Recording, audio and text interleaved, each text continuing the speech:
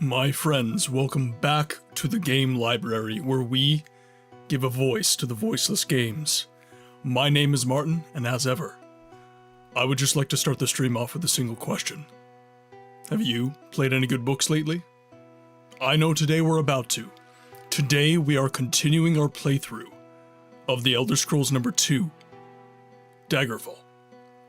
But first, I would just like to say hello to everyone. Sir, are you absolutely sure? It does mean changing the bulb. Brainrot, welcome in. And by the way, welcome everyone else. I do see some faces that don't always get to tune in, so I do want to just make sure that I'm saying hello to everyone. So of course, Dragon, as ever. Brainrot, Mishi, welcome in. Dev, welcome in. Razman on YouTube and Twitch. The man is representing for us. So, thank you very much. It's good to see you, my friend. Nobody saw anything. Tarragon, welcome in.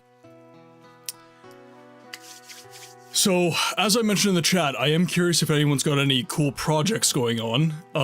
The main thing that I want to have a chat about today is my point of impact, I guess is what I've come to call it.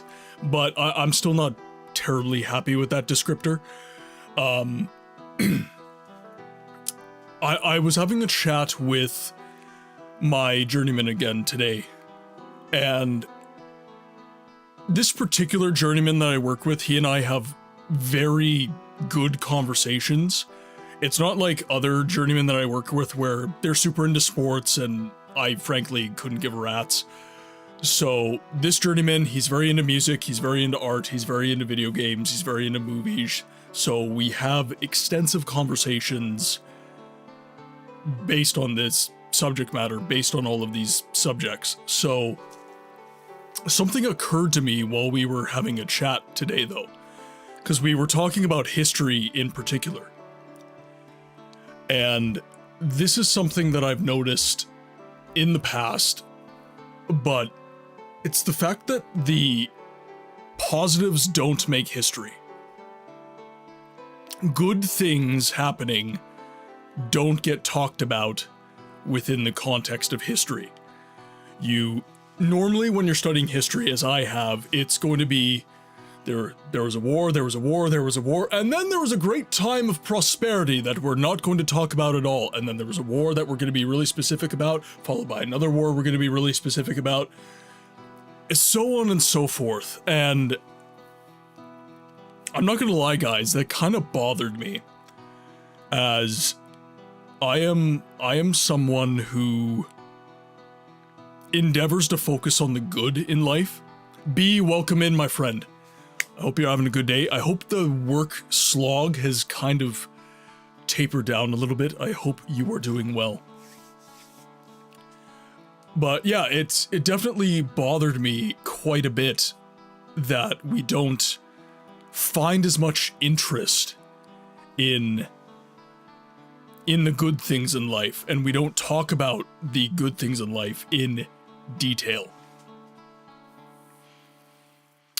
So, of course, I'm curious as to your thoughts, but I started thinking about this took me down a rabbit hole, guys, I'm not gonna lie. So, one of the big things that this kind of got me thinking about is what makes us capable humans. So, as I said, we have a tendency to focus on discord within our history. We tend to focus on strife quite a bit, but I think there's a reason for that, and that is what turned you into the capable human you are today. What are the stories that you tell that formed you as a person? You don't really talk about the good stuff. You talk about how that one time you were sick when you were 12 years old. You talk about working out every day for 6 years. You talk about things that tear you down, but then build you back up. And within the context of history, that is historically what war has done.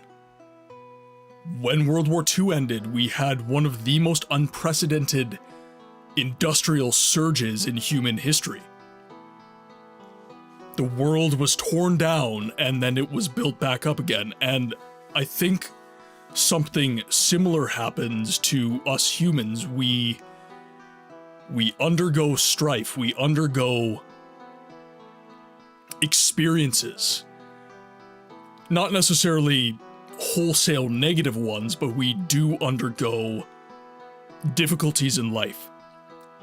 And that takes us, it spits us out on the other end as, hopefully, a more capable human being. But I don't believe that excuses the, shall we say, lack of focus on the good things that are happening in our lives. Because, okay, the mistakes made along the way and what was learned from them is power. Absolutely it is. But you know what else is powerful? The ability to suffer, but still hold on to joy. Sarah. And that's cool. Welcome in, Cody. I hope you're having a really, really good day. So that ability to suffer and still... Naravar, the Argonians stole my McNuggets. You can frame them as positives, though, well, I think it does depend on what specifically is happening, but... Sarah. It's make the obstacles our whetstone to sharpen the sword. Yeah, absolutely. But Harold, and you in particular, I'm glad you're here, because you in particular I like to talk about this kind of stuff with, because you're very attenuated to the human being, as it were. And I think that too often we lean into our suffering in a way that is not healthy. We blind ourselves to the fact that any positivity is able to occur in life because there is strife. And the point that I'm trying to make right now, the essence of what I'm trying to say is that as you are being molded into a more capable human by the strife in your life, do not forget who you are, and do not forget that there is joy to be had no matter what is happening. I think it was Rowan Atkinson who said, or perhaps he was quoting Charlie Chaplin, but he said that life is a tragedy in close-up and a comedy in wide shot. And I think that does encapsulate well what I'm trying to say in a, albeit rambly, kind of way. Difficulties can make you more resilient or can destroy you. There are a lot of factors that feed into that. We identify ourselves with our trauma. Trauma is never necessary, and we would be better without it. However, of the experience, we can define it and ourselves. One of my favorite lines in one of my favorite movies, it was Star Trek: The Undiscovered Country. And James T. Kirk was offered the ability to have euphoria, have a life without suffering, have a life without any sort of pain. And his response to that offer was, I need my pain. Masera. He said, I need my pain. And I'm driving, so I can't chat, but just stopping in right quick. Melly, thank you so much for stopping in and letting the stream know that you have a care. It is much appreciated, but please do drive safe. I thank you for being here. Yeah, so I appreciate that there are several different perspectives, but that was the thing today that really got me thinking. So I hope that I hope that me bringing these points forward at the start of streams is helpful to you guys. I hope that these are cerebral conversations. I hope that this is a benefit. I'm dealing with pain right now myself. You know what? And this is not to diminish personal experience, by the way, but everybody is. In one way, shape, or form. Some are having more severe experiences than others, but again, I think that it is important to make sure that we are leaning into our social structures, that we are with our people in these times of strife, which is, frankly speaking, always. But maintaining social connection and making sure that we are remembering that it is okay to be happy in spite of pain. And to be open to the reminder that it is okay to be happy in spite of pain. This reminds me of a Nick Cage moving in, leaving Las Vegas, in which Nick Cage's character has nothing but pain, and the entire story is his love interest trying to overcome that pain.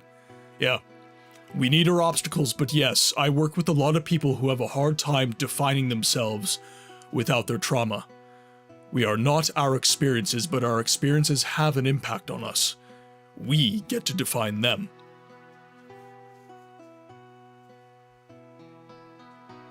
Yeah, absolutely.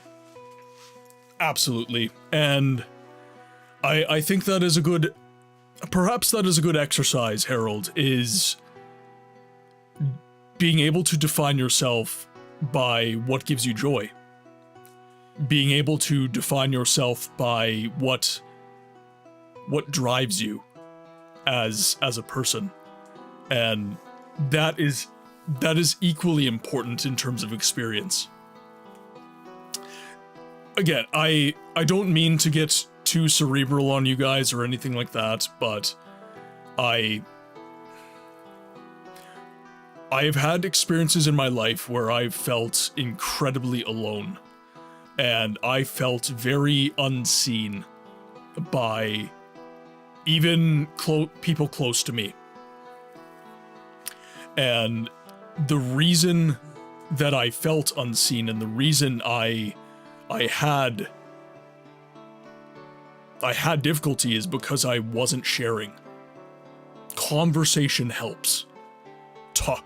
Getting it out of you where it will ruminate and it will fester, getting it just out is so helpful.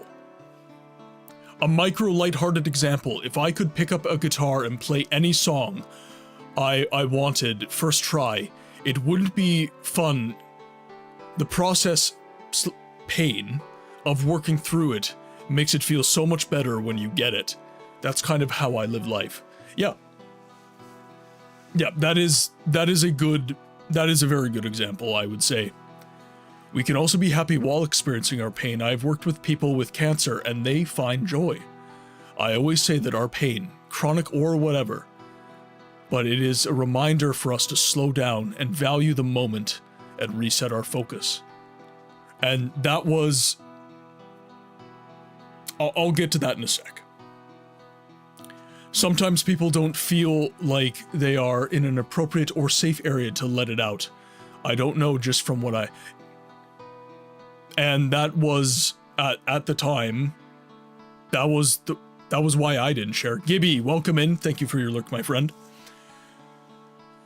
Yeah, so just know that this is a safe place. Now, if you do need true professional help, please seek that instead. But if you're having a bad day, if you're having difficult experiences that you would like to just get out of you so that you can share and just stop the cycle of rumination, this is a place that you can do that. Again, provided you are not in crisis, this community is a safe space for each and every one of you. So I do want to remind you of that. That's not lurking, Gibby. But yeah, on a more positive note, thank you for the biddies, my friend. Cheer 100. Harold, I really appreciate the support. Thank you. But yeah, so as we move into more Daggerfall, I would be interested, what is just as an exercise, and Squish was the streamer that kind of showed me that this is a good exercise for the community. What is your good thing for the day? What is something in your life, however little? It could be that you made your bed this morning, but what is your good thing for the day? And by the way, I might lose the stream. We are under a tornado warning in Manitoba right now. So if the stream goes down, I'm okay. It's just the house probably lost power. We're going to have some high winds and probably lots of rain and all the other stuff.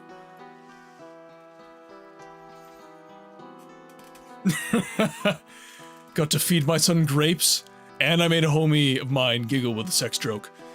It's the little things, man. You Inwa. Yep.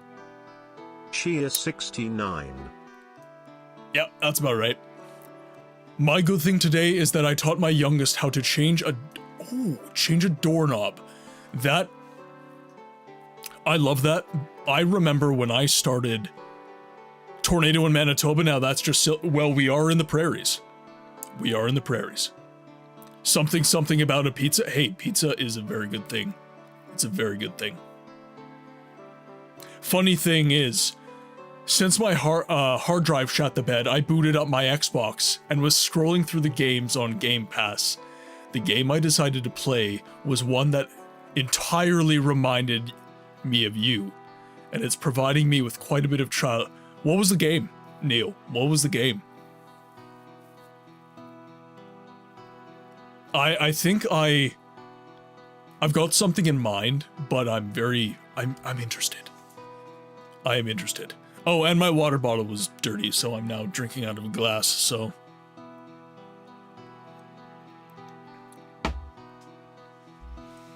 And what is my good thing for the day? I'll think about it. My good thing for the day is that I get to stream with my wonderful community that has been so very supportive since my return from my first weeks-long vacation in a very, very long time. It truly does mean the world to me that I get to do this, that I am blessed to live in a place that affords me the ability to afford these things. Cracking jokes, Dunmer titties, those are my good things. Morrowind. Yes. Yes. That is it. That is all. Yes. What's your build? What are you doing in Morrowind right now? You're only playing Morrowind because Dragon mentioned Dunmer titties.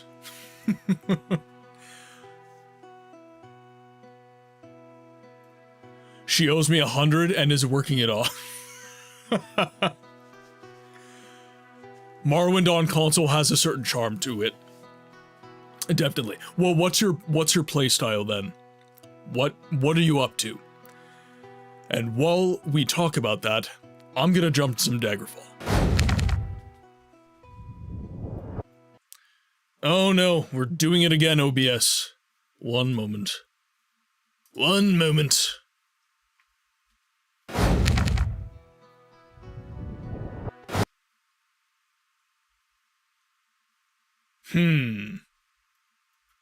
I do not like this. One moment. Restart the game, see if that helps. Like, are you doing, there we go, perfect. Are you doing dexterity? Are you doing magic? Probably a stealth Argonian with the ultimate You know what, just for you, Dragon, just for you, my next Elder Scrolls character is going to be an Argonian. Now, my friends, if you will recall, the last time that I was in Iliac Bay, in the Kingdom of Sentinel, we were trying to uncover a mystery surrounding the prince's untimely demise so that we can get clues about King Lysandus from Prince Lohtun. So, the prince's brother died. Now, every indication thus far is that he died of natural causes. He took ill suddenly.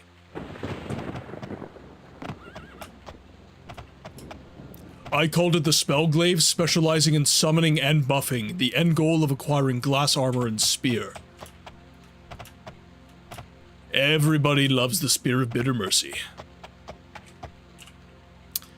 Now let's zoom out here. By the way, Dev, I did see... I don't know if you're still in chat, by the way. I did see your message, so I am aware of the mods that you have posted in the Discord.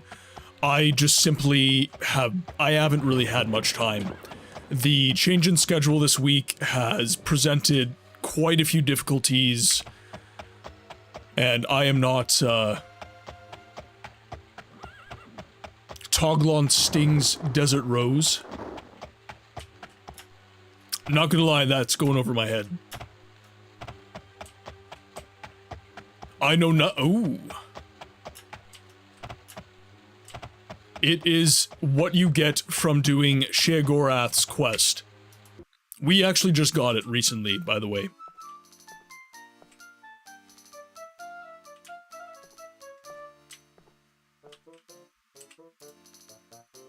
We need a room for the night, please. Sure. 4 gold pieces. Let's do... Oh, nice.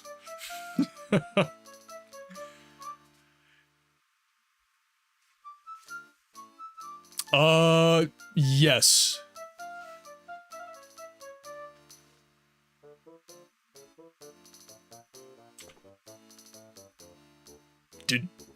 Did we?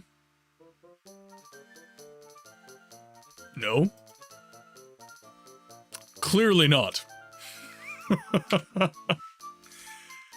Let's see if you have information on Seafill. Greetings, good stranger. Do you have any interesting gossip? Specifically on Prince Seafill. I wish I could help you, Cybarus, but I know nothing about that. Useless once again. I don't mean to steal anyone's thunder, but I too have started a new playthrough of Morrowind yesterday. Must be over a decade since I last touched it. Okay, guys. Hearing stuff like that from you guys, Ember, thank you for lurking. Hearing stuff like that from you guys actually makes me so happy, because the intent of my channel is to give a voice to the voiceless games. It is to... Congratulations, you rented a room with a complimentary woman. It's to give a voice to the voiceless games, and even though that you guys have played this game in the past, you guys are playing it again. You're giving it your attention once again, and that is something that I consider very important, and frankly, it's a personal goal of the channel. It's to get you guys playing these other games that I'm showcasing on the channel. Not necessarily showcasing, like, during that particular playthrough, but if I've made content on the game, if I've played it, and through that content you guys feel a nostalgia or anything like that, that brings me joy, that makes me happy. Not stealing anyone's thunder, Baron? I'm glad, yeah, exactly. Exactly. Now, are you guys, so I know Neil is playing on console, but are you playing on PC or console, Baron? Okay, we're gonna loiter a little bit. Actually, no, we're not. We're gonna rest for a while. Let's do 8 hours. PC OpenMW with a purist patch, but that's it. No other mods. I wish, yeah. So what exactly...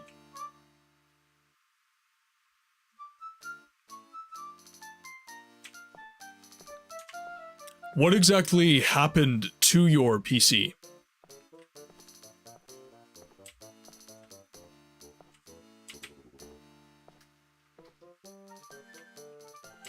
So this will take us out to Sentinel.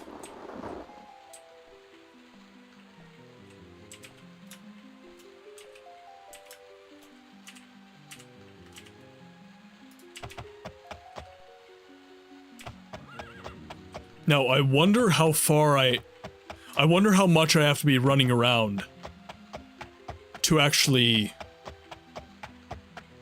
get information on Seafill, because last stream, if I'm recalling correctly, Martin, if you haven't picked it up already, those are free bed warmers, and Cyvarus II just had, oh god. Alright. I mean, that's the sense I got, if you didn't catch the hint from the eyebrow. Well, it blue screened, and when rebooting, it said it couldn't find... Oh, yeah, that's bricked. Yeah, your hard drive's bricked. No, I'm sorry, man. That sucks.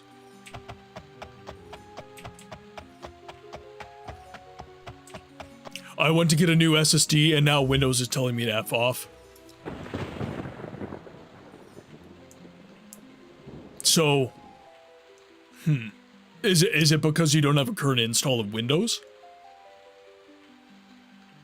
Like, why is Windows telling you to F off if you got a new SSD? Unless you don't have a Windows install, of course.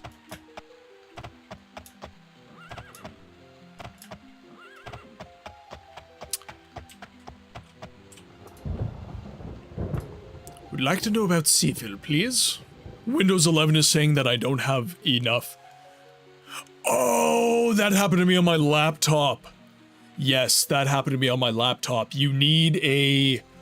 What did it do on my older computer that I ended up giving Janelle? It told me that there was some driver that I couldn't run or something like that.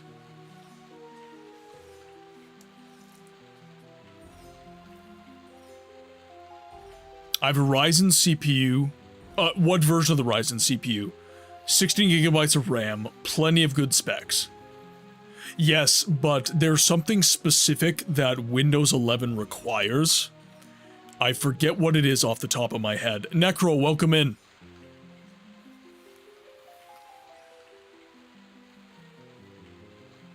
TMP? TPM. That is computer speak. I know not. I know nothing.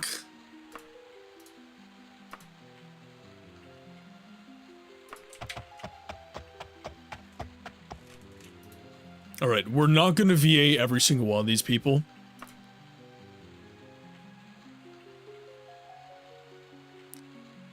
This is what they said. He was the only prince to ever receive a public funeral. Leggy. Motherboard secure. Oh, yes, that is it. Yes. Yeah, it was the security chip. So it's the board. Lazy, we expect VA for all. Alright, fine. Alright, fine. What the hell do you want, Cyvarus? Greetings to... Talk to me about Seaville. I don't have a clue. It's not that you need a new motherboard, I don't think. It's you have to... Did my chat overlay give... Owned has been a poo lately. One moment. Can someone please say something in the chat? Just this once I will allow it to be obscene. Oh yeah, it's bricked. Okay, so I'm gonna try and pull this up here.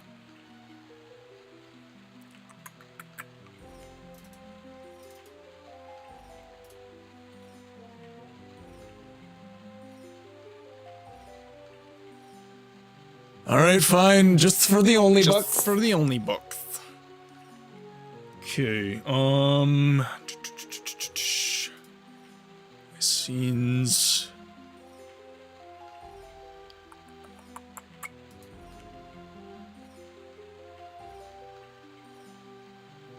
Okay, that seems to be working. Moz, welcome in. How am I supposed to eat this pizza without my drink? Weird. Very, very weird.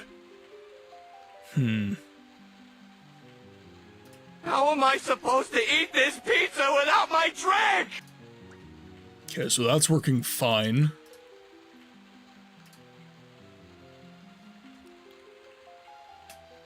Yeah, like everything's working here. This pizza without my drink?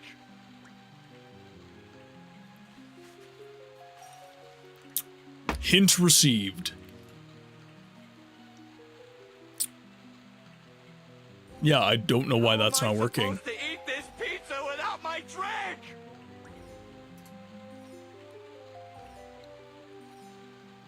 You can make a bootable Windows 11 USB with Rufus. That will, yeah, okay. Lasagna. It isn't. No. Yeah, no, we're good. We're good, guys. I don't know what...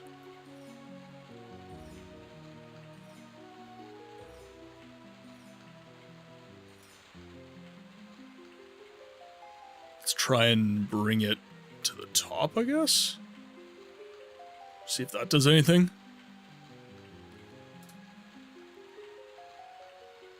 No, it's just, I think what's happening right now is that Owned is simply not sending the chat box to OBS. It's a database issue. Yeah, that's gotta be it. Oh well. Such is life. It's not the end of the world. At least the stream is still running.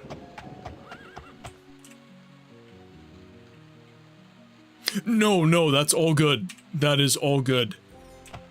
Okay, now. I do want to actually make progress on this quest today, so we've been asking about Seafil for quite a while, and we took a rest, so it is the next day. So I am wondering why we haven't received a letter. We only need you and your thoughts for the dirty books. Well, I appreciate that, Dragon.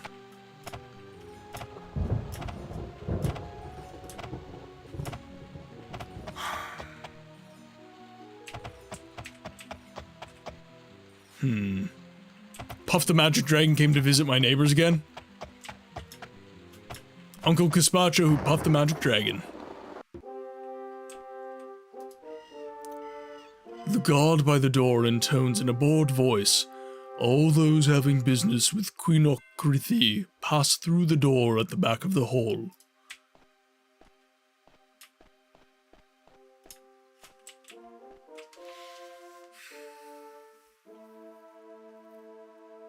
Okay, so last stream, Dragon let me know that the way forward with this quest is to ask questions about Seafil around the city, and then eventually a letter will be brought to you that basically tells you to speak to a certain individual about this particular matter.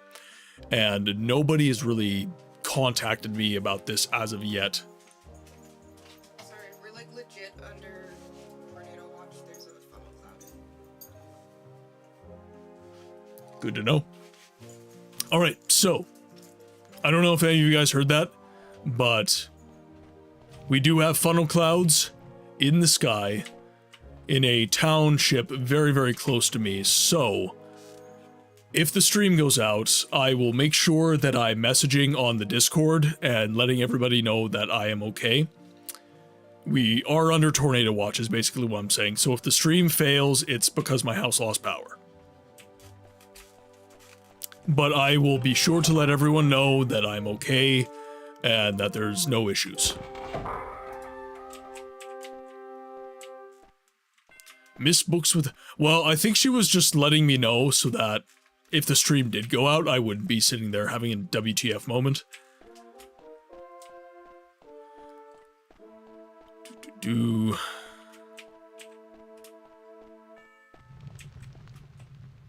If I'm not mistaken for this quest, you're to ask around until you wait a few days for the letter to be sent out.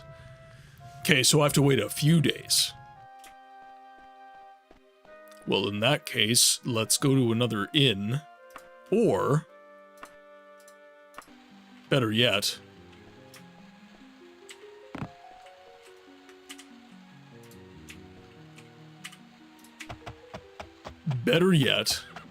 you know what? Actually, I do want to stay in this town. I was like, maybe I could travel somewhere, but we'll just rest in the inn. Get to the point where we're couple days removed, because I think we've already asked enough people about Seafil that we'll actually get. Bro, your list of games is absolutely bonkers. I'm so glad you were able to construct one. Yeah, it's 68 games as of right now. 68. Absolutely insane. I'm not gonna run out of games to play anytime soon.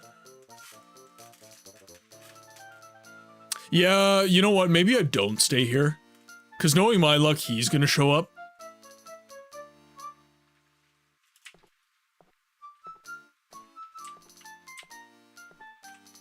Hello, my good man.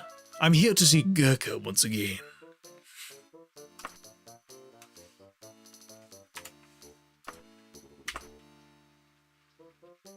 Oh. 4 gold pieces.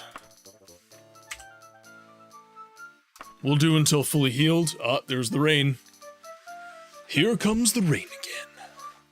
I'm actually going to be shocked if the stream, like, maintains for the whole 5 hours. I'm healed.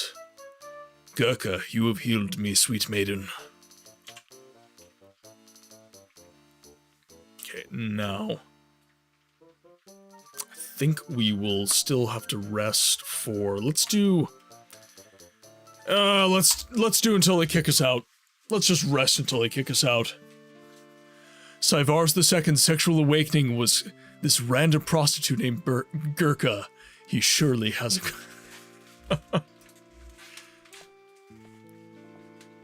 Okay, so I'm struck as this is nighttime. Gurkha's got the goods. He just can't stop, man. He can't stop, he won't stop. I paid for a day, I'm gonna get a day.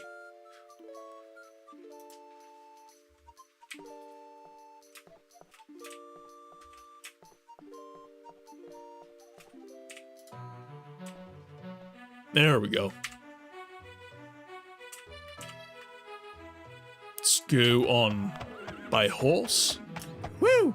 Oh, I made it. Huh. All right.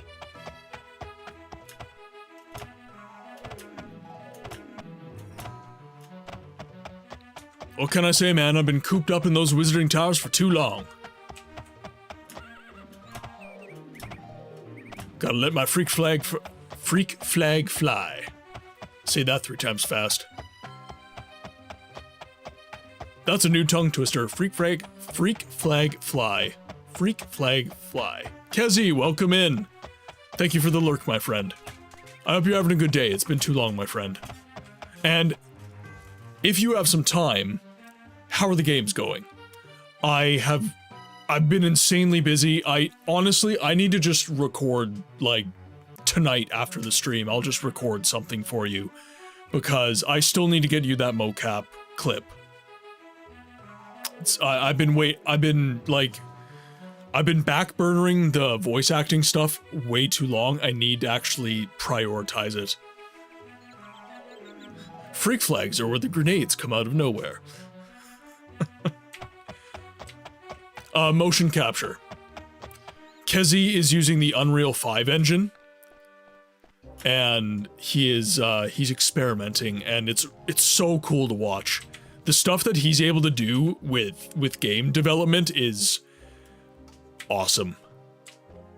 I love when I get to tune into his streams and just watch him work. It's absolutely incredible. But yeah, all he needs... Sammy, welcome in, YouTube. Supporting in both places today. Hope Daggerfall is going well today. Stream is young, so we're gonna see.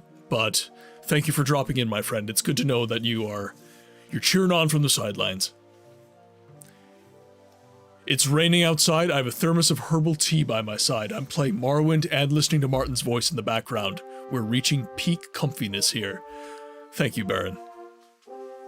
And I hope you are enjoying the cozy vibes.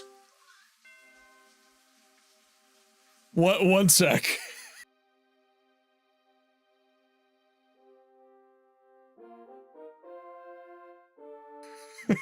She was letting the dog out in the torrential downpour. I heard her trying to, like, coax him outside and get him to go pee.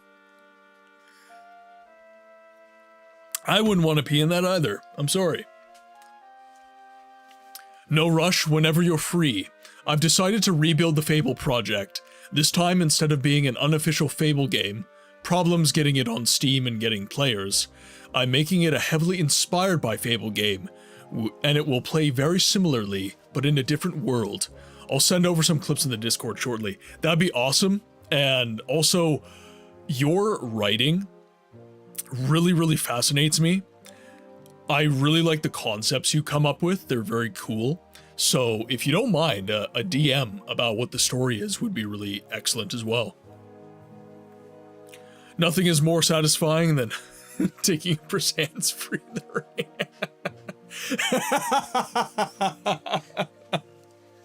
gotta fix that fucking eavesdrop.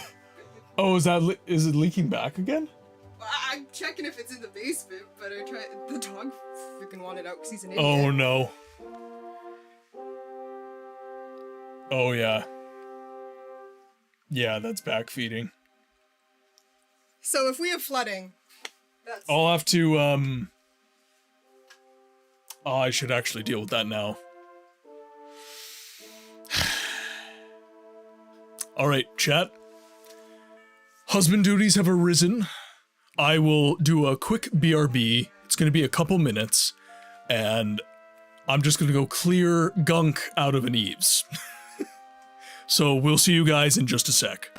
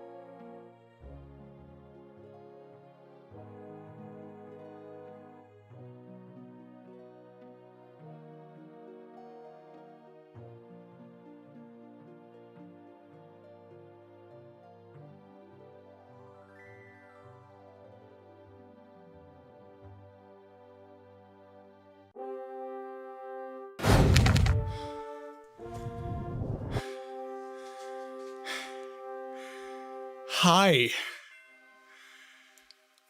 Oh, okay. How is everyone? Whew, okay. I'm great myself. Hello there. Oh, wow. Okay. So, my place was okay. So, my place was getting prepared for stucco. The garage that I had built was caged for stucco. So they took the downspouts off of my eaves trough. But they didn't take the entire downspout off of my eaves trough. I'm terrible. Did you run around the No, I was out in the rain. We have a torrential downpour going on outside right now, and we're under a tornado warning. So, the downspout came down out of the eaves troughs, over, and then down the wall. They removed... we're gonna snooze ads. We're gonna snooze ads. But they removed everything except for the part that 45 degrees towards the garage. So my entire garage was getting sprayed with water, and it was entering seams. It was hitting the structure. So brand new garage, we took water. So that's what I was dealing with for the extended period that I was gone. So I apologize that I was gone for as long as I was. That, how'd my bikini fit? Fine, I guess. Muffin, welcome in. You caught me at an odd moment.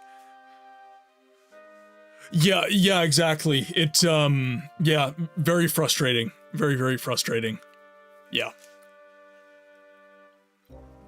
Anyways, we're back. It's all good. I've dealt with the issue.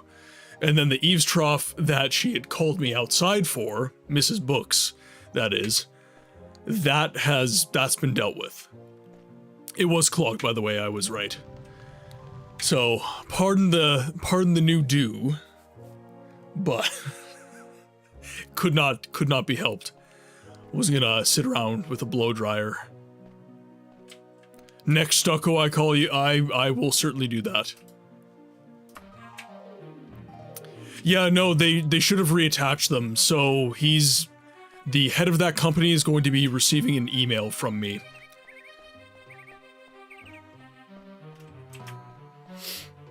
But how's everyone else doing?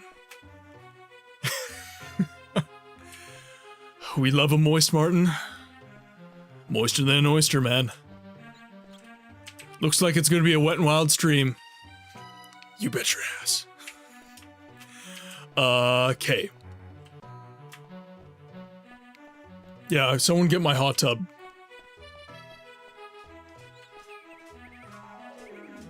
This is my pro-tag arc hairstyle. I'm a bit late tonight, Books, but I enjoy. So it begins. Bween, how's it going? Can't stay, just wanted to wish you a wonderful rest of the stream. I'm gonna have no problem staying hydrated. I just had a lot of water put onto me today. Yes. Was no bueno, no fun. Okay, I'm not sure what I need to be doing here other than waiting. Alright, so as per the main dev of Daggerfall Unity, I can take up to a week. Oh, okay. So not sure how many days it's been. It's been like 3. So, you know what I'm gonna do? I'm gonna go do a dungeon. We'll go do a dungeon quick.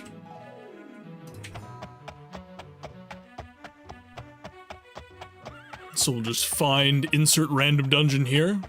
Actually, didn't we, the Mages Guild gave us a quest, didn't they? I think they did. Prince Lohtun of Sentinel, nope. Lady Brisenia. Okay.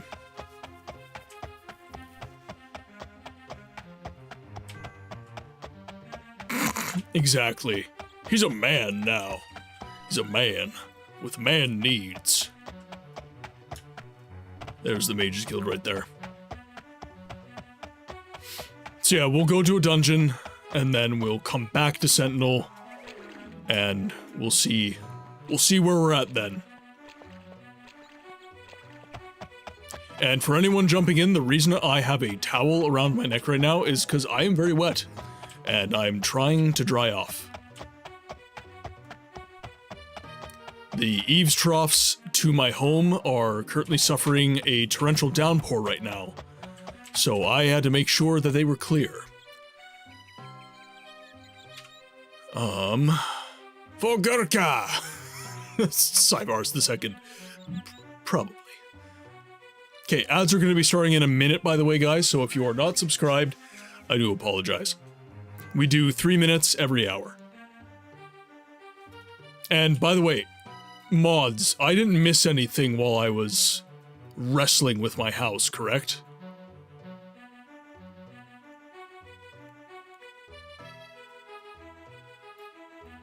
Just scrolling back in chat here. By the way, Guru, I don't know if I welcomed you in. Welcome in, my friend. I hope you're doing well today.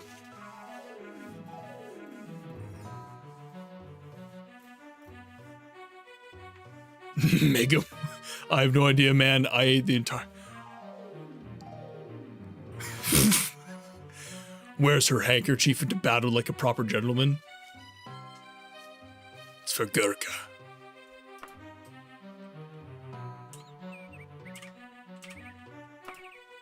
Let's loiter like 3 hours, I guess. A thin rail of a woman steps forward and hands you a note. She turns aside all your questions with a gaunt, expressionless face. Interesting. I think I don't need to go do a dungeon. Think we're good. Let's go. Miscellaneous. Letter unsigned. Dear Syvaris, if you're interested in learning the truth about Prince Seafil, meet me at the Screaming Chasm in Eponywan of Sentinel.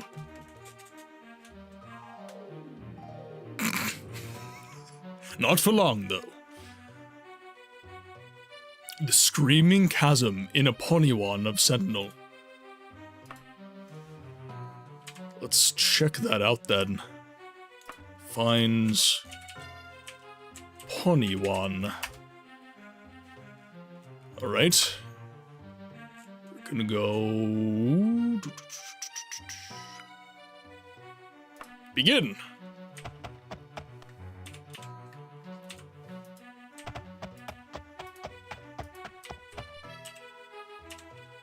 Okay, so it should be the only inn. Eponywan sounds too close to Padawan. Who knows? George Lucas could have been taking notes. The Screaming Chasm. There we are.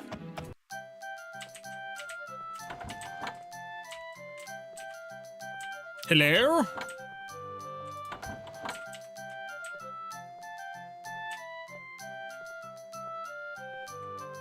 Surely it's not you. It is unsigned.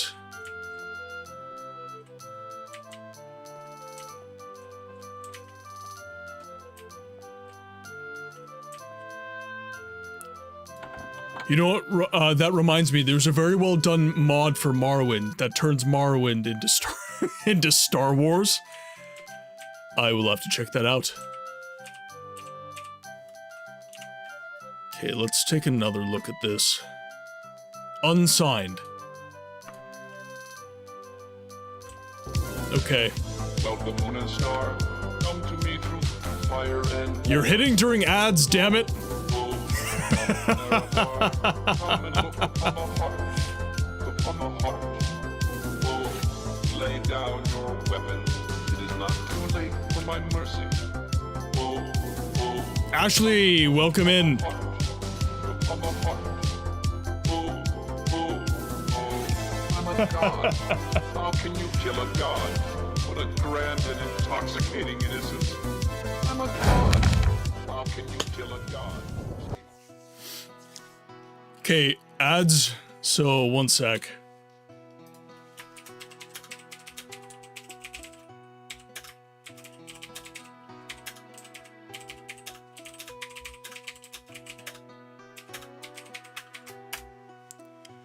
Okay, so for those of you who are subscribed, or thank you very much for the resub, Eternal, I very much appreciate it. So, Font Crimes, thank you very much.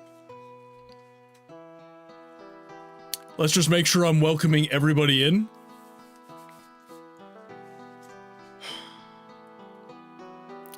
Okay, ads are almost over. And 3, 2, 1. Raiders. If I cannot hit my microphone, Raiders, welcome into the game library, where we give a voice to the voiceless games. My name is Martin, and welcome in. Eternal, thank you so much for the raid today. I was attending your stream, so I know exactly what you were playing.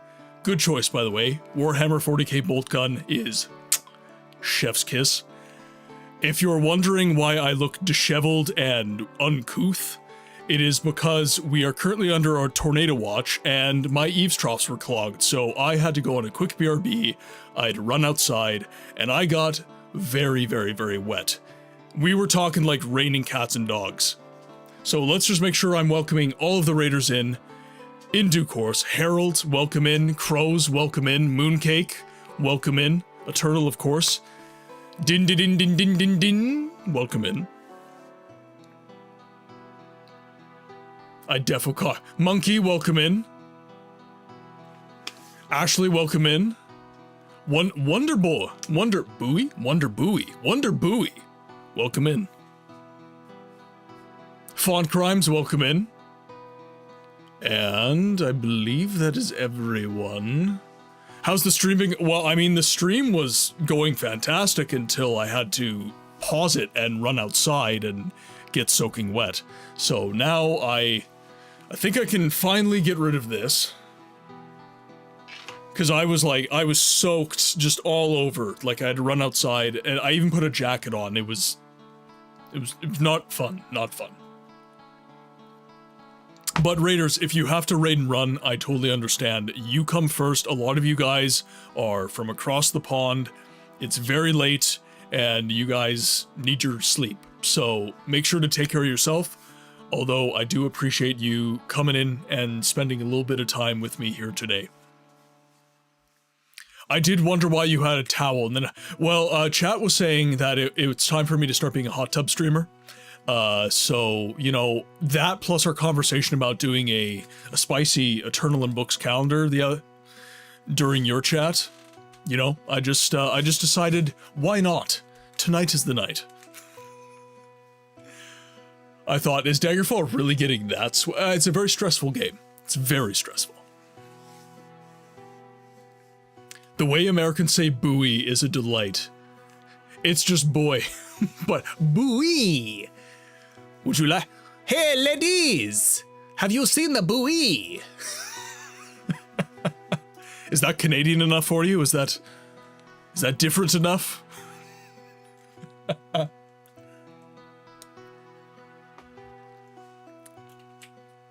Okay, we are currently trying to find someone who's going to give us some secret information.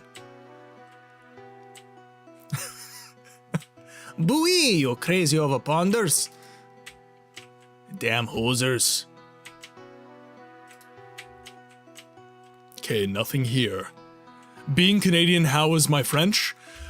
I used to speak semi-fluently, and I moved to the States, and then everything was...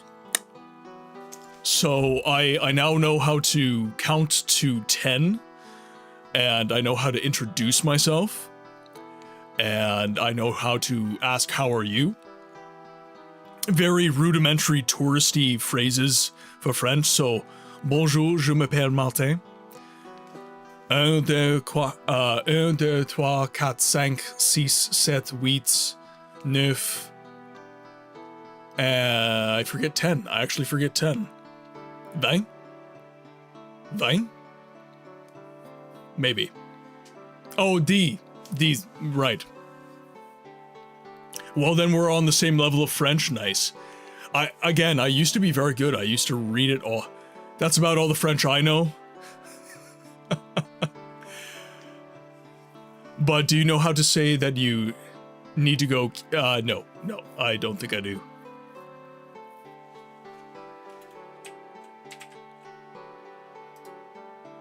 Oh, and thank you very much for the hype train, guys. I really do appreciate it. Thank you. Owned right here is being a poo today, so it's not updating properly, but I've seen the support. I know the support is there. I thank you very much. It's just that the storm outside is affecting the communication between Owned and the stream, so the live chat stopped working, the in-stream chat stopped working, and we're no longer getting notifications. So I did French during kind of my early years, and then I did German during high school. But German, same thing. If you don't use it, you lose it. I know nothing about French other than without them, French fries wouldn't exist. I remember when I was growing up, there was a restaurant in Oklahoma where I lived at the time called Toby Keith's, and they were so American that they refused to call it French fries. They called it freedom fries.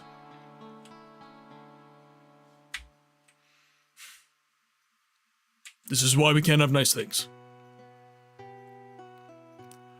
Boy Flam? French fries are actually Belgian fries. Cyvarus II. Shh. I would prefer that nobody sees me talking with you. It has come to our attention that the Underking is being wrongly accused of abducting Prince Lohtun. Before you judge, check into the fortress of Lohtun. I'll mark it on your map. Who am I? Just call me a loyal servant. Now move away before anyone gets suspicious. Go on, scum.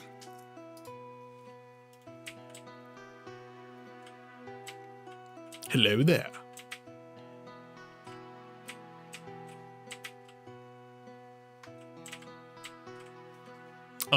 Here, one sec. Swap scenes. Oh, shit. Shit. I was like, what do you mean? Swap screens. I'm a professional streamer, everybody. Make no mistake. I apologize. Good God. We've all done, yeah, we have all done it. I appreciate you guys actually letting me know, though. I remember during the early days of the stream, I would do stuff like that, and nobody would tell me a damn thing. Your brains are rattled after that Dirty Books film with Uncle Chris. He scrambled my brains, alright. Yes. I have it as an alert because I've done it. Oh my, okay, that's fair. You and I are both chatty fellows, Harold, so... Hello there. Ali, welcome in. Hope you're doing good today. Well today. That's not very good English of me. Just wait until you see the eternal... Yeah, there we go. You want to talk about a downpour of complete and utter wetness? The Eternal Library, ladies and gentlemen. Nothing can stand up to his testicular torsion. It's true. But who's receiving the testicular torsion? That is yet to be decided.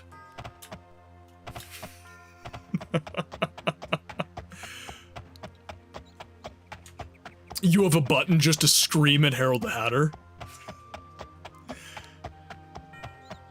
Unfortunately, I only have so much time to view streams, so I haven't had as much time with your stream as I would like. Eternal, yeah. Yeah, by the way, friends, if you are not I forget my manners. If you are not subscribed to the Eternal Arcade, please do so. Please shoot him a follow and give him some support as well. He is an incredible streamer, and I'm lucky that I met him. I'm lucky that I get to call him my friend. He's an awesome, awesome, awesome dude. So love going his way.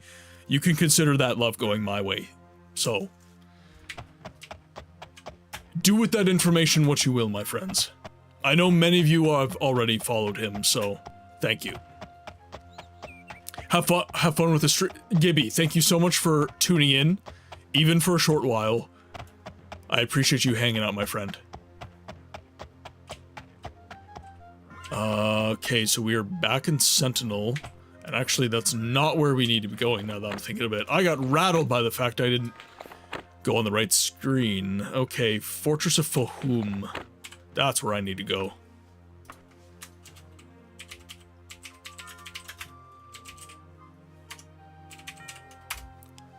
There we go. Begin! Will rock, paper, scissors for torsion team? Who knows? It could be nice. Dr. Evil seems to think it's the only way to fly.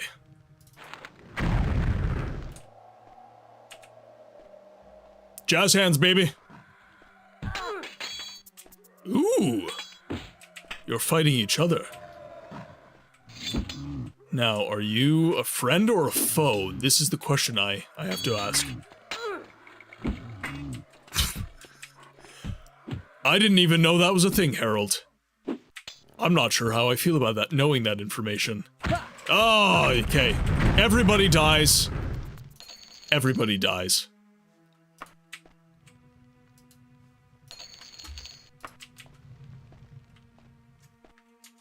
It sounds horrid. This sentence sounds bad. Oh, they're just throwing everything at me. Ooh, Dwarven Broadsword. I don't think I need it. Alright. This is where Cyvarus II's destruction magic skills get put to the test. Okay. I will concede that I don't actually want this information in my brain, but you have engaged morbid curiosity mode. Keeping in mind that you can't be too grotesque in the chat, what the hell is that for? It sounds like someone casted Fireball in your insides. I'm gonna be real. That doesn't sound like a good time.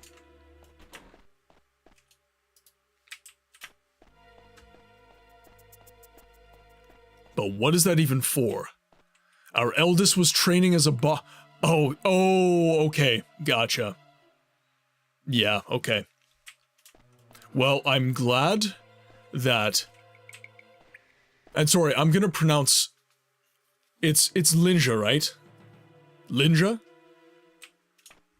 I am happy that that is an experience that is behind her.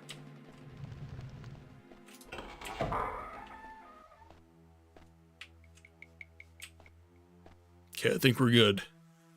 Linja the Space Ninja. Everything, I'm happy to hear it.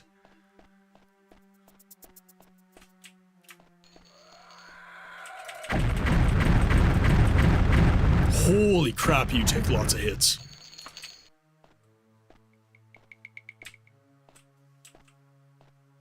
Also appreciate anytime, Eternal. Us small streamers gotta look out for each other.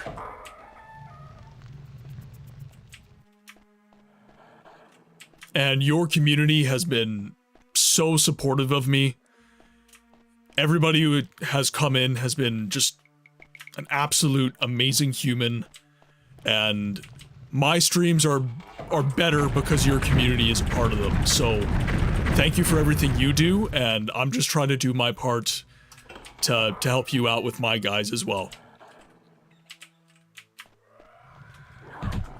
Oh yeah, okay.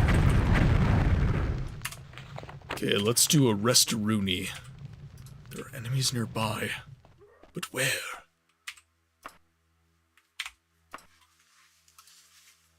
Oh no! Woo! Okay, I need my heals. Okay, now let's do this. Oh no! Why do you do that? Why do you do me like that, Daggerfall? Okay, we're good. We're good. We're good. Ooh, 340 gold. That is almost worth it. Enemy waiting in the corner like Blair Witch. So every time, and this is actually a feature of Morrowind as well, every time that you rest, an enemy will spawn. So this is the case for Morrowind as well as Oh, God. And I'm still getting jump scared by the rats. That has not ended. Yeah, that, Crow's Mrs. Books has that as well.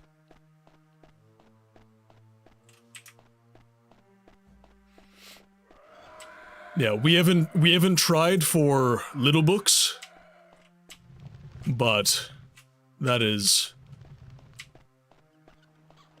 Yeah, that is a particular struggle I do sympathize with. I've been on the male end of that particular struggle. An orc sergeant just died.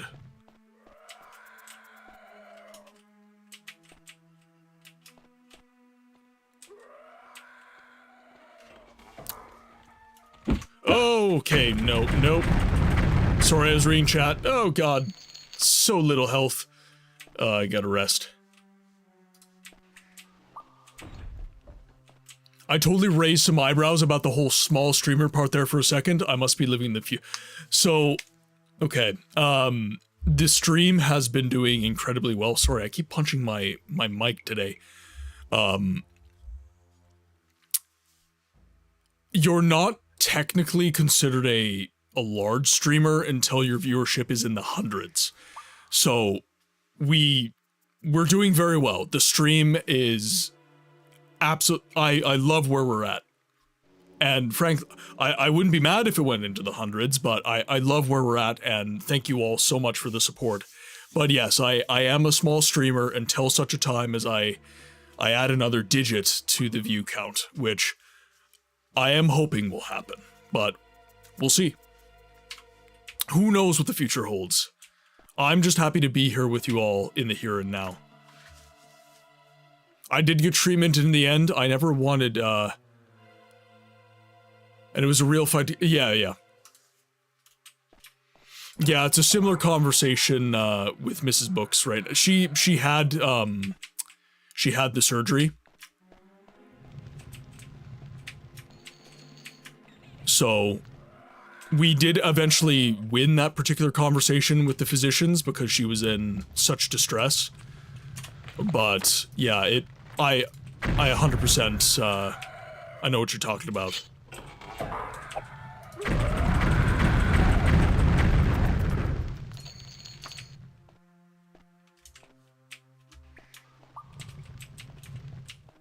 You know what? And I will say that although we're not in what I would call a good place, the medical field is in a far better place than it was 20 years ago. That is for certain. And I hope it keeps getting better, little by little. You know, and everybody will be. Yeah, hindsight will do that.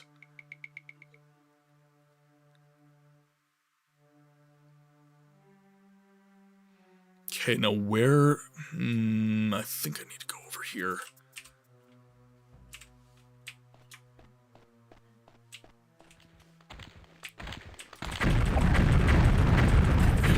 Take Skelebro down.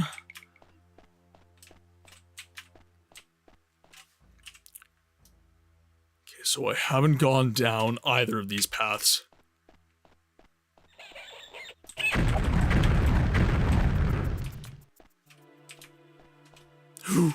A historic document. I picked up a death certificate. Alright. Save our game just so we don't lose any progress. Historic document.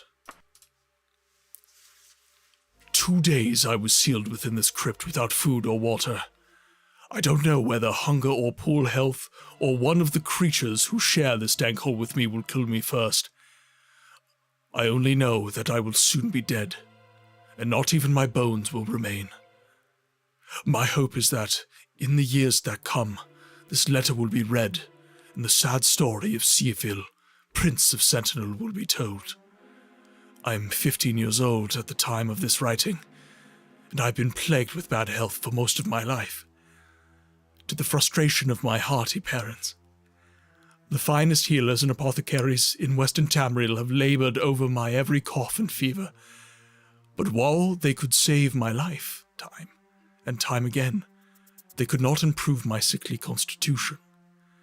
In retrospect, I received little real affection from the king and queen, embarrassed as they were about begetting such a cripple as the heir of the kingdom. I cannot say I missed the love. I had received much attention from the doctors and priests and herbalists constantly at court. Certainly, I was not to be the sort of warrior that King Cameron was. But one of my dearest friends, a priest of Stendar, said that I might be the first scholar king in the history of Sentinel. My younger sister, Ibuki, was the true favorite of my parents, athletic, beautiful, and charming. It is hard to think of an uncomplimentary word for her. I am resigned to my imminent death, and yet I would like to see her once again. For 6 years, Ibuki and I were the only children of Sentinel. 8 years ago, the Queen had a boy child named him Greklith, after the ancient Red Guard word for strong king. Few speak that tongue any longer, But all the scholars and nobles of Hammerfell understood, and Gretglith is a strong boy indeed. I have never so much as seen him cough. The Queen's next child, born only a year after Gretglith, had an even more ominous birth name, Lohtun, second boy. Perhaps, had I been less sheltered, more suspicious by nature, I might have read into these nominations. Lohtun and Gretglith are common enough names in our family, I reasoned. Now I know that, even then, I was disinherited. Even if it was not official yet. For several months before Lohtun's birth, and over 3 years afterward, I was in the throes of a very serious fever. The doctors despaired of me, but somehow, and very, very gradually, I recovered. For the first time, and the last, I read an expression on my father, the king's face, that was not indifference. It was disgust. That was a fortnight ago. 3 nights ago, I was seized by men I had never seen while I was having a walk. My nursemaid stood by watching placidly as I was gagged and tied, and thrown roughly into a sack. I do not know how long they rode with me, but I was eventually left here. When I finally freed myself from my bonds, I found that I was alone. My wanders have gotten me nowhere. This place is filled with undead creatures that prevent me from finding any exit. I have no hope left, but no fear either. Few regrets, perhaps, had I studied magic instead of history, and since I could free myself of this place. One of my tutors told me the story of the Underking, how he had placed his life force in the body of a powerful being, and had thus conquered all Tamriel long, long ago. Had I only had the strength of a more powerful body like that. But I did not study magic. I studied history. So I leave this letter, not to revenge myself, but as a historic document. Prince Lohtun.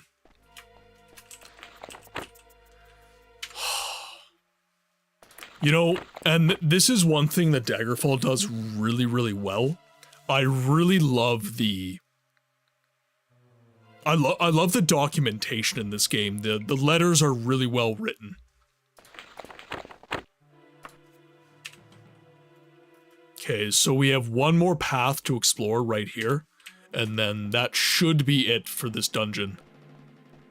So we'll head down this way.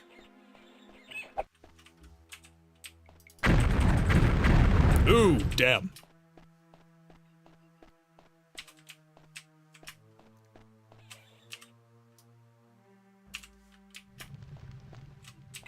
He could have made a decent member for the Archaeologist Guild, yep. Or he could have been the first Scholar King of Sentinel, as one of the priests of Stendar told him.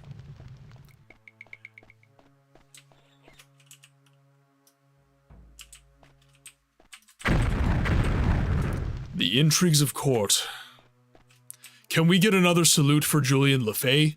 Since, if I'm not mistaken, this is the last game he directly acted as chief. Yes, so for those of you who are fans of the Elder Scrolls, and even for those of you who are not, the father of the Elder Scrolls, named Julian Lefay, passed away recently, and I would just like to give... Warped, welcome in, my friend. I would just like to give a quick little cheers to wherever Mr. Lefay has ended up. His game and his vision for the Elder Scrolls was a unique one, and I am so glad that I'm getting to experience Daggerfall in its entirety for the first time. So if we could just get everybody in the chat to give a quick little salute, quick little cheers with their glass to Mr. Julian Lefay, the father of the Elder Scrolls.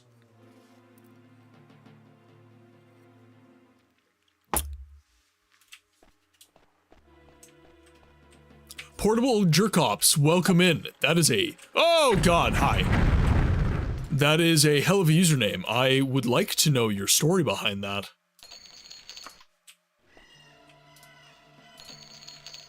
First scroll of Bandar. And welcome to the chat. Now, first question I'd like to ask everybody who comes into the chat. Are you a fan of Daggerfall, or have you just popped in by chance? I always like to know because we play a lot of obscure games in this community, and it's interesting to know what you guys are interested in. And a second question that stems from that, are there any story-driven games that are obscured from the mainstream zeitgeist around gaming that you love? I'd be interested to know.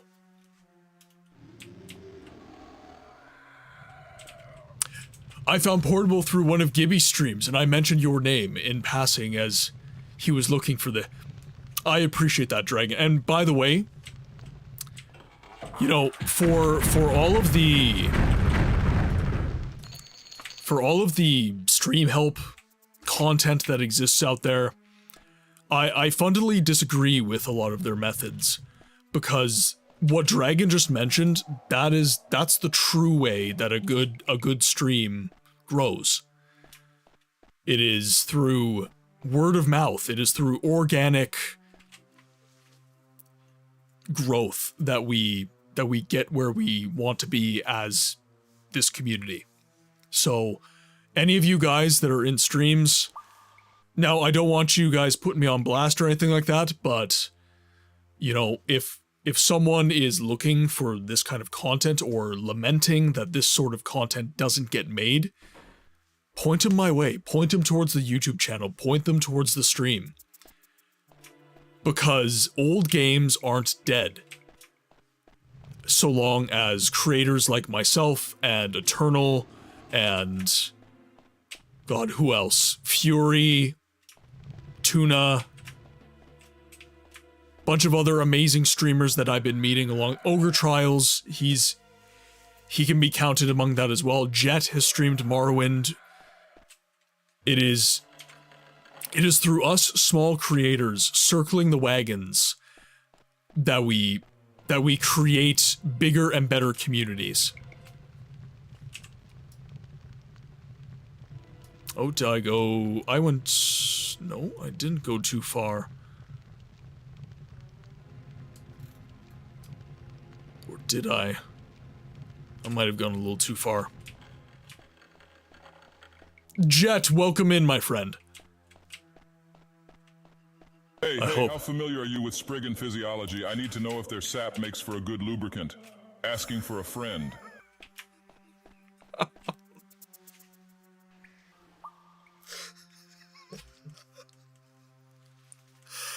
Oh, God.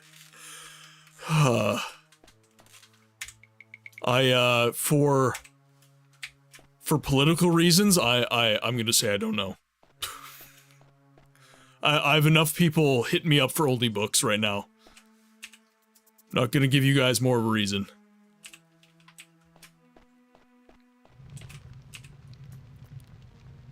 Okay, so...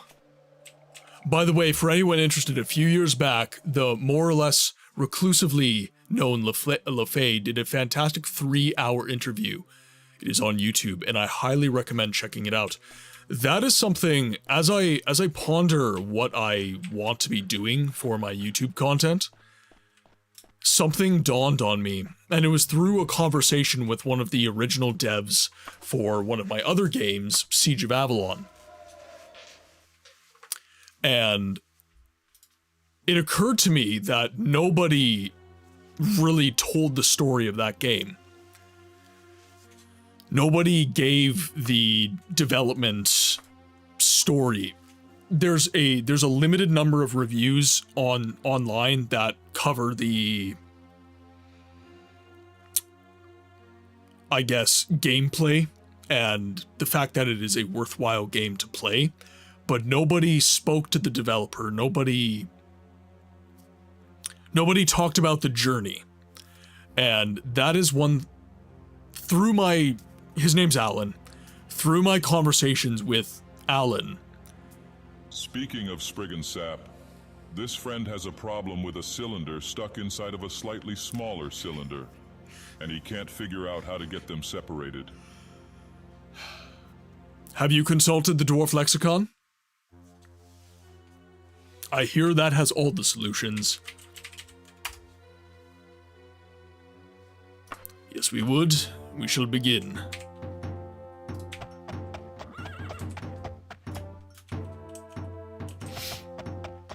But yeah, so to put my money where my mouth is and to truly give a voice to the voiceless games. And by the way, that doesn't just mean that I play games without voice acting. That means that I also focus on games that are slowly being forgotten by the zeitgeist and gamers more largely. Thank you so much, Dev. I will be watching that, by the way. Yeah, so it's very...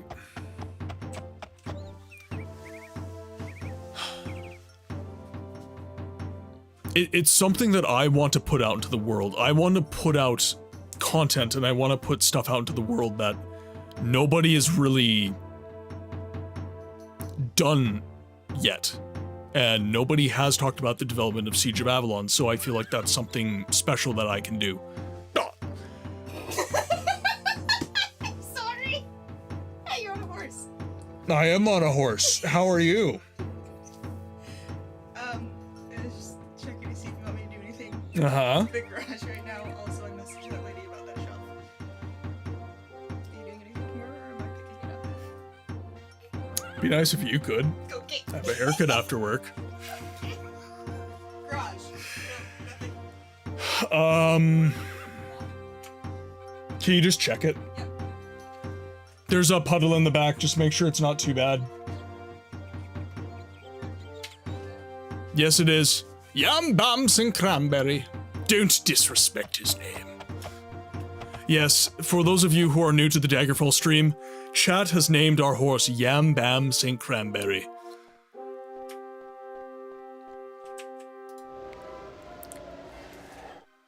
This is what I most feared. Poor Seafill. As I promised, here's what I've heard about Lysandus. I don't know how much of this is secret, but I trust you. Lysandus was in love with his court sorceress, a noblewoman named Medora Direni, and during the war with us, his queen found out.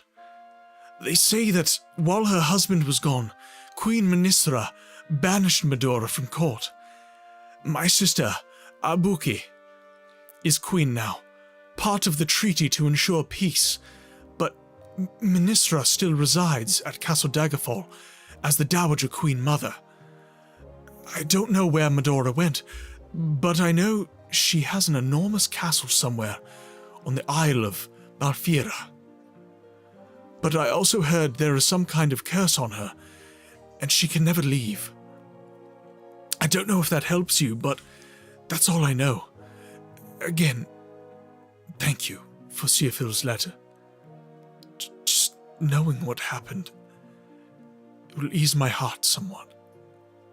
Please, take this, shoes, as a token of my appreciation. You heard that, chat? Shoes. We've got shoes. Now, I wonder if the Queen would speak to us after that. I don't know. I don't know.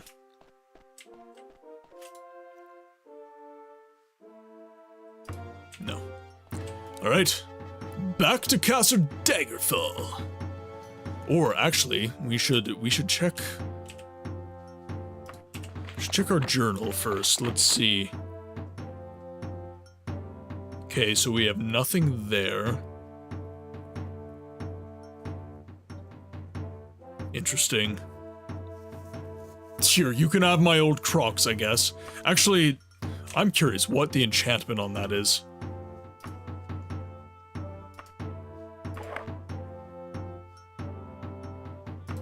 How do I...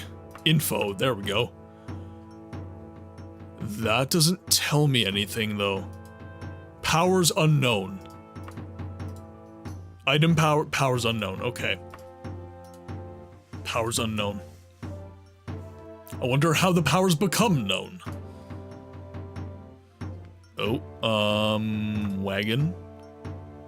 Where did my boots go? Grab chain boots.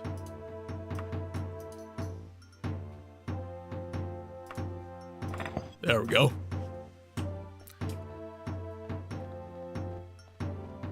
Okay, we'll have to look into what powers those items have at some point. Okay, let's make sure we're saving our game here. I have a very bad habit of not doing that. And now I guess we go back to Daggerfall.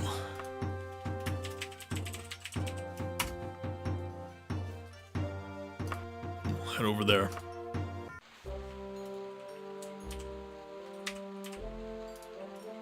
Get on the house. Yum bums and cranberry.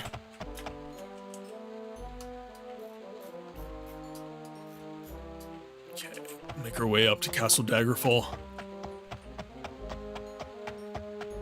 I do appreciate how they tried to give you several different environments in these games.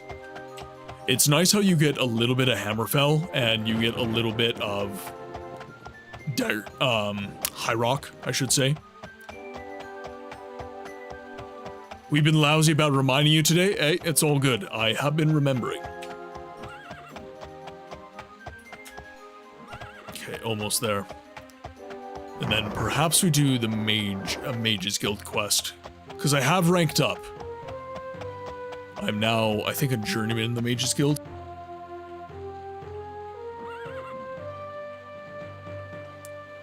Sorry, I had Quinn was, shall we say, bathing herself aggressively. So I had to remind her there was people that could hear it. She looked at me very indignantly.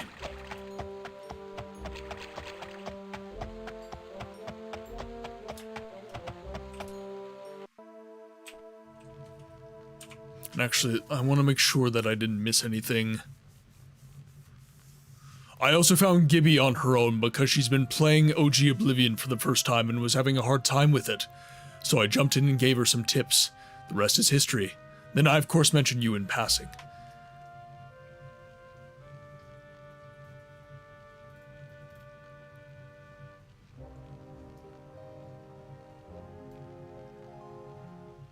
Dragon's spraying the word on me? Okay, yeah. By the way, Alright, fine. Just for the only books. Just for the only books, I guess. Hey, you got me wet and wild earlier in the stream today, so take it or leave it. So, portable jerk-ups, what do you like to be called? And again, I will reiterate my question to anyone possibly lurking in the chat. What? You got the mug! Oh, yes! Yes! Please post in the Discord, Avalon. I'm so eager. Port is a port. I love that, actually. So, I'm so curious to know what it looks like. Rumble! Chat, you know what to do. I'm gonna try to find the next phase of this quest. It's a big oh, yes! It is not too late for my mercy. Whoa! Very nice. I'm a god. How can you kill a god? What a grand and intoxicating innocence. Stoner Cat on YouTube. I'm actually doing the same. Oh, that's awesome. Are you a big Daggerfall fan? Are you super into the game from your past, or is this your first ever playthrough? This is my first ever comprehensive playthrough of Daggerfall. This is the first time I've actually got into this world. And Dragon, by the way, you had you won a hat. I've been working with the textile company. They can't, apparently my logo is too complicated. So they are working with me right now to get the most legible version of my logo onto the hat because what they had sent me was not good enough. So I've recently started playing it. Yeah, the DOSBox version. I would highly recommend Daggerfall Unity. You don't lose anything over the DOSBox version, and you gain so much. So I would give Daggerfall Unity a try if your computer can handle it. First time! That is awesome. That is awesome. Yeah, we're currently working through the Sentinel phase of the King Lysandus quest. So we're going to be talking to, I think we're going to talk to Queen Ibuki, and then we're going to see where we get from there. And by the way, I do multi-stream, so if YouTube's not your stick, Stoner Cat, I do also stream on Twitch. Just let you know. And we do normally have a multi-chat up here, but Owned is sucking right now, and it is not showing the chat. So I gotta get that fixed.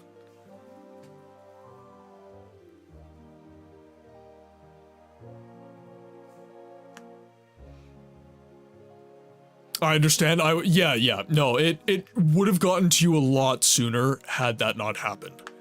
Yeah, it's just, yeah, and by the way, I do have merch, everybody. So if you like my logo, if you like this little logo down here, it is available on shirts, mugs, and hats, and anything else you guys vote for on the Discord.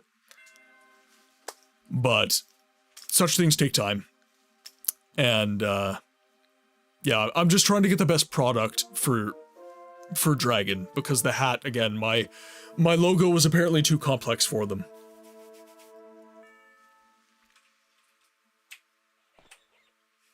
Okay, let's save our game.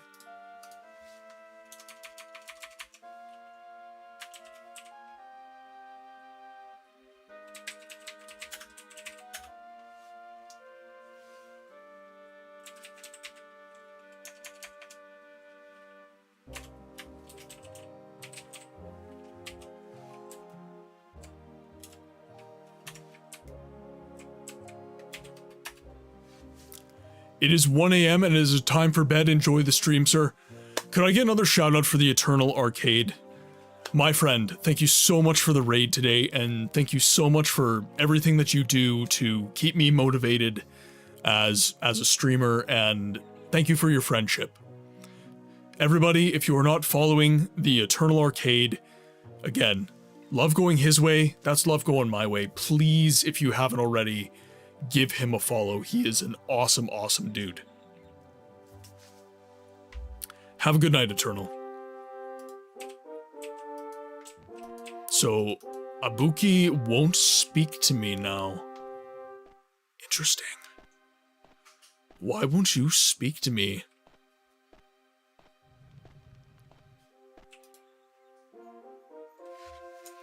I have a mission of some diplomatic importance. A gift of peace that needs to be exchanged. As a favor to me, would you bring my gift to my friend Theodista Wickcroft? You will need to travel to Makesta, which is 3 days' travel to the east.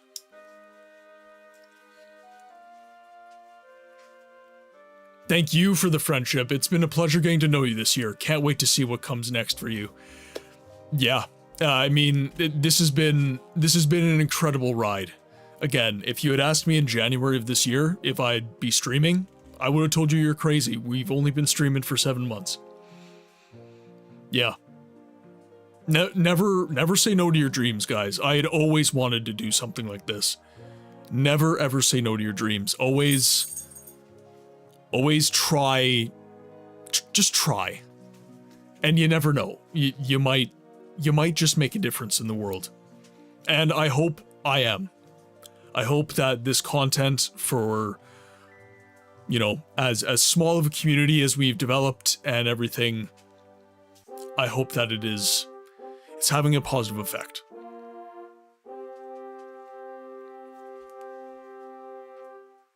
Sure. Very good, Cyvarus. Now listen carefully. Take this ring to the palace in Mercester and find a well-to-do merchant. That will be Theodaster Wickcroft. He will be expecting you, and will likely reward you for your trouble. You'd best be on your way. By the way, do not fail me, Cyvaris. By the way, I am curious, when I take kind of a softer tone, so, like, when I say something like Cyvaris, when I say something like that, is that intelligible, or is that kind of just incoherent psychobabble?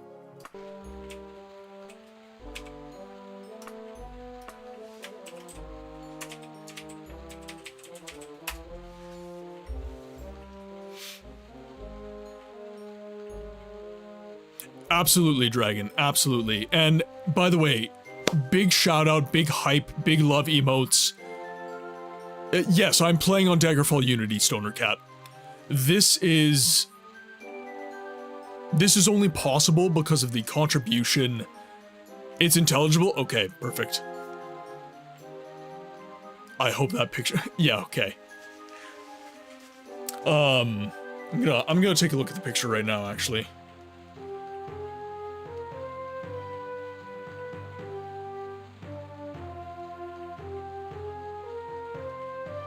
Oh, there we are. That is a huge mug. Oh, that's awesome. Oh, Avalon, I'm so happy. What are you having in the mug? What you drinking? As long as the mic picks, okay, perfect. And the mic is picking it up. I'm glad. So, where was I? Yes, this stream, in its current state, is only possible because we have amazing mods making sure that the chat is safe for everyone. The palace in Mercester. That would be that. Oh no. There we go. Iced tea. Excellent. Why am I wasting stamina? Drinking ice, baby. Now, I can't tell if that's a garden or the palace. This might be the palace, and this might be like a garden of some sort. That, Avalon, that genuinely makes me so happy that you got the merch and you're enjoying it. It still feels so weird to me that I have merch. Can't wait for that beanie, to be honest. It's about the only type of hat that I wear. I got a big head. I've been sitting here like, damn, a beanie can't be that hard. No, it's coming. And I am checking every day.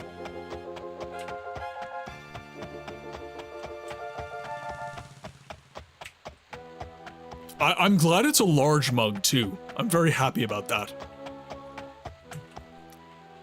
And by the way, another way of supporting the community, and also sharing with the friends of the community, is if you go onto the merch link, you can gift merch. So if you don't necessarily want merch, but you want to do something that is not a gifted sub or cheering bits, you can head over to Fourth Wall, and you can do a merch raffle in Twitch chat. And it's all bought and paid for, shipping and everything is taken care of so long as it's not like a ridiculous distance. And then people get to enjoy a cool piece of merch.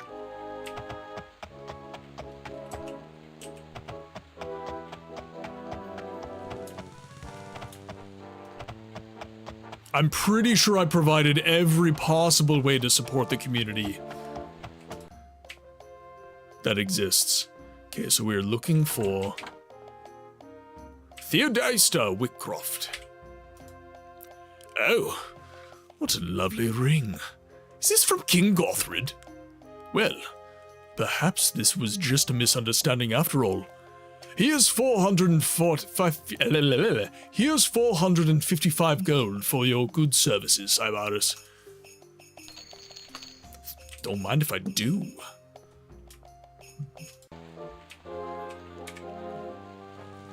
I'm surprised when it came from Letland and not Canada. Yeah, so there are many different production facilities for Fourth Wall. So they probably just found the one closest to you and did it there. So Dev, the Play Any Good Books Lately plushie is one of the few items on Fourth Wall that requires a minimum for the order. So I think my order minimum for a plush would be something like 300 units. And as of right now, we are a very small operation. So I'm not ordering plushies yet, just because I would have to bring so many in, and I would have to pay for them out of pocket, which, if I'm being completely honest, the stream just cannot afford right now. So we're saving up, and I'm sure the mug gets so honestly, yeah, a minimum like figurines, yes. So the stuff like the shirts and the mugs and the hats and stuff like that, those do not require order minimums. So when you order those, that gets printed as a one-off and sent directly to you. The plush figurines and stuff like that, you have to order large quantities, which I'm not unwilling to do. I just, frankly speaking, I just need to know it'll move. I need to know that more than 5 people want to purchase that, because I'll still have 295 left. And then Fourth Wall is going to be emailing me saying, okay, well, we're not going to warehouse this. You need to take your stuff. And then I'm shipping stuff myself, and that's not going to be fun. Or they would charge me a fee to hold it. Can we get any other logos? Yeah, absolutely. I will eventually be making lots of different art. Oh my god.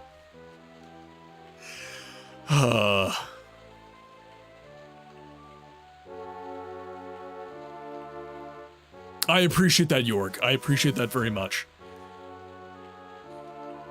Yeah, exclamation point merch. Yep, and there's my page right there. And like I said, if you don't want merch, but you still want to support the community, you can gift merch. You can just find the item in my store, and then go gift to Twitch chat. There's an option for it, and it'll gift it to the chat, and all anybody here has to do is exclamation point enter, and it will enter them in to win, and then they just click the link, and they just have to put their information in. My special Play Any Good Books Lately hot tub. Also, a local coffee shop just opened up in my town. I'll be trying this. That's awesome. That is so awesome, York. I do love a good coffee shop. Okay.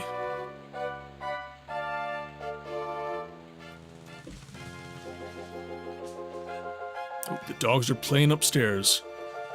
Okay, so... Oh, I'm trying to remember here.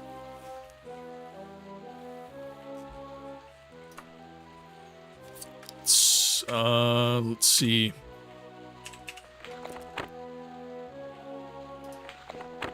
He said he would mark it on my map.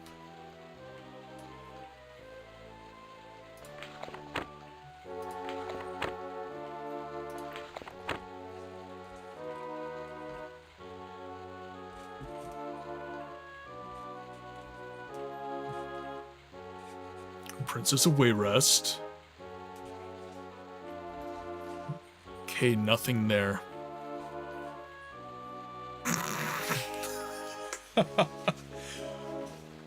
Oh, and in my hometown, there's an axe throwing range that opened up. I'll be trying that out soon. I have one locally as well, and I do need to try that out. I do. Okay, now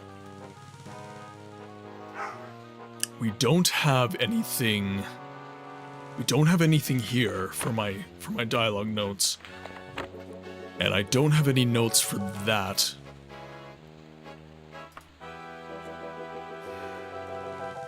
So the mage in question was banished from court.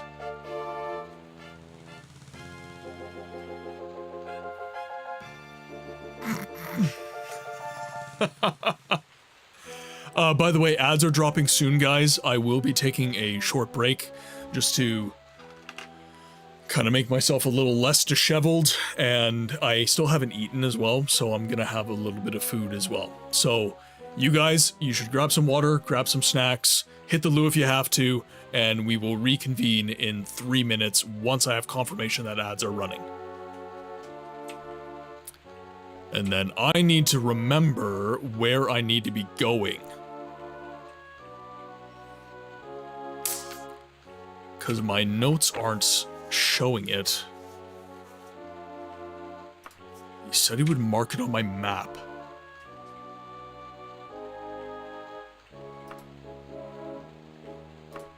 Might be this? There's the Isle of Bethany.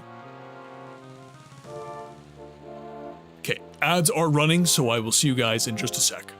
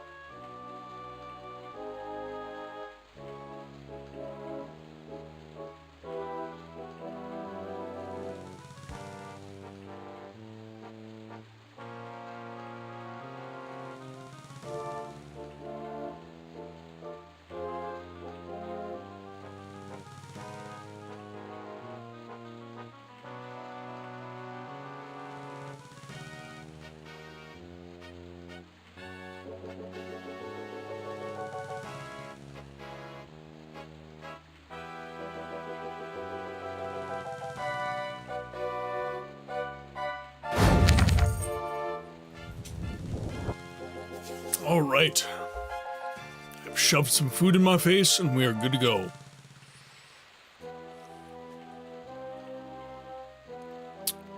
Huh?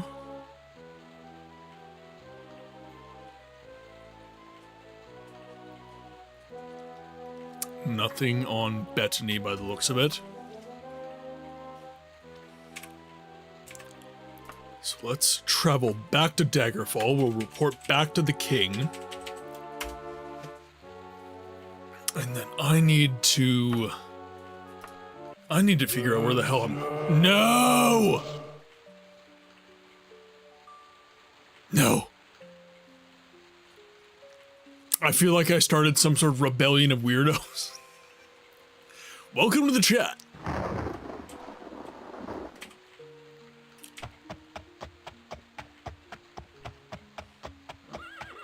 Okay, let's run and rest.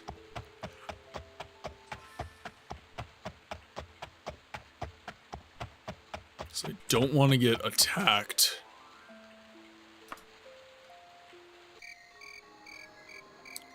Enemies are nearby. Okay, there's a werewolf.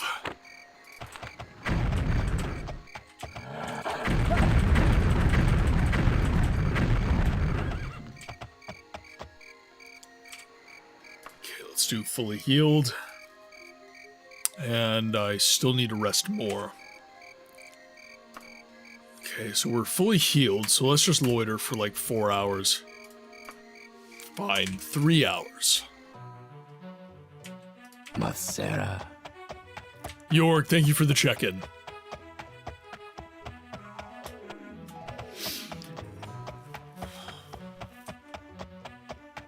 Now, I wonder if there's a letter. Excuse me, gentlemen, while I have a humiliating panic attack under the scanner table. Look, that werewolf was scary, okay? You know, Twitch T.E.S does explicitly state that chat is a reflection on the streamer.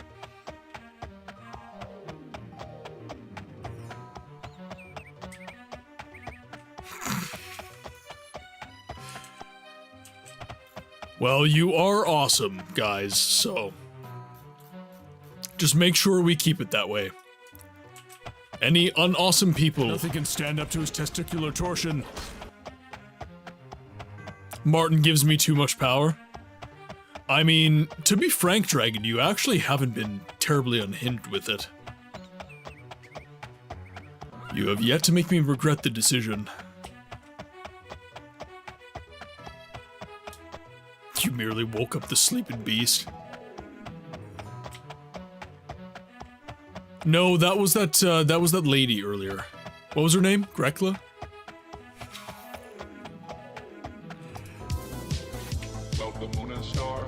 Come to me through fire and war. Oh, oh, come Nerevar. Come and look upon the heart. Upon the heart. Oh, lay down your... Ah, Gherkin. Sweet, sweet Gherkin. Oh, oh, come and look upon the heart. Upon the heart. Oh, oh, I mean, either or. I'm a god. We only met her, what, 3 times? What a grand and intoxicating innocence. I'm a god.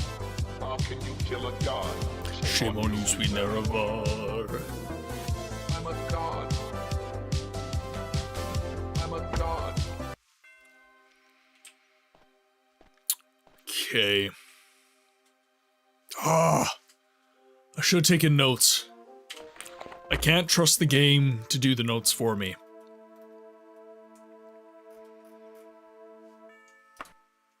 Okay, so...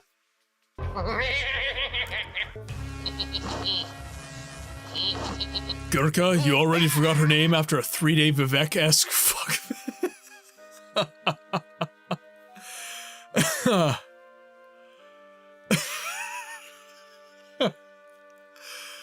Well, I'm not Vivek. Or am I? I could be Vivek. This could be one of his many incarnations. Okay, so Lohtun told us that Lysandus was having a tryst with one of the ladies of the court mage. And then she was banished, and the queen is still Lady Bridwell.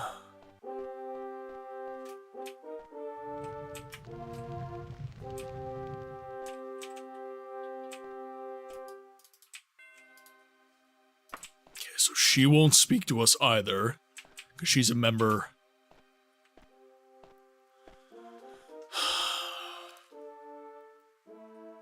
I'm just Rain, welcome in. I hope you're having a good day today. It was okay earlier in the stream. I had to do a very long BRB, which I didn't like doing. We got a tornado warning, which actually looks like the storm has passed. So we got a tornado warning, and then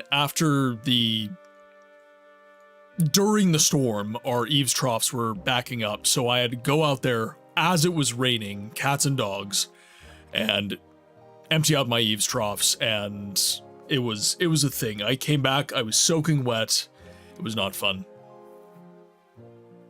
What kind of refresher do I need? So I don't have any record of the dungeon that I need to be going to further my quest about King Lysandus.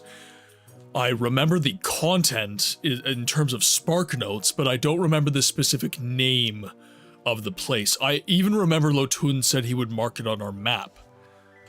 And I can't see where that mark on the map is.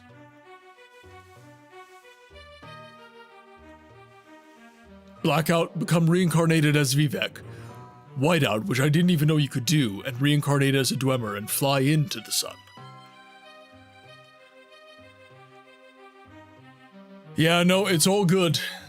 The chat loved it. They loved seeing me with my wet flowing locks. It made them feel things. Things that I'm not sure I want them to feel, but it made them feel things.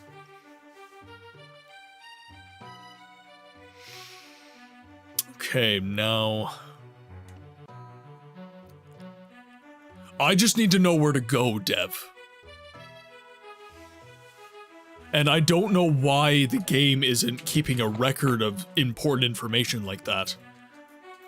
Is there something I'm missing? Is there somewhere that I should be looking that I'm not? Because that's conceivable. It could be that I'm not looking in the right spot. It's either Castle Falem or the Fortress of Fohum. We've been to Fohum, and we've been through the whole dungeon. So it would be Castle Falem?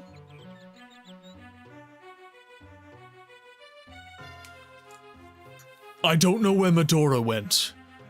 I know she has an enormous castle somewhere on the Isle of Balfiria.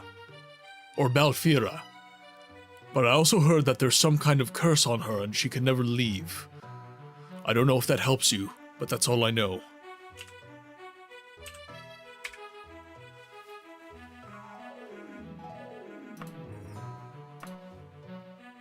That's the Isle of Bethany. So is this the island? Doesn't have the right name, but I can't see anywhere else to go. Or maybe I need to be asking more questions at court here in Daggerfall. That could be.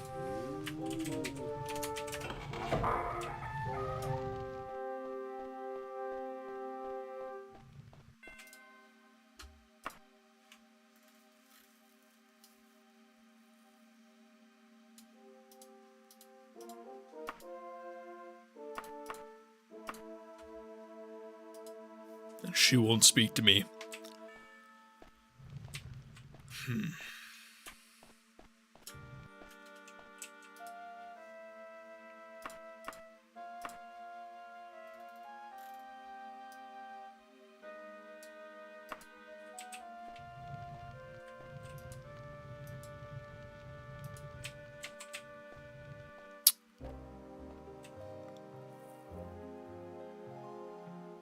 Okay. The skoom kicking in.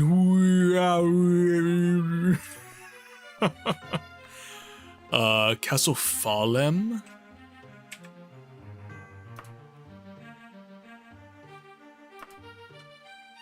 Okay, let's...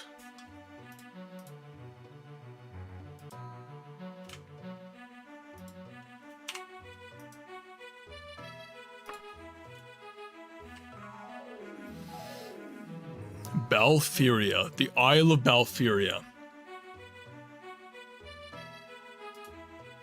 So this is a part of Daggerfall, but it is an island.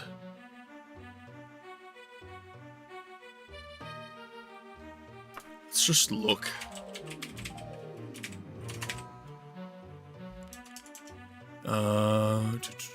Balfira. I don't want to go to the Kieran Theater.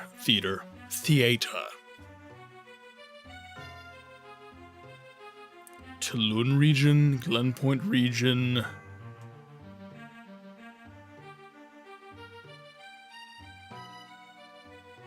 There's the Copperfield Manor.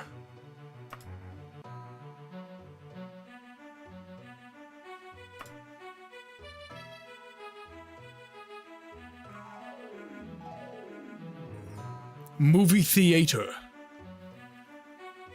I drive a Chevrolet movie theater. What do I remember that from? Where? It's gonna bother me.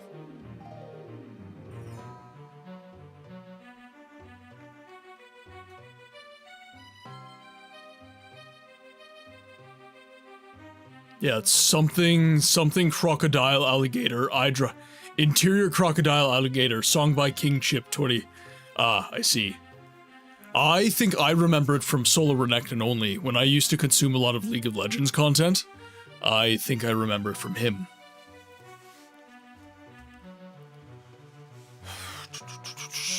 Okay, so Balfira.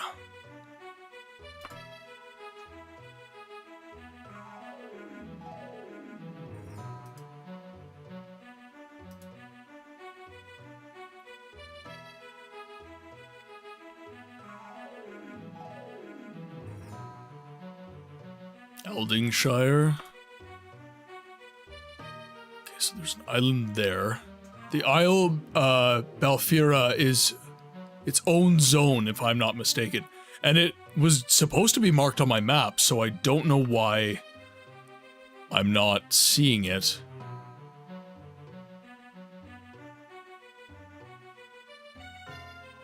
So there's a farmstead.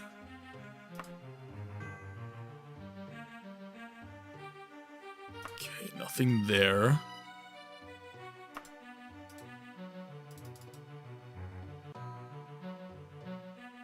And then Sibades doesn't give me anything. Ah, the Isle. Ah, there we go. Right there. Why isn't that... That's not highlighted at all. Alright, found that by accident. Let's see... Kingston Farmstead. She's supposed to have a big castle here. So temples, dungeons, Ashen Crypts, Gallow Market, Moorhouse Farmstead, Old Lysusus Farm, Garehouse, Warwich.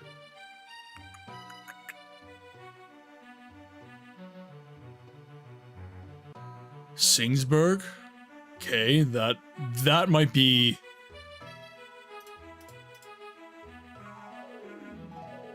Blackhead. Upvale. Singsbury.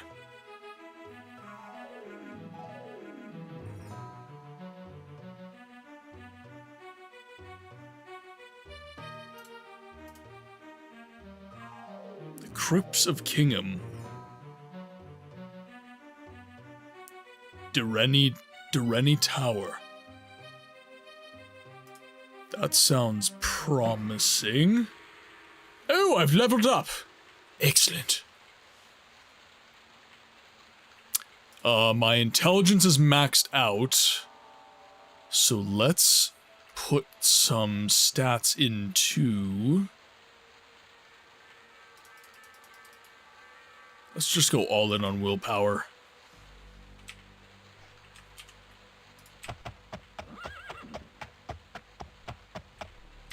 Oh god, the Dureni, the Reddit mods of the Elder Scroll.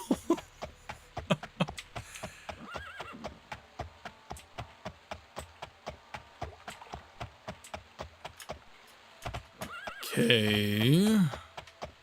Let me see where I'm going here.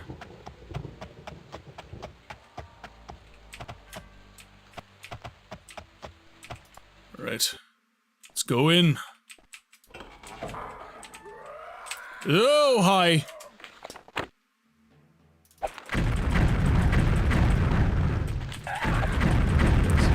very sorry to bother you, but do you mind saving your damn key? I'm doing what I can.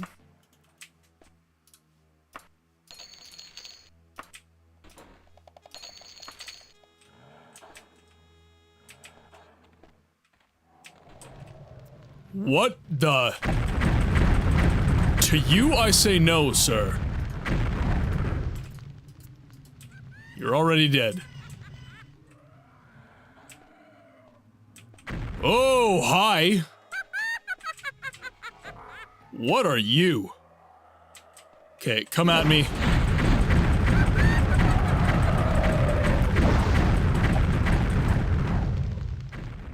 Daedra Seducer. Okay, well, I'm glad I survived that encounter. Okay, let's do a little heal quick. Just get that cemented. Very, very strong enemy. God, we don't need a seducer after... Oh, hi, wah!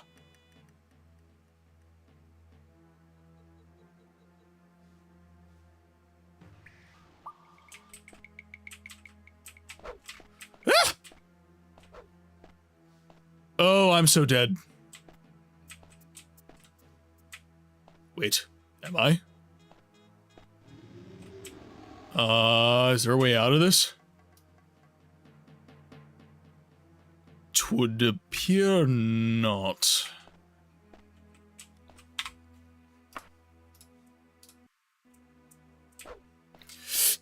Okay, good. Whoa! Oh no. Damn it.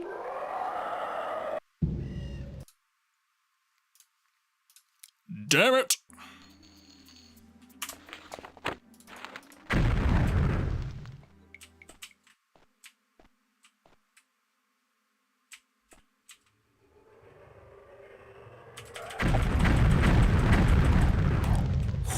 Okay.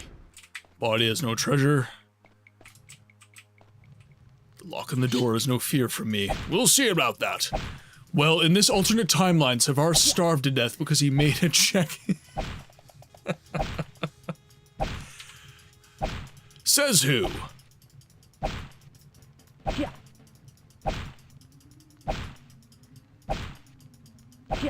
Yeah, you know what? Bed made such a good point in another stream when we were playing Daggerfall. And he mentioned how the lockpicking mechanic is basically useless. And honestly, I agree. I don't think it really benefits you in the game. Because you can just bash through everything. I put a full message in Discord, but TLDR, you play as a powerful bloodline of magic. You can die of old age, and then you play as your kin, whilst generationally building a guild of... That's so cool. Oh, so there's like a generations mechanic. Oh, that's good. I like that. I like that a lot.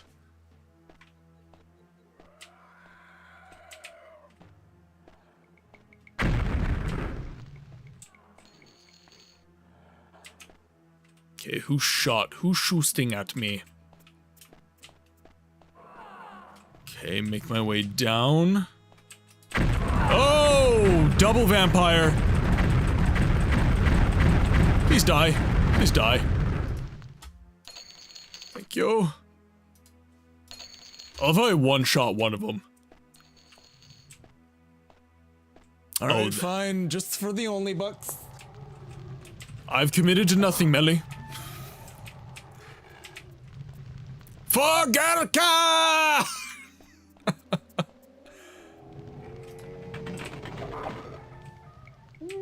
Oh, hi.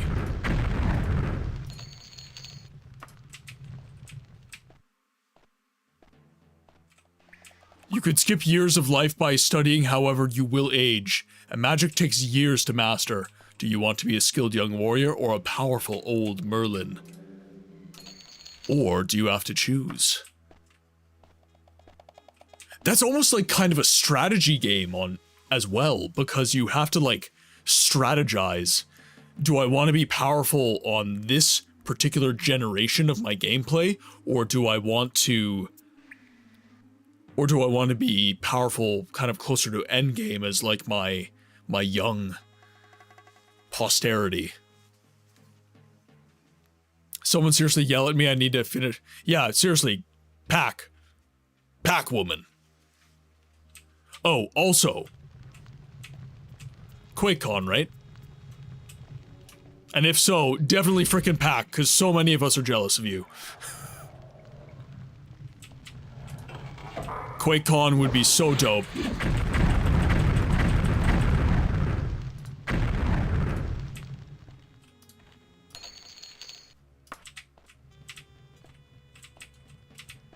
Also, lots of pictures, and tell us how it is. Because I'm so curious.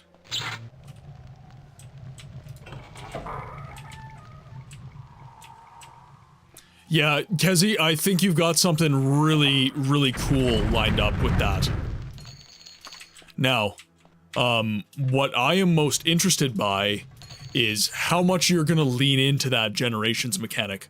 And also, if it's Fable-inspired, is there gonna be morality attached to that? How is your ancestor remembered? How does that affect future generations? Yes, you might become powerful, but if your ancestor was an evil son of a bitch, nobody's gonna like you. So does it really matter how powerful you are?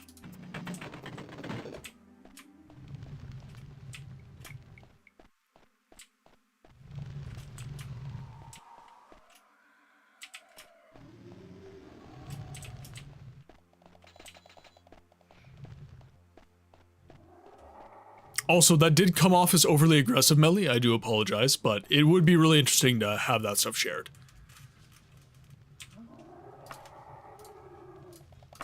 Okay, I think we are in decent shape. Now let's... I like how stone-faced Martin looks spinning the pirate wheel attached to the wall. Look. There are things that fascinate me in these games, and spinning the pirate wheel is not one of them. I'm glad you asked. Your morality is the guild's reputation, but also, your guild heroes/members will prefer good and evil quests, and will be annoyed if you give them the wrong one. It will affect their happiness. Ah.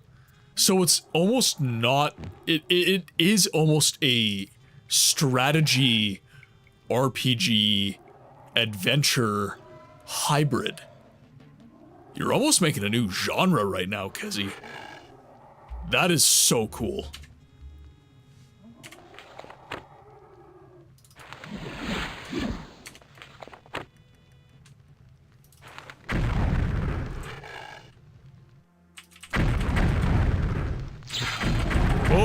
Okay, we've encountered a new kind of enemy.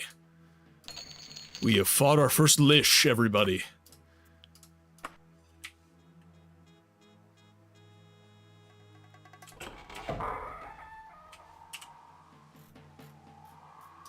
Holy crap, this is going to be a lot.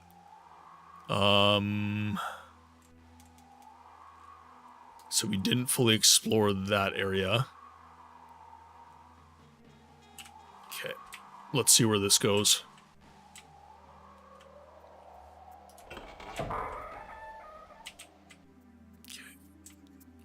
I know, right? The genre consists of so many genres. At the moment, I've been referring to Infiniplay, which is an endless RPG.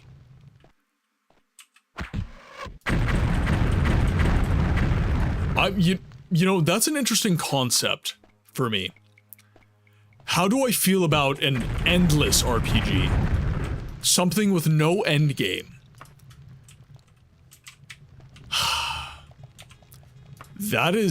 That's interesting to consider for me.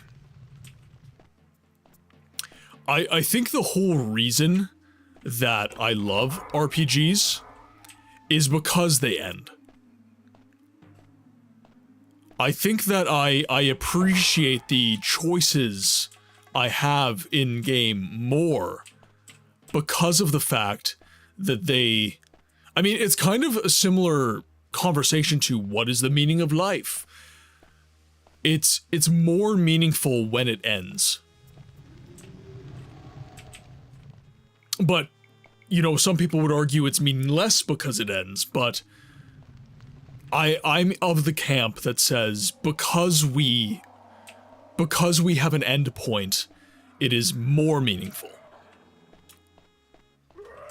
So the idea of an endless RPG, while neat, conceptually, I think I would want an end to the story.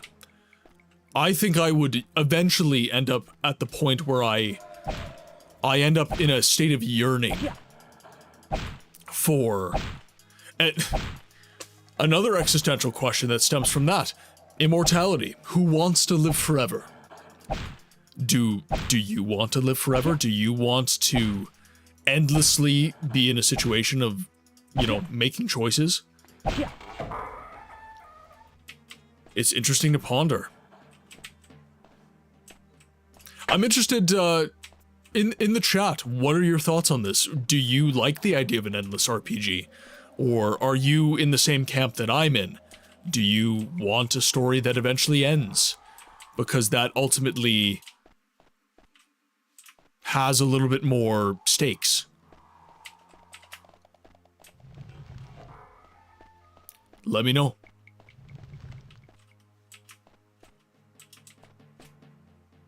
Oh dear. Okay. But as you know, with many RPGs, it's about making your own story. Your character does die, and you can conclude there, but then you get to play as a completely new character with completely new choices. The same world your previous character impacted, living the legacy of your ancestor. So, Kezi, you just reminded me of something with that. And it's one of the reasons that BioWare's games used to be so good. And it possibly lends itself to the vein of an endless RPG. The Mass Effect series and the Dragon Age series. What BioWare did in those games is similar to what you're mentioning. You can take the character and the choices made by that character, and you can bring them into the following title. So Mass Effect 1's Shepard can then be put into Mass Effect 2, can then be put into Mass Effect 3, and it compounds. And that was actually one of my favorite things about Mass Effect 3 is... Holy... Damn it!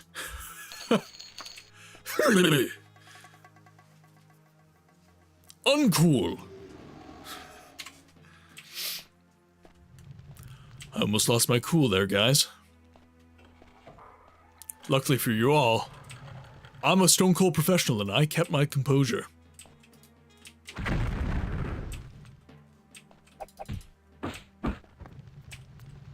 A werewolf just died.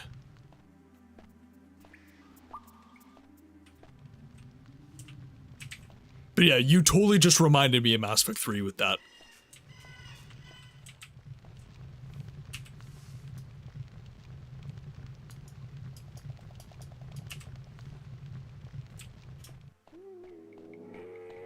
So in your research, Kezi, I would actually look at the Mass Effect games.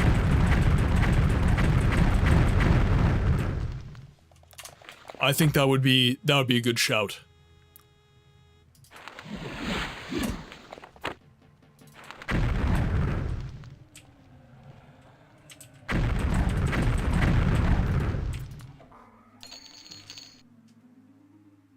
You're going into lurk mode? All good, Dragon. Enjoy the lurk. Yeah, that was a really good mechanic. It's always the coffee one with you.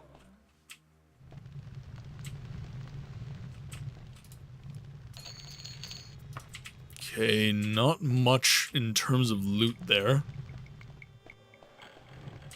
It's odd, because that looked like a really important room.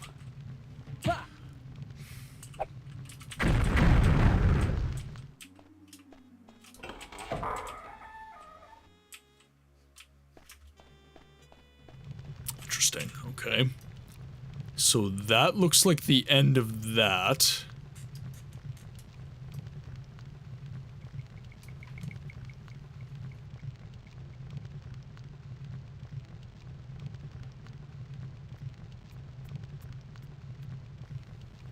Oh, I thought I'd have a sneeze there. I felt the tickle.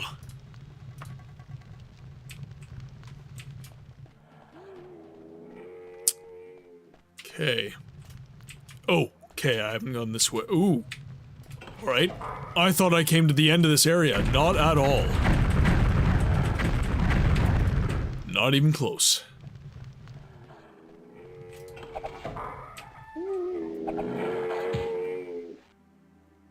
You know what? You guys appear to be having a good time. Who am I to intercede?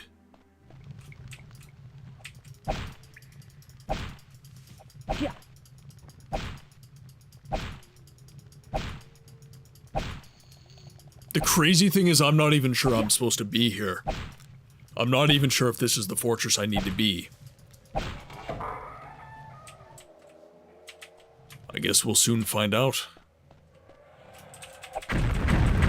I mean, lots of really powerful enemies. It's on the right island.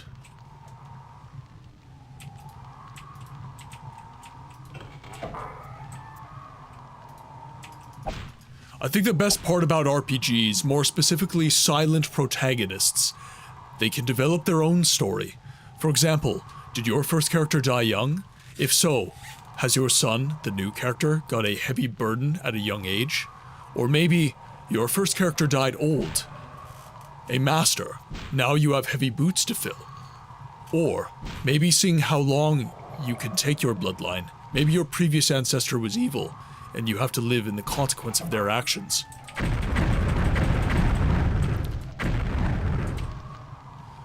Yeah, I think you're onto something really sweet. Whatever you need, my friend, call me. Because that sounds like right up my frickin' wheelhouse. If you need to spitball some writing ideas, if you need some voiceover, if you need mocap, I don't care, I want to be a part of it. It sounds so cool. Unfortunately, I can't help in terms of game development.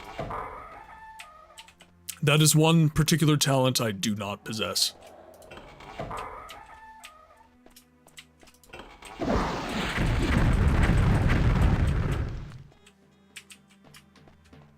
Okay. Nobody there.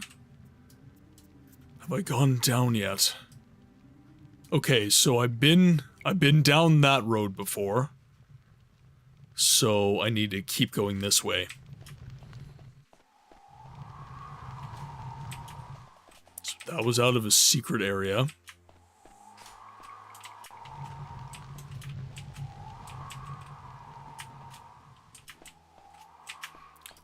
So what have you been working on to start? Just combat and that kind of thing? Or have you been mostly conceptual work? I normally like to start with conceptual work myself when I'm writing a story. Mrs. Books does not. She is artistic in different ways. So she is...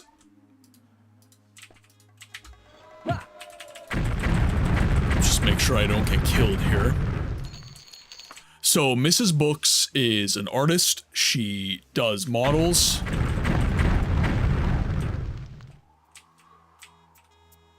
Oh.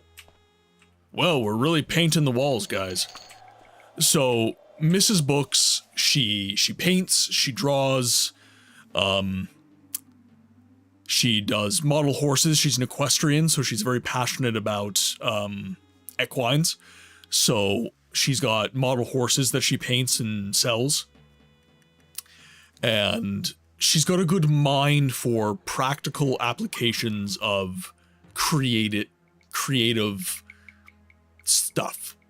So she is, honestly, she's the first person I talk to when I have an idea for the channel, because she can tell me very quickly, oh yeah, that's totally doable, you should go do that. Or if it's like, no, you're on too high of a cloud right now with your creativity, you need to come back down to earth and be a little more grounded in your expectations, because I am what I call a dreamer creative. I think of big things that might not actually be conceptually doable. That's my problem. So Mrs. Books is very good at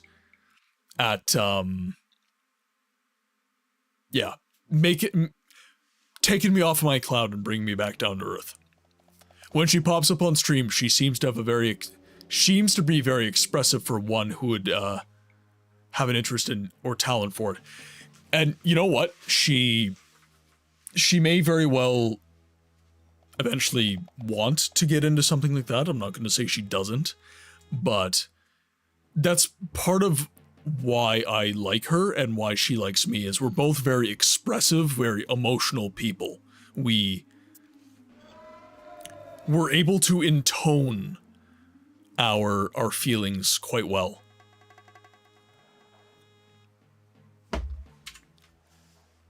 So I've got quite a bit so far. I have player combat, the start of the guild room assigning, health, day and night cycle, time and age system, time jump, fast forwarding, and start of NPC routine, bedtimes, assigning beds, etc. A start of the OVR system, like the level system. Currently I'm working on a potion crafting that is so awesome. And the speed at which you do these things is also incredible.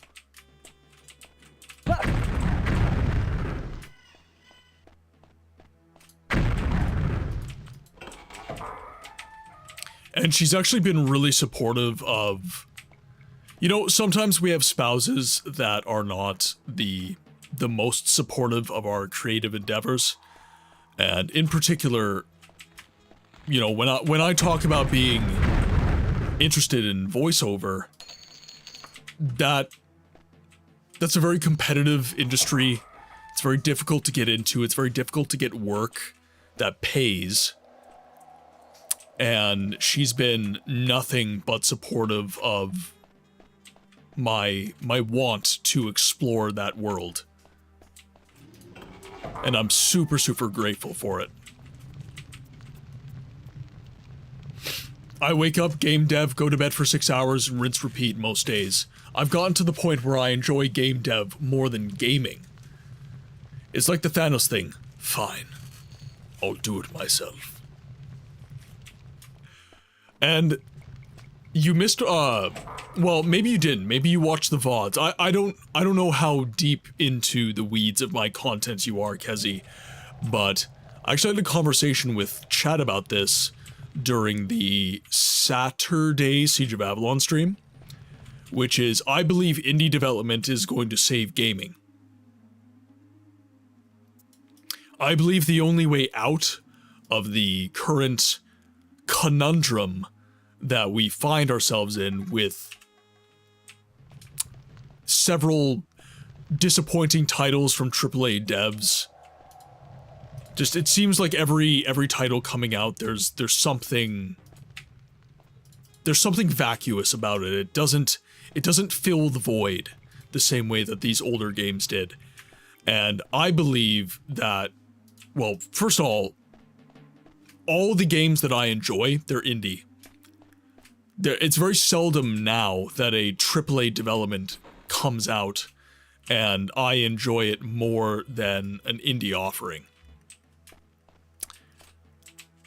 Okay, so that's locked.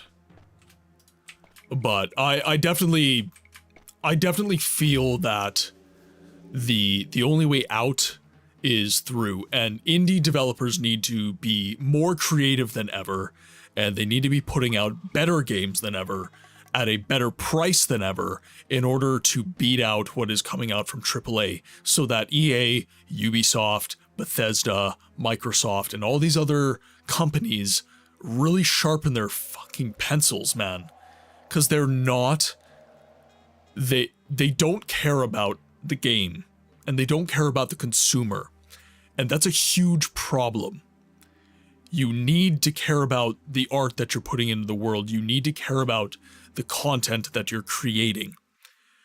And the only developers that I see doing that now, by the way, all developers love games. That's why they do what they do.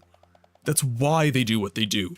But the problem that we're encountering is not that the devs don't care. It's that their process has been politicized. And where indie has power is that they can crowdfund. They can circumvent the politicized process that AAA is bogged down in. And they can put out games that are not encumbered in the same way. And that is why I believe they will be the ones to save us. Because they... Well, and Clair Obscur is a good example. Yes. But then also, Baldur's Gate 3 is another great example. Now, they did it within the industry, which is interesting. But they are a good example of what I'm talking about, what AAA should look like. AAA should look like Baldur's Gate 3. No microtransactions, no bullshit, no fluff, just a good game that is complete and runs pretty well on release. Indeed, a lot of passion is lost for... So, man, okay. I was watching something so fascinating about game writing and what we're dealing with right now in terms of writing.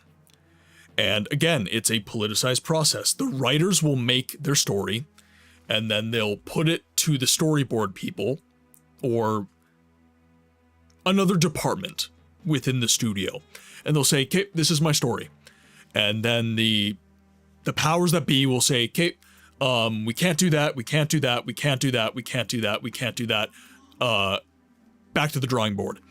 And this dance starts to happen between the different departments of the game studio of, okay, how do we tell the story that the writers want to tell while making it a practical application for the storyboard writers and the animators and the mechanics implementation people and everything else. It's so hard. I'm not pretending that it's simple and it's an easy equation at all. No, it's very hard. Indie devs make games they want to play. AAA publishers make shareholders. Yeah. And I was talking to Kilniath on the Saturday stream, and that was really what because the devs don't want to put out the games they're putting out. They want to put out a game for gamers. A game that they want to play. And they try and get as close as they can. But the politicized process ends up ruining it for them.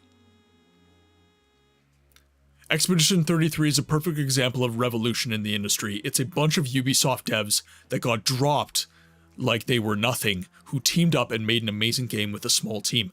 And yeah, funny you mentioned that, as when Daggerfall was released, it was so buggy to be literally uncompletable. Interesting. You know, I think that's another important thing to say, and I've said it before. These games are not perfect. Daggerfall is not a perfect game, but the sauce was there. Something special existed within this game world, and it was worth pursuing. And what troubles me about a lot of the new developments that are coming out right now is that, and again, the developer doesn't want it to be this way, but they're not as worth salvaging as a game like Daggerfall was. Because as you said, Daggerfall, not a perfect game. But there was something there, and people were able to pursue it. But I don't know, what are your thoughts? Do you think indie development can actually salvage an industry that is in a significant amount of tumult right now? Or do you believe that AAA is doing just fine, and that gamers like me need to slow their roll and just be happy with what they get? Because there's an argument to be had on either side. I'm not gonna act like there's no universe in which I am ever wrong and which I ever have a bad take. I just can't believe you'd tum an entire ult. You know, sometimes you gotta tum an ult.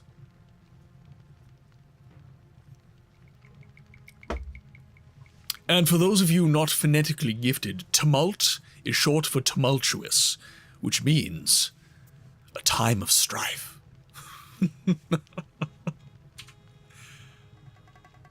Oh. You know what? We're gonna go with the, do I want that one? I want that one. That's the one I want. I think publishers should stop investing so heavily in AAA studios that pump out the same garbage on repeat and invest more in making new indie games. So, okay. You're in the chat, Kezi, so I think that I want to revisit a premise, once again, from the Saturday stream that I talked about. If you notice, these days, all the biggest games are always sequels of old games. There's no funding going to fresh titles. So, there was a structure, and game devs will know this better than me, but I will try my best to represent as best I can. In older games, or the older game industry, there was a... What is the most concise way that I can speak to this? Cinema. Movies. The reason that the movie industry is having a similar issue to the gaming industry is due to the fact that they lost a big source of income that was funding smaller and more innovative productions. Jon Favreau actually spoke about this in an interview that I was watching, because I'm fascinated by the idea that the creatives and the developers do not want to be putting out the subpar content that is being put out. So I listen to them. I listen to what they say. And Jon Favreau was speaking about how the DVD sales, the post-production sales of movies outside of the theater were funding smaller, more innovative projects. And within gaming, you had something very, very similar. You had the mid-tier production. You had AAA, but then you had the B and the C tier game productions. And the sales of those games supported AAA. And the innovative and new stories that got told were coming from the B and the C tier, because you would have a diamond in the rough, as it were, that started as a mid-tier game and then was able to ascend into the AAA space. And that dynamic has been entirely destroyed by frankly speaking, platforms like Steam, where you are no longer able to develop a lower tier game and have it sell well, because you're not going to have someone going into the game shop and having that art catch their eye. If you've scrolled Steam, the way the lists are structured and everything, it favors AAA so much. It is almost impossible to weed your way through all the minutia and get to a lower budget production that you're actually willing to spend your money on.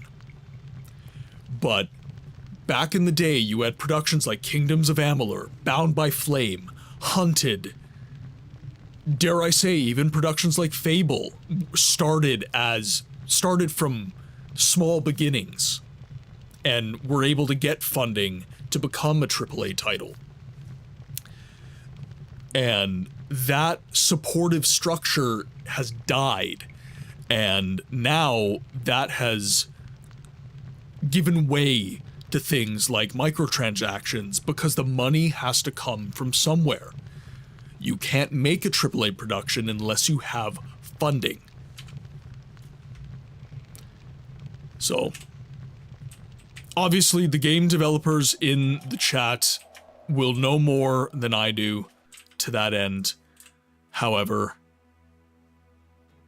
I'm interested in what you guys think. Do you think I'm coming out of left field here? Do you think that I don't know what I'm talking about? Because I'm willing to not know what I'm talking about. I think that's okay. But we need to have a conversation about it.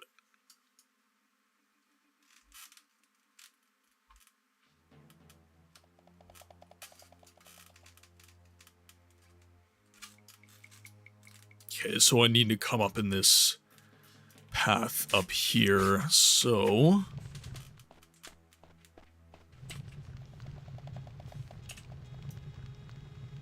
That's the way I want to be going. Did I...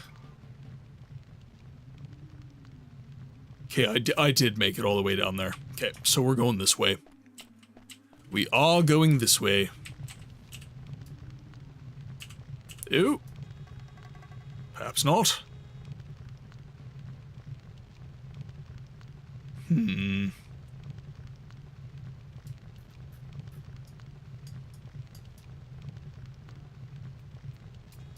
I gotta make my way... Ah, here we are.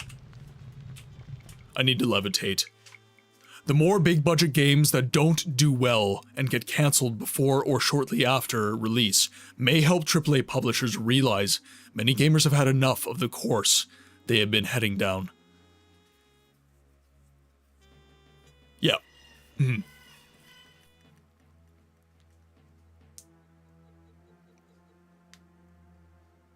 So, and this is the thing,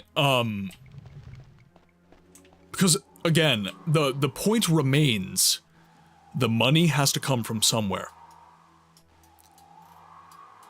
Kevin Shadowwing, welcome into the chat. I hope you are doing well today. Are you I always ask when people hop into the chat, are you a fan of Daggerfall? Are you a fan of the game that we are playing? We are going to have ads in about a minute, by the way. Are you a fan of the game? Or did you just happen to pop in through other means? I'm always interested to ask because we play a lot of obscure titles, and I like to see kind of how the fan base is doing. It's a little health check. Oh yeah, I sank like hundreds of hours in this game when the remake came out. Well, welcome in, Kelvin. And I hope that you enjoy the playthrough. This is my first playthrough of the full game. I'm playing Daggerfall Unity, by the way. You're completely right, Books, except I will say that the message we as... Sorry, one sec. Losing chat here a little bit.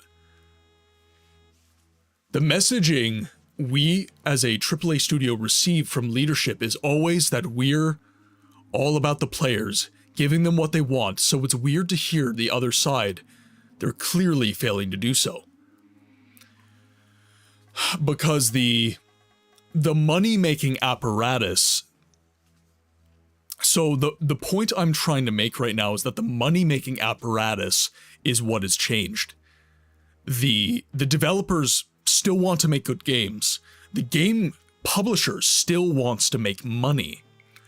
But the apparatus that had been reliable from, say, the early 1990s all the way till 2008 is disintegrated. It doesn't exist anymore. So they still need to make their money. They still need... Kelvin, thank you very much for the follow, my friend. That still needs to be there. And because it's not, we're running into issues. You said it perfectly. Digital copies have impacted the industry. I used to just buy a game from reading the back of the box. Now I have to watch a before you buy, etc. And as most games are missold now, regarding the Steam thing you mentioned, it's good and bad at the same time. Game devs who couldn't afford to mass-produce discs, etc., now don't need to rely on a big publisher to get their little title out there. However, now it is so accessible to make games and release them, it makes your game a needle in the haystack. Yeah. And I don't pretend to be Mr. Solutions either. I'm not sure how we get to a better place. I can speak to how we got here. But that's about it.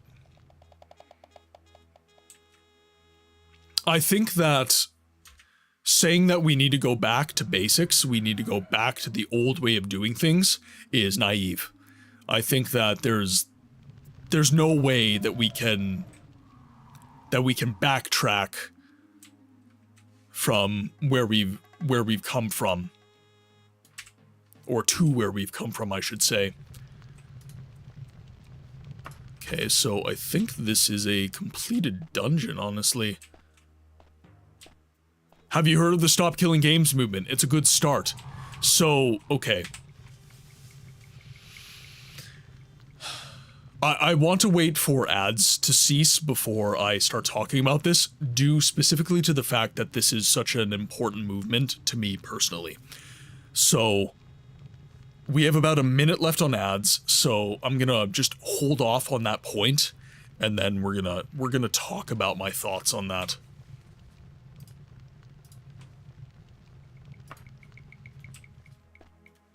Because I think it is a worthy movement. I think it speaks to a lot of the frustrations that we are having in the industry. Yes, yeah, I did see that. So the problem I'm having right now, well, it's not really a problem, but I think that might be the switch I need. The problem I have is that the switch, so if you're ever seeing this up in the top there, that is me making a clip. That is me clipping myself. I manually clip my content. And while I'm in the map, when I press that button, it changes the color. Welcome back from ads, everyone. Okay, so we were having a conversation about gaming development and the industry as it stands. And how the hell? Weird. No, all good. All good. That's my badness. So the conversation touched on Stop Killing Games. And what Stop Killing Games is an expression of frustration on the part of the consumer. The publisher, the developer, is trying desperately to cut costs in a world where expenses continue to increase. They, of course, are trying to increase profitability to a shareholder, And make no mistake, that is the publisher's intention. You are simply a means to an end. The developer genuinely wants to make a good game for you. The publisher, they want to make money. That is it. That is all they want. They do not care. And in fact, many of the executives are not gamers. They don't give two shits about video games. The developers are the ones I have sympathy for in this situation. The publishers, they might be experts within the industry and the business acumen side of things, but for the most part, they are there to make shareholders money. Full stop. Done. So Stop Killing Games is a expression of discontent and frustration about business practices of the developers. And within that context, can that be where we get a solution to the current predicament of where we are as gamers and as a gaming community? I don't think so. I think that you will end up in a situation where you protect consumer rights, which is a good thing. It is only a good thing that is happening. I am all for that. Protect the video games that are released. Make sure that they survive in a functional and playable state. Now, we need to have a conversation about what that looks like, because I think that there's a realism conversation to be had about, say, an online game. But what it will not do is fix the problem of where the hell is the money going to come from? What is going to support the substructure of AAA? Gibby! Welcome in, Raiders. Can I please get a warm welcome from the game library and to Gibby and his community? Guys, welcome in. Thank you so much for the raid, my friend. It's going awesome, as you might tell. Thank you for the lurk earlier, by the way. I'm a god. How can you kill a god? If buying a game is not a... Yes, okay, yes. I'm a god. How can you kill a god? Shame on you, sweet Barabar. And if I have a moderator in the chat, could I please get a shout out to Studio Gibby? And if not, I will give you a shout out right away, but I am going to give a mod a moment to possibly respond. Okay. Raiders, welcome into the game library, where we give a voice to the voiceless games. My name is Martin, and welcome in. In this community, we focus on story-driven games that have been obscured from the conversation surrounding mainstream games. Today, we are playing The Elder Scrolls No. 2, Daggerfall. It is a part of an established franchise, however, it is quickly becoming forgotten. So, my content and my community is making sure that these amazing games from today and yesteryear are not getting lost in the noise. Now, Raiders, if you got a raid and run, I'm here as an entertainer and a pillar of community should you require. Make sure to take care of you first, but if not, welcome in. We are having a very interesting conversation right now, which I'm going to chill in the chat space for a little bit, and we're going to continue talking about this so that I can scroll chat with impunity.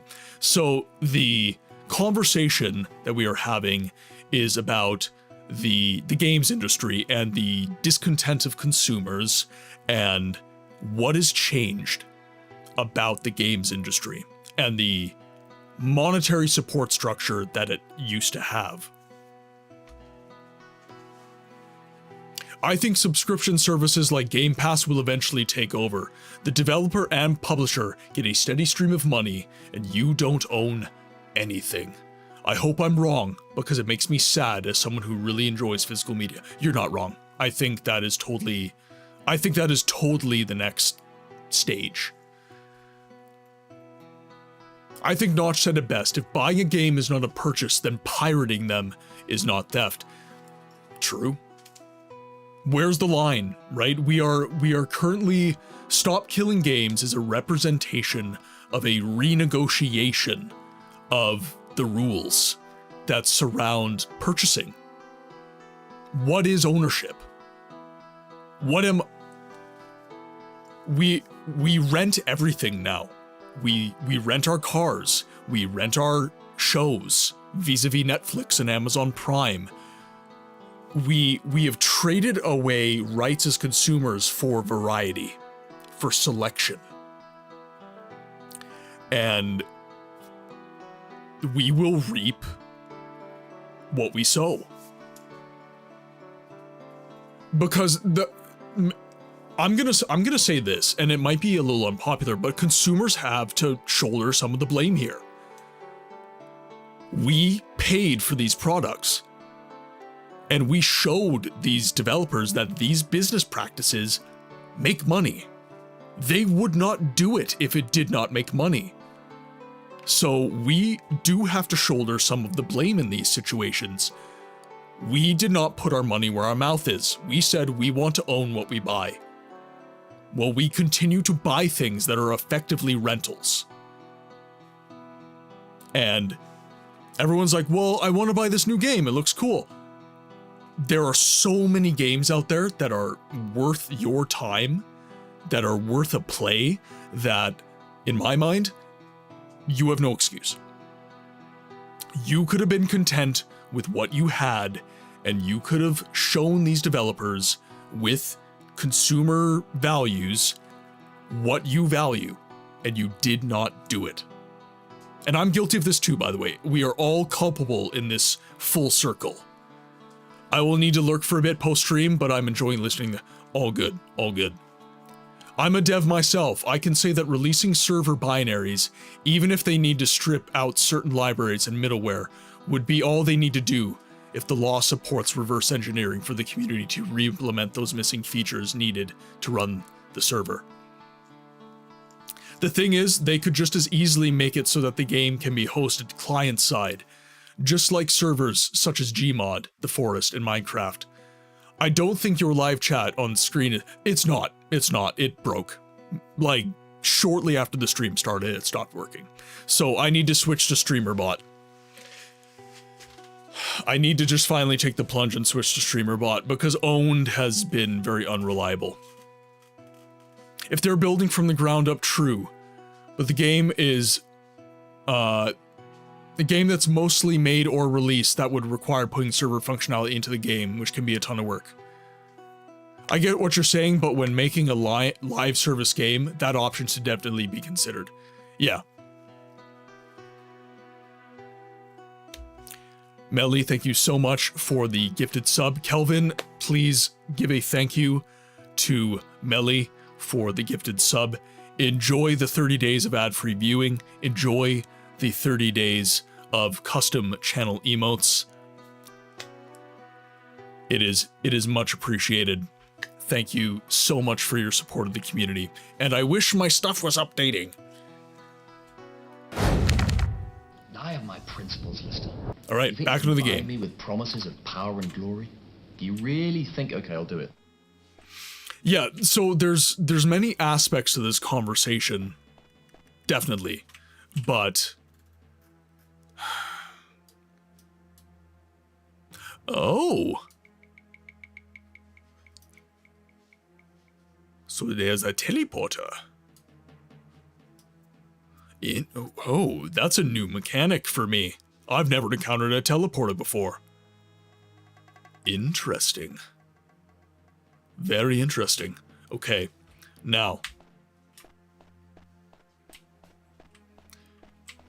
And you know what, Kezi, Kelvin, I am so glad that you guys are able to speak to the development side of things. I'm not a professional in that regard. I am trying my best to get into the voiceover space, I'm trying to become a voice actor. He is, yes.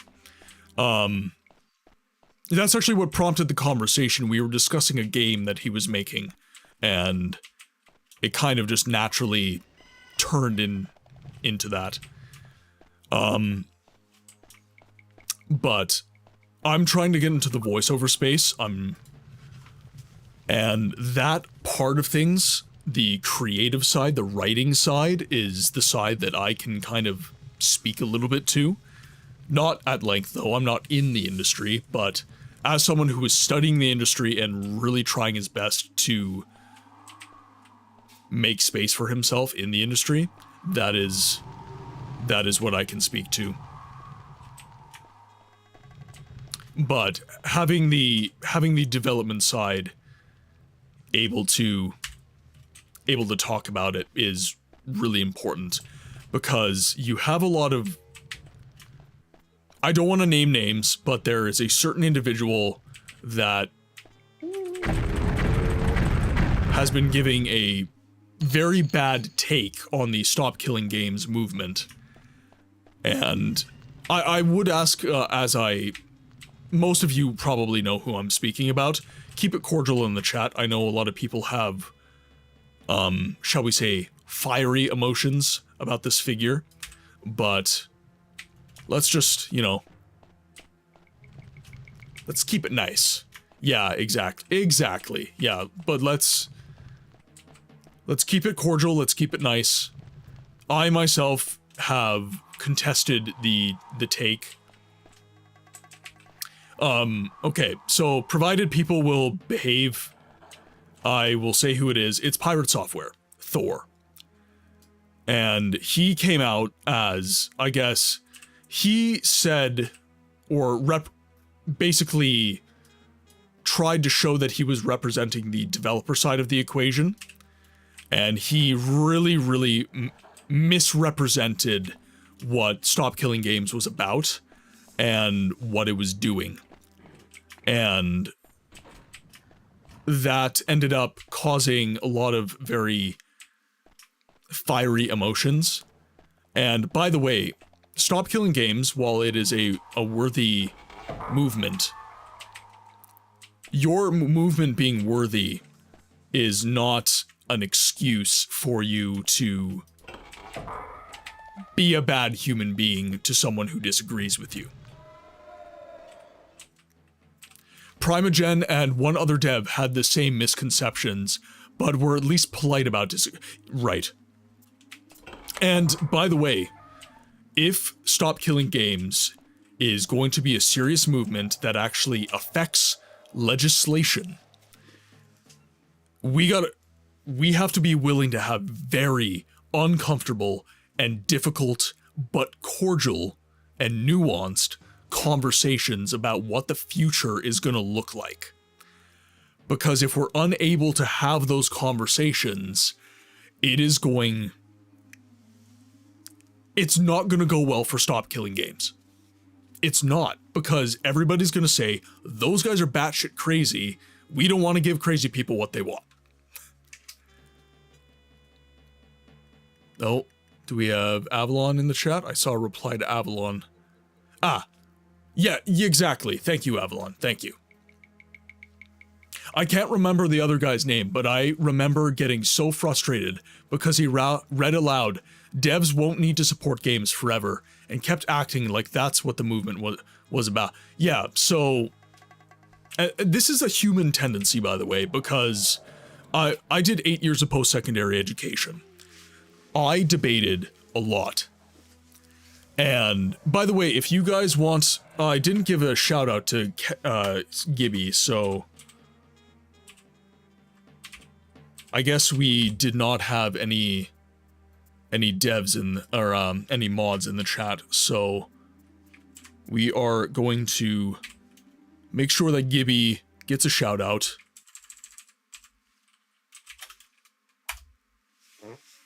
I think that'll work. Okay, perfect, that worked. And if anyone wants to join the game library, which is the name for our community. Oh wait, B is back in the chat. B is back in the chat. Okay, we do have a mod. Yes, please join the Discord. We have a lot of fun in there. We have a lot of interesting conversations, and we do have a game development section. So if you want to share your projects, please do so. I want to make sure that all facets of creativity are able to be covered in my Discord. So they are. Yelling from the back of the room. Yeah, so please give Gibby a follow. Gibby has been a very good supporter of the channel, really enjoys what we do here, which I massively appreciate, and they like a lot of the voiceless games that we like.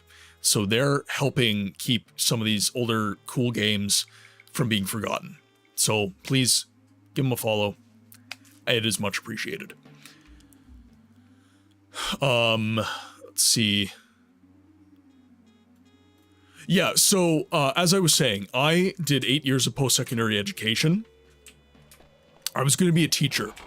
So I majored in history and I minored in psychology, and I took a lot of political science. So I debated a lot.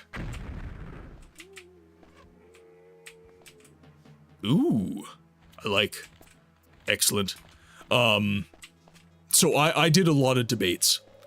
And one thing that you will notice when you are debating a person is that they focus on a singular, because it's easy, they focus on a singular aspect of your argument instead of looking at the entire thing. And they get into this dogged space of, if I can disprove this single aspect of your argument, I debunk the whole thing. And that is not the case. That is not how that works. What you need to seek to do is you need to, especially if you're doing a video essay, like, my God, guys, do your homework. You need to be able to have that nuanced take where you look at the entire argument and you have a conversation about the entire argument.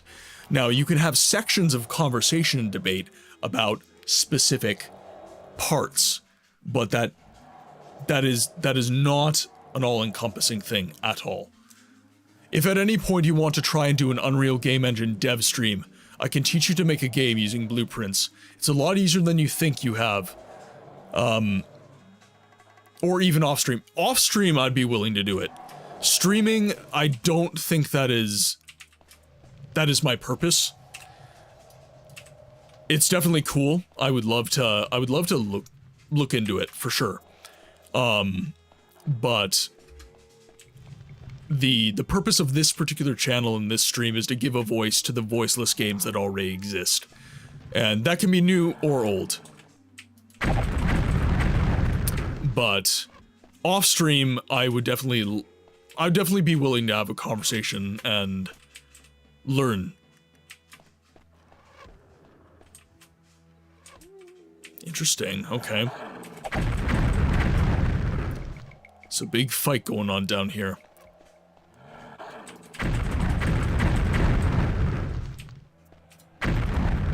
Got a mummy with some gold. The space that I'm actually trying to break into is the voiceover space. I'm trying to...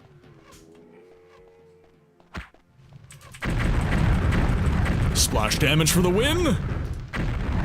I'm trying to get into the voiceover space, so if anyone has anyone with a project, even if it's volunteer, by the way.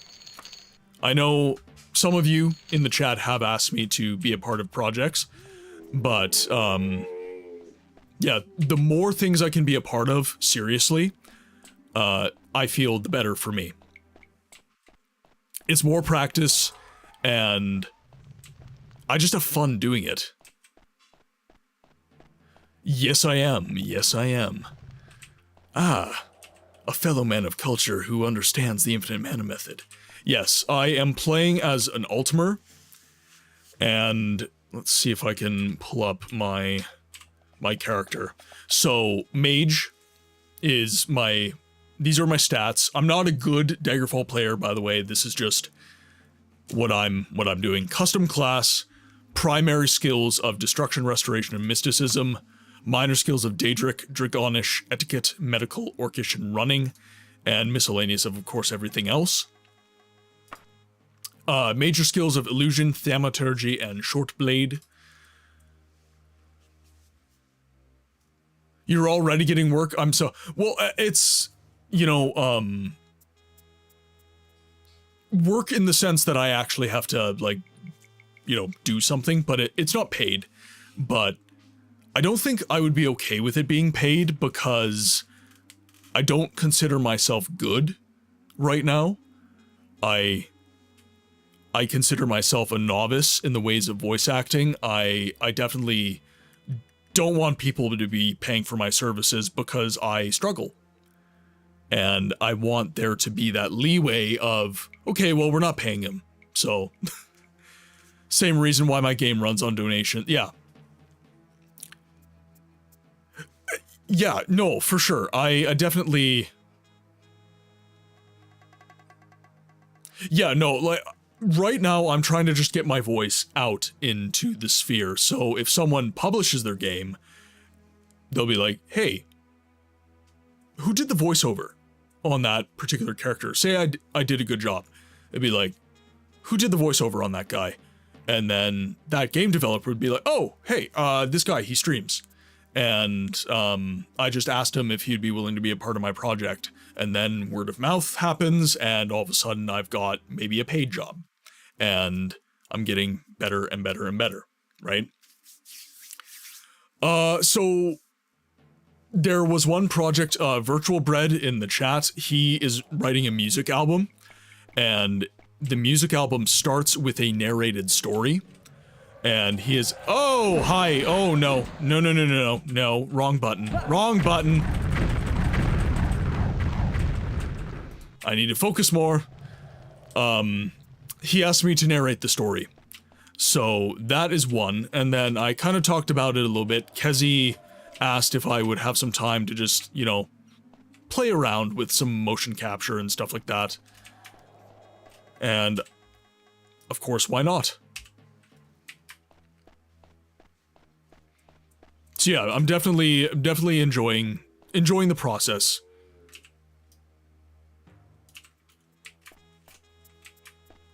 Okay, so let's take a look here. So we've been down there, explored most of this area. Okay, let's head back down, and I want to explore to the end of that hallway. And to be completely honest, voiceover I love, and I would love to do more work in it, but I also love streaming. And the more of that I get to do, the better as well. I need to rest.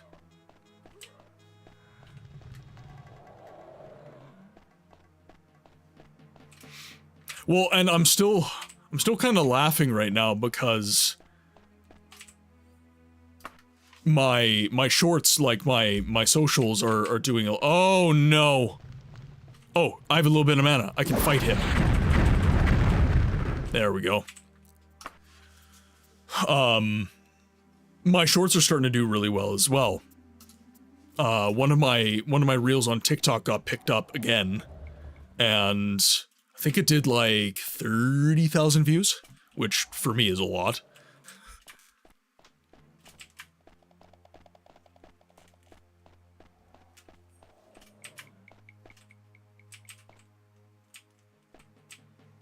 Yeah, and it's been really hard with, yeah, 30K, and then I had another reel do, and this is not me tooting my own horn, I'm just shocked. I had another one do, I think it's close to 300,000 now. It was on Instagram. And the only thing that frustrates me about those ones is that it's not the usual content I do. The usual content I do is what you're experiencing right now. Having conversations with you guys, enjoying the time. The reels are doing really well right now are from the Daggerfall follower mod that I was playing. GPT, how's it going? Does your character have an alignment like RPGs? So in Daggerfall, let me see if I can pull it up.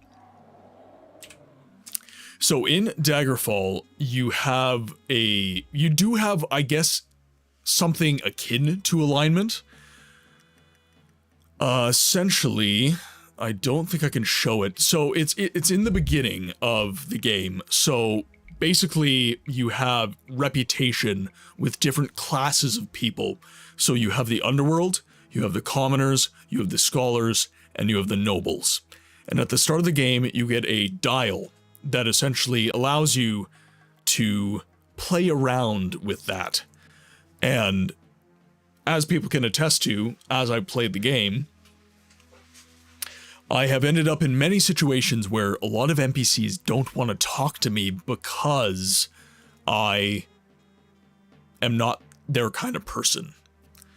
So Cyvaris II is my Ultimar mage. He is a taboo mage, specifically because he affiliates with Daedra and dragons and other magical creatures.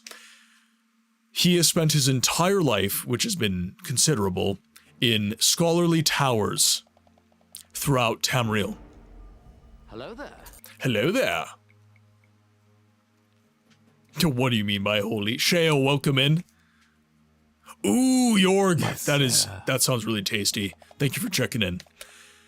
And he doesn't like commoners and he doesn't like the underworld folk, but he has a good relationship with nobles and scholars because he has spent his entire life in wizarding universities, so he has a good relationship with those kinds of people.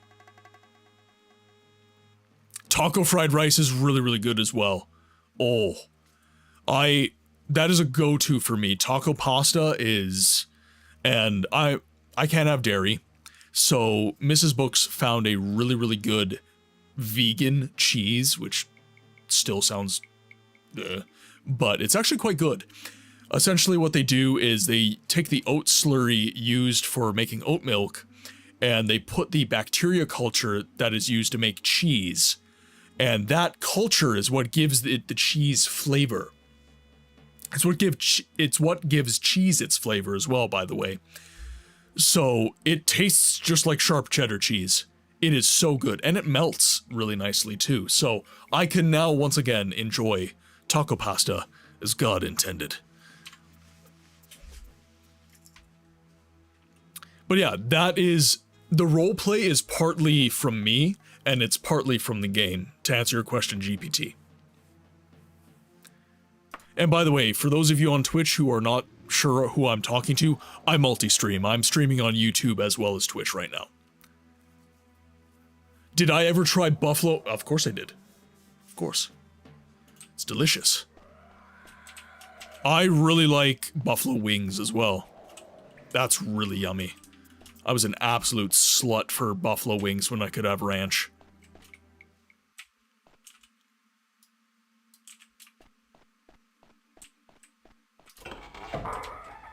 Okay, I am just gonna start pulling levers like Crunk. The poison. The poison for Cusco. Cusco's poison.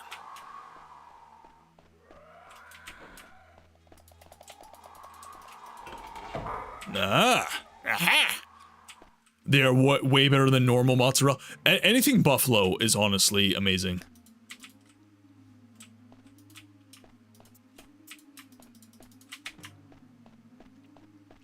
You ruined my groove! I'm sorry, but you've ruined his groove. Oh, good God. Okay, we are in a place.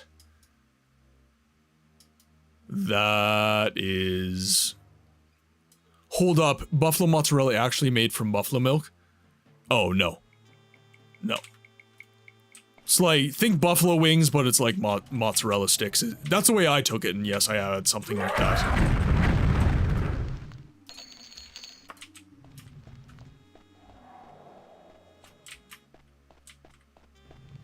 Laundry is done, time to get dinner cooked. What's for dinner, Neil?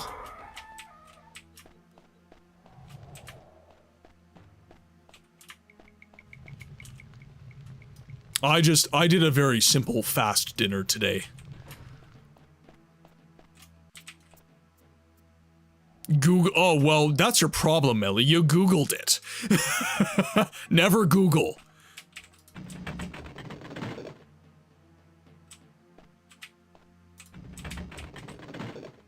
Interesting.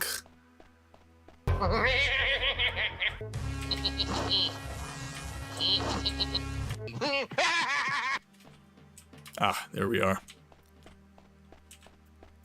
Okay. Tuna. Ooh, that sounds good. That does sound yummy.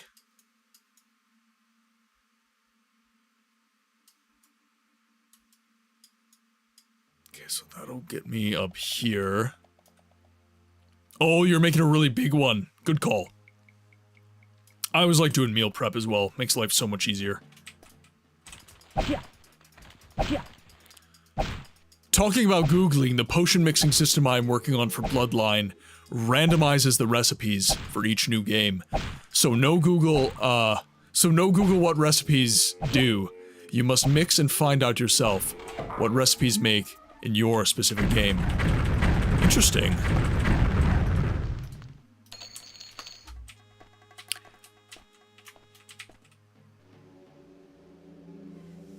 I like spaghetti $1 million bake with cottage cheese inside the middle layers. You guys are making me cry in Can't Have Dairy. I miss legit cheese so much. Okay, they're dead and I didn't kill them, so something very shitty is nearby. Ah, and there he is. Whoo, bamboozled again. I don't know, games where potions aren't labeled just make me not want to use potions.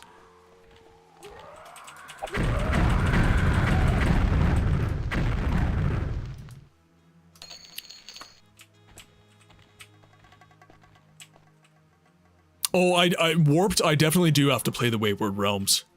That is something I'm looking really forward to, the Wayward Realms. That's one of the reasons when the father of Elder Scrolls passed on, I got really worried about the Wayward Realms because I heard that he was. It's not the lactose. I've had lactose free and it still does me in. So there's something else going on. What I've been told is that I cannot digest the protein. So there's A1 and A2 protein within dairy, and apparently it's one of those that's causing my issues.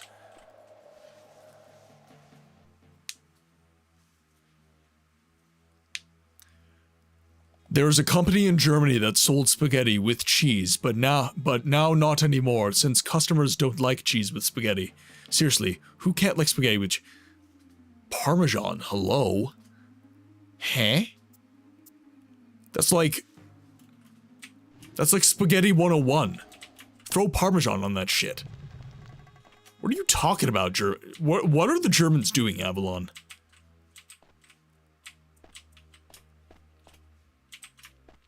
I don't know them anymore.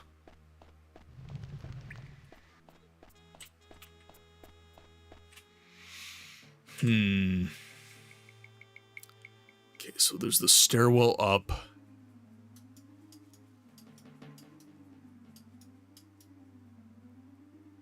Okay, I haven't been that way or that way.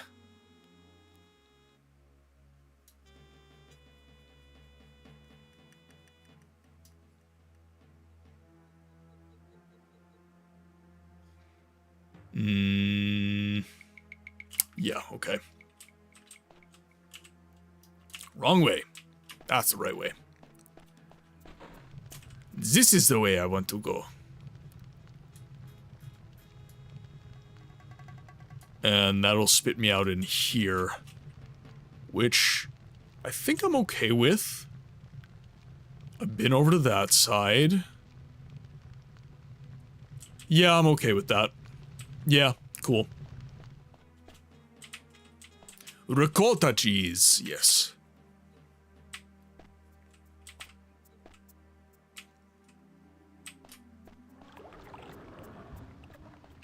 I'm actually getting more and more into cooking from scratch. I've been making my own pizza for a while now. You can use mozzarella, string cheese rolled into the crust for a makeshift stuffed crust. That sounds really good. That's, Miss Books and I have done that every now and again. And every single time we make our own pizza, we comment on how we should do this more often. And we never do. We really do need to, though. Huh.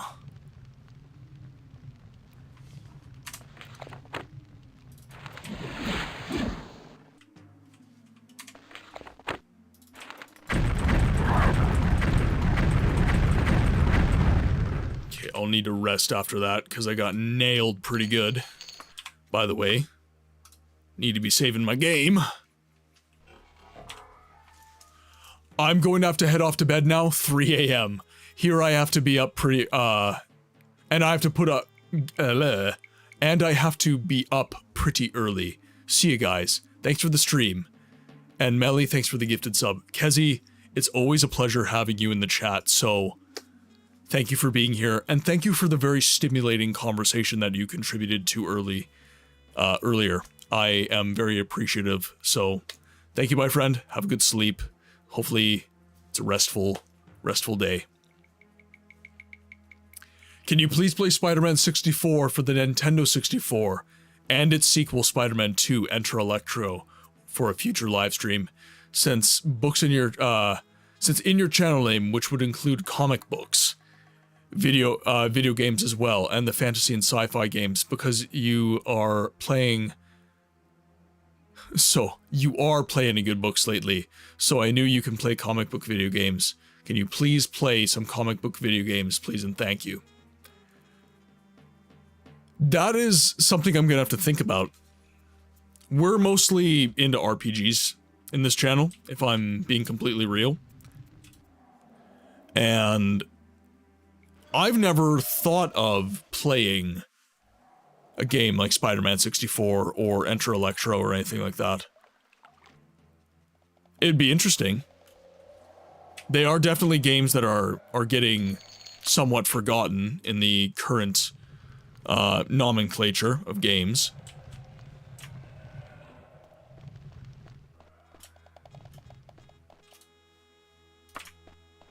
Yeah, I'll have to ponder that one, K-Solo. But what about the 9 alignment system? GPT, I'm not sure what you... So are you talking about the 9 divines from the Elder Scrolls? So at the start of the game, you normally select for one divine that you identify with a little bit more. And the one I picked, I believe, was Akatosh, the divine of time.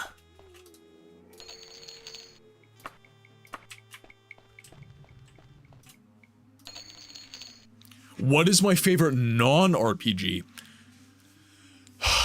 Warped, could you be a little more specific? If I had to be general, Resident Evil 4. I love that game. So that is a part of the survival horror genre, although some would disagree as to how survival and horror it is these days. But Resident Evil 4 was a game that in many ways I felt I conquered. I was scared shitless of any horror anything for the longest time. And my buddy had Resident Evil 4. And I thought it was incredibly cool. I thought it was such a cool game. And I was just too much of a wuss to play it. And eventually I got up the gumption to play. And then I just did nothing but play that game. I have sunk so many hours into Resident Evil 4. Wait, I'll ask chat, okay, sounds good. Sounds good, GBT. And here I would have thought you'd say Warframe. If I'm honest, Neil, I haven't really played Warframe since you and I stopped playing. the only reason I enjoyed Warframe was because you and I played together. So, frankly speaking, after you and I stopped playing online together, I kind of just lost interest. Warframe is one of those games that I don't really find it fun unless it's with people, with community.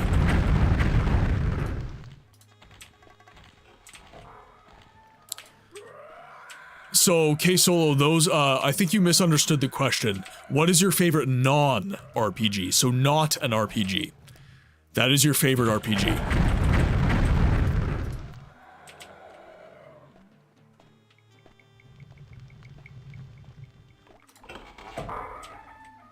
God, this dungeon never ends.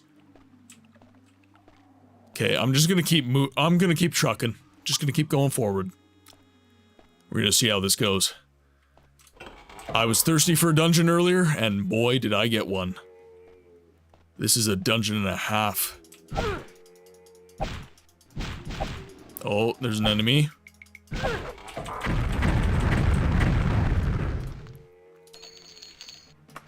Yeah, so if we're not being genre specific, what is my favorite non-art role-playing game? Probably Resident Evil 4. Probably. But if you're being genre specific, then we can have kind of a more nuanced conversation. Like, what's my favorite side scroller? What is my favorite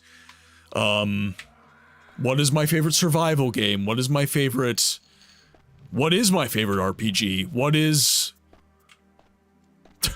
Leon? Ashley. Shut the fuck up, Ashley. Aliens Dark Descent. Good choice.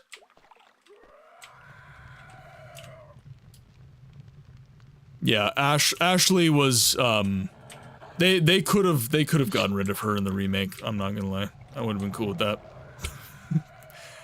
What is your favorite game that we've played together?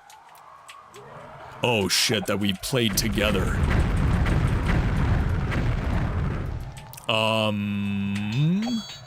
Favorite game that I've played with Neil. And by the way, guys, I've known Neil for a long time. Since high school.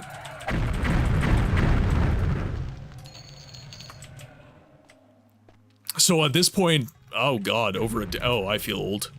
Over a decade.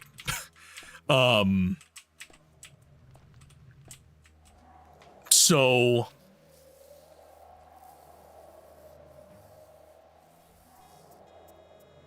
probably Warframe.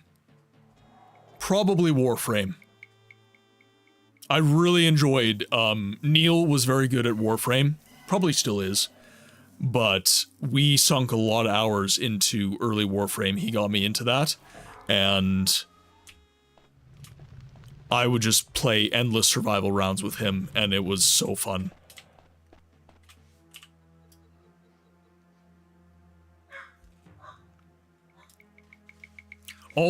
Alright, favorite real-time... Ooh. I don't know if this counts, but... Oh god,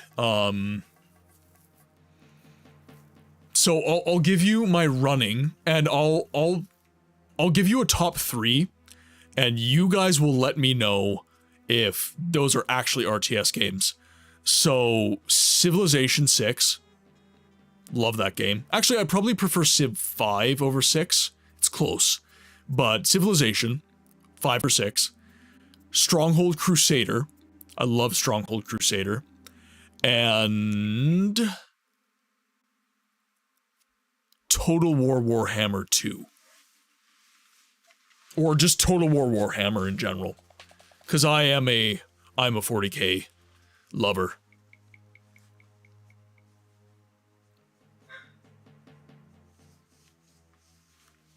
Star Wars Empire at War, yeah, that's another good one.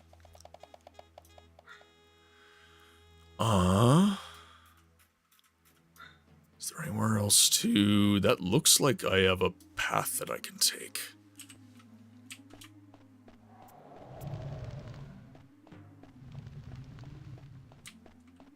Yes, there is.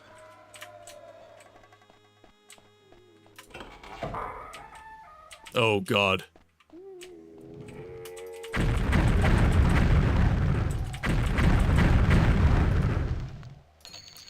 The 9 alignments blend morality, good, neutral, evil, and order. Oh, I see. So you're talking Dungeons and Dragons.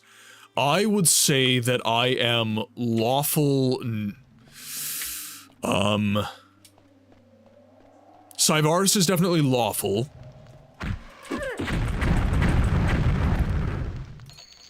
But then he's probably lawful neutral.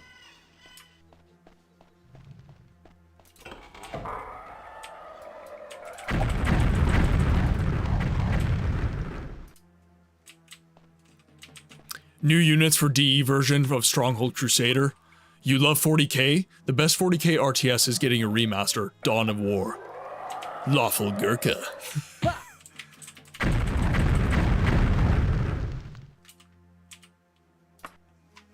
Just gonna rest here. Bedouins are new.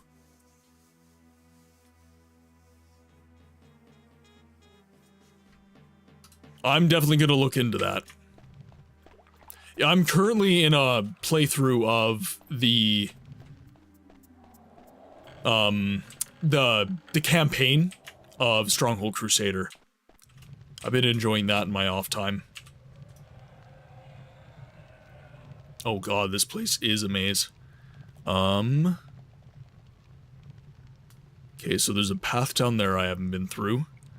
And that is a dead end. So we have a path here, and we have a path here. So I'm gonna backtrack.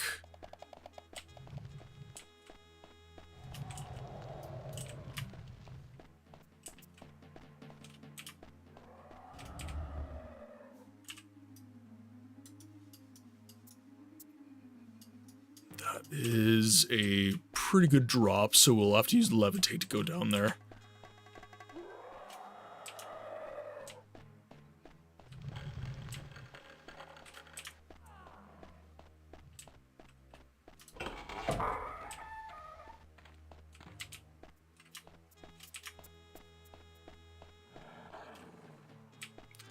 You also have auto trade now, which is such a relief. Yes, it was always awkward when you had to trade. When you had to use the market and sell literally everything because you're making too much of one resource and you're running out of another.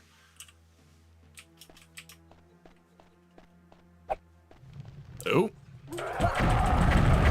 Oh, he hurts. Damn, Dark Omen, haven't heard that name in a long time. Great Warhammer Fantasy RTS. Yeah, you know, and this is one of the things that I love about this community, is we're not only recommending new games, pardon me, we're not only recommending new games for each other to enjoy, we're also reminding each other of games that we used to love. The whole point of what I'm doing here is to prevent a loss of history, a loss of good games, because even though I am devoted to forgotten games, to the voiceless games, I'm still in a situation where I forget. And we're all in a situation where we get caught up in life, stuff happens, and we forget. So it's so important, and this is where I feel like my content is vital. It is important to have content for games like this, so that we don't forget where we've come from as gamers. Okay, so that's a path down.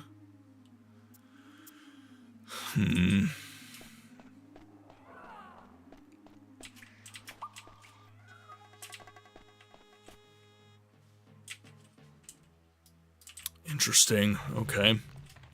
You know a voiceless game that I had growing up on the Super Nintendo? I think you'd be able to give it a good showcase. Okay. Give her. Ads in 5 minutes, by the way, people. Just be aware we do. Your vampire lips won't touch my neck. But oh my god. Yeah, there we go. Sure, why not? Oh! When was my last save? Shit. Alright. Oh, I was here. Damn it. No bueno. Yeah, it could be worse. Could be much worse, actually. Okay, just don't fall. Whatever you do, do not fall.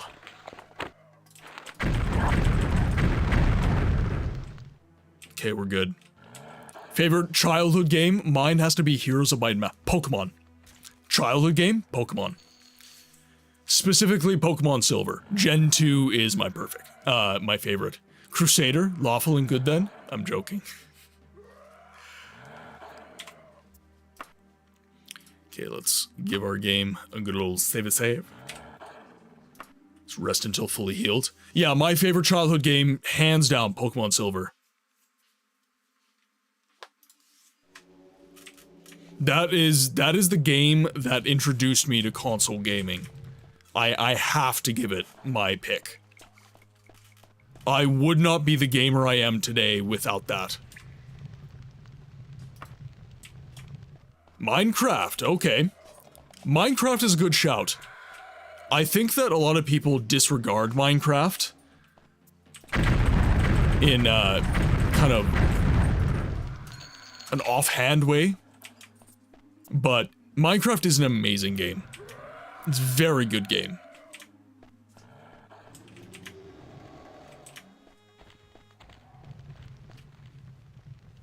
Super Metroid was my favorite early childhood game. Also a very good shout. Siege of Avalon, of course Siege of Avalon's a good shout. Dark Messiah of yep. Love me some Dark Messiah. I mean, my first game was Street Fighter and Super Street Fighter on Nintendo. I never got super into fighting games.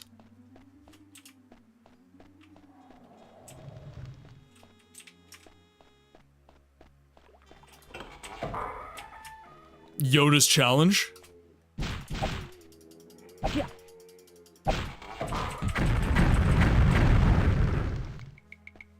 Give myself a little heal here.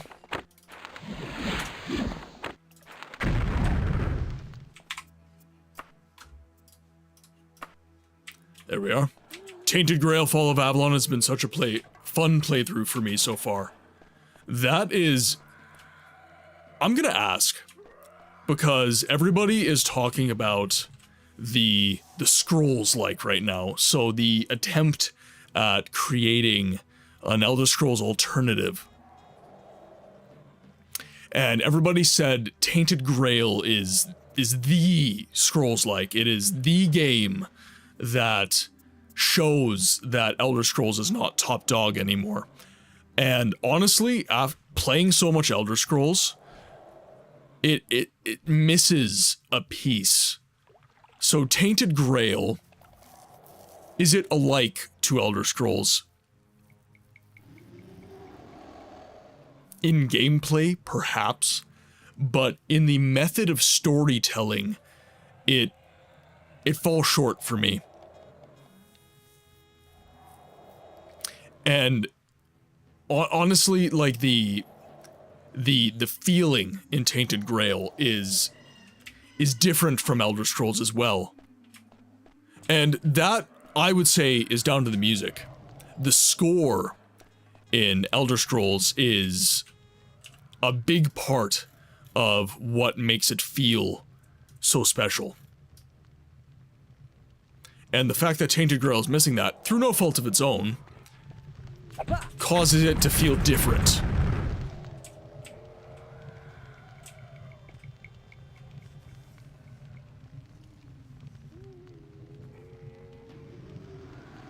Who knows? Who knows, Avalon? But that's why we need to preserve what was, and we need to embrace what is to come. I think that's really important.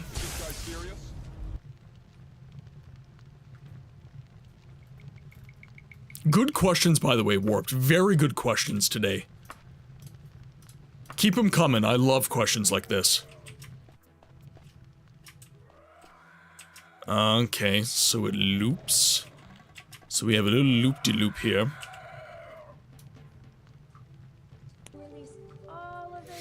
That's actually a good idea. Thank you, B. This chair sucks. Oh, ow, ow, ow. Oh, that's actually making me lightheaded. How am I supposed to eat this pizza without my drink? Thank you very much.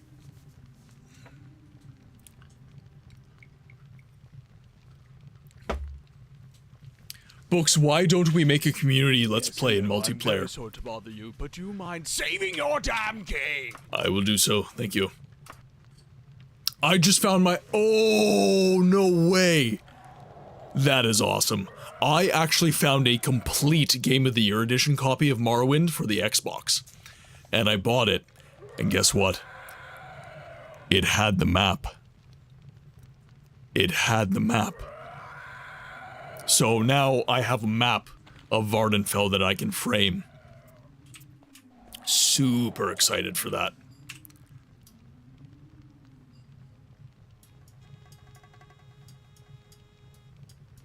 Interesting. So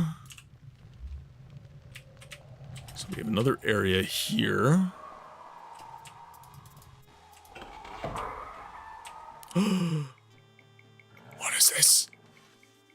The bit of Tainted Grail I played made me feel more like it was a dark and ominous older brother of Yes! It felt too... Elder Scrolls never feels dark. Even though many times it is, it never feels dark. It never feels sinister and ominous. The Morrowind map poster is glorious. Yeah, yep. I'm so happy I found it. Complete with the Oh, that's so good. Spell absorption. Oh, dude, it is. It's so overpowered.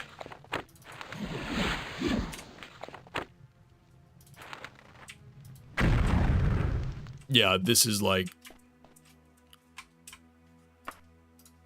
This is totally broken. Totally broken.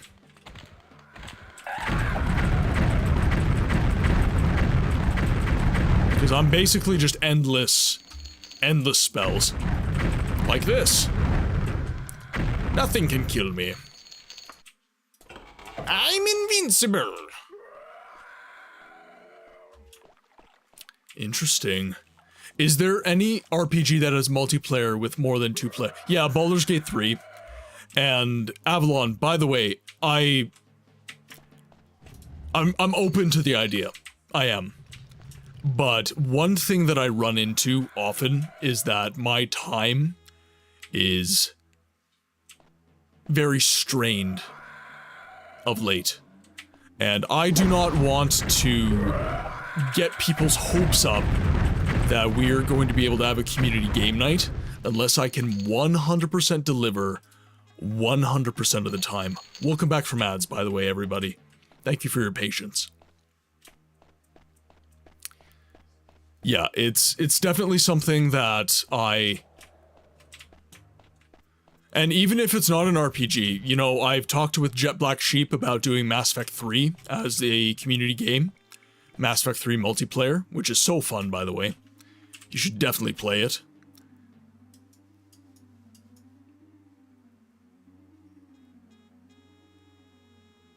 Interesting, okay.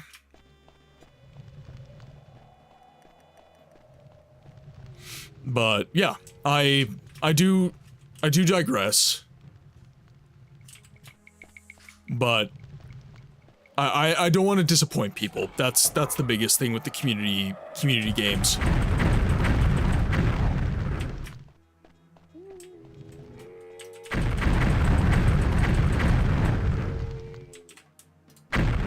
Oh, whoops. Hate to kick a woman while she's down. Sometimes you gotta do what you gotta do.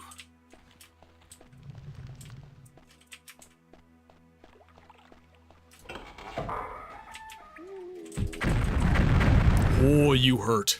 Like, bad.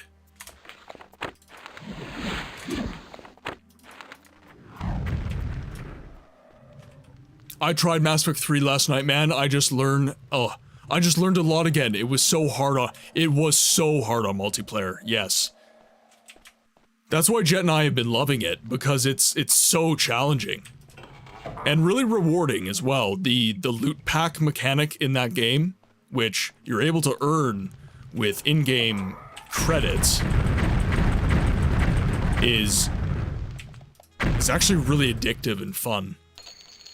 And it's rewarded by gameplay, which is what's important to me.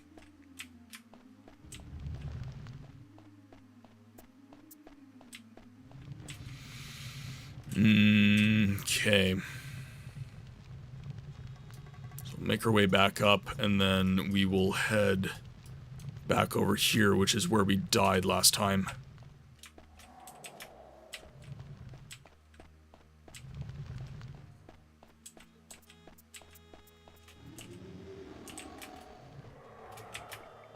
Okay, there's a dead end.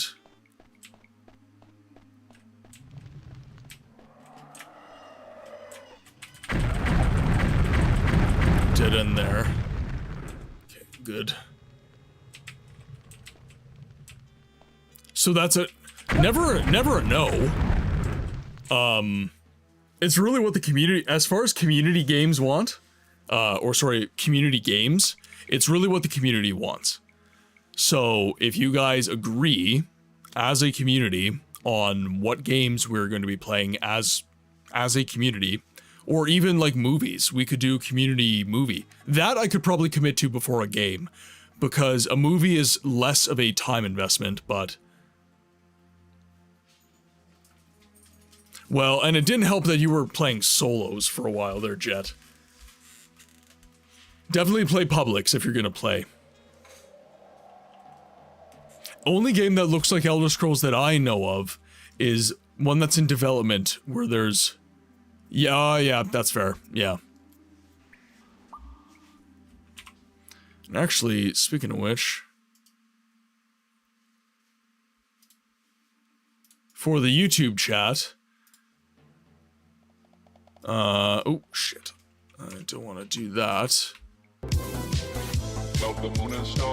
Ogre, welcome in. Raiders, this is the stream of the raids today. Alright, chat, you know what to do. I'm just giving YouTube chat the Discord link. But please, a warm welcome for the Ogre Trials Unlimited. My friends, welcome in. We're just gonna wait for Dagoth to shut the hell up. Could I please get one of the mods to give a shout out to Ogre Trials Unlimited? I'm a god. How can you kill a god? Shame on you. I'm gonna get some water because I'm about to talk a whole bunch more. I'm a god. I'm a god. Alright, let's talk to the Raiders. Raiders, welcome in to the game library, where we give a voice to the voiceless games. My name is Martin. In this community, we focus on story-driven, obscure games that don't have the voice that they should. So, we play these older games, and then most of them have little to no voice acting, so the voice, that's me. I do a little bit of voice acting in these older games to make them a little bit more interesting and a little bit more consumable for the modern viewer. Ogre, you are continuing your playthrough of Baldur's Gate. How have you been enjoying it? I confess, I haven't played Baldur's Gate in far too long. It is a good time, but it's been a while. I have got a lot of joy out of watching you and Bogu Bogu play those games. And by the way, my friends, if you're not following Ogre, he is a massive lover of RPGs, after my own heart, and he has been a strong supporter of the channel. So I ask that you give him some love, because that would be as giving me some love. But what'd you get up to? What were you doing? What is the current quest that you're on right now? And by the way, Raiders, we are currently playing some Elder Scrolls Chapter 2, Daggerfall today. Elder Scrolls is my favorite fantasy franchise. Not my favorite fantasy games, but as a universe, it is my favorite fantasy setting. Among Us with the community would be so fun. I agree. And as I was saying, party half full of clerics. Melly, thank you for the gifted sub to K Solo. And by the way, if you do not see chat moving and stuff, my bot is being a poo right now. And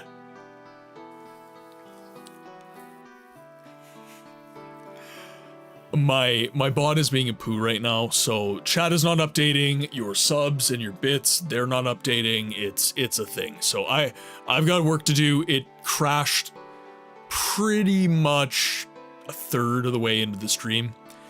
So yeah, we've been wrestling with that, but not too bad. Looking forward to Daggerfall. I wasn't sure how I would feel. The sound's not, oh my goodness. OBS.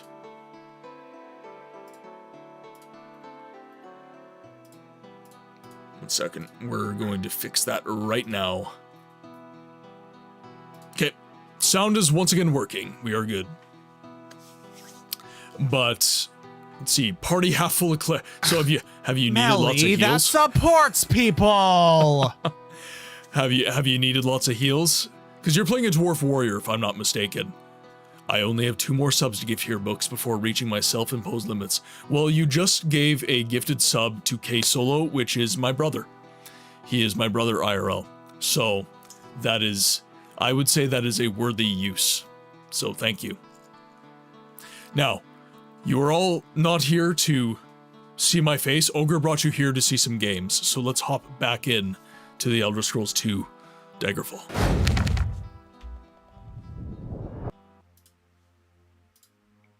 And we're just gonna switch so there's no echo when you guys use your redeems. Thought he needed one considering? Absolutely. Absolutely. Welcome, moon and star. Come to me through fire and Chat, you know what to do. come ne'er afar. By the way, Raiders, whenever the Dagoth Wave plays, we dance. Lay down your weapon. It is not too late for my mercy. Come and look upon my heart. We've turned Dagothar into a complete and utter meme. I have no idea where I'm going. I'm getting very turned around. No, we're in a good spot. Okay. I like clerics as casters in general, versatile, tanky, so someone said, why not 3? That is fair. Wouldn't be my first choice, but it is fair. Show us your dick! Well, Raiders, now you know what my community's like.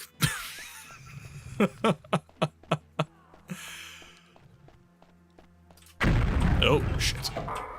That's not the cast I wanted to use.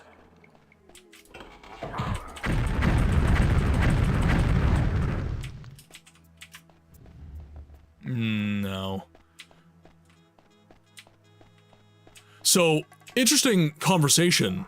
So, Ogre and chat, by the way, and Raiders, by the way, what is your favorite class in RPGs? Not the Dagoth lasagna. Oh my god, you're tanking. Good lord. Come on. Okay, 366 gold. I will take that level of ridiculousness for that.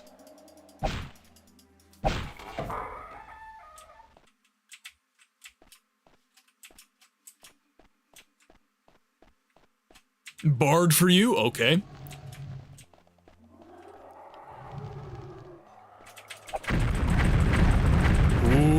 Okay. Vampires are so tanky. But they have so much gold. Maybe two-handed fighter with heavy armor, straightforward combat. Paladin. Mine would be a Gloomstalker Ranger. I am a dirty dex bitch. I love dex builds. Love the jack of all trades, master of none. Lasagna. That's fair.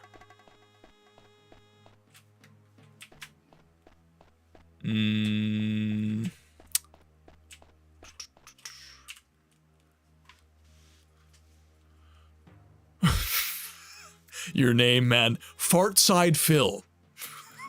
Welcome to the chat. I'm going to call you Phil.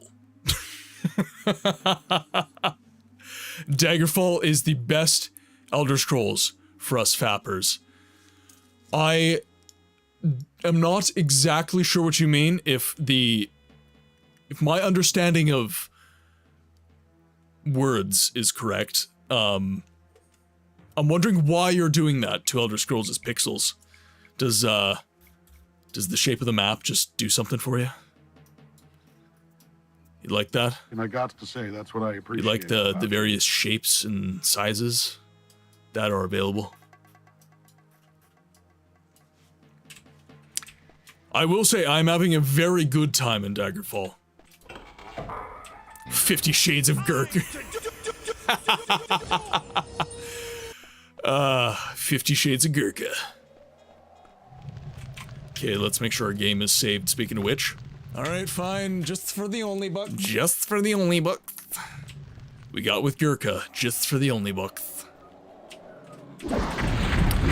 But Phil, is Daggerfall a game that you enjoy? Is it a game you love? Or...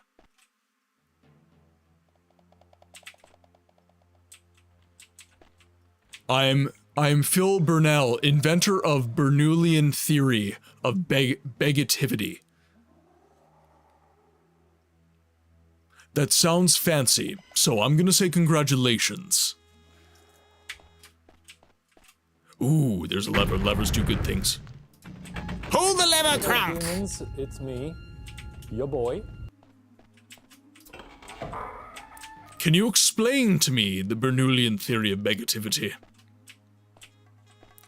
What does it do? What is it about? Alright.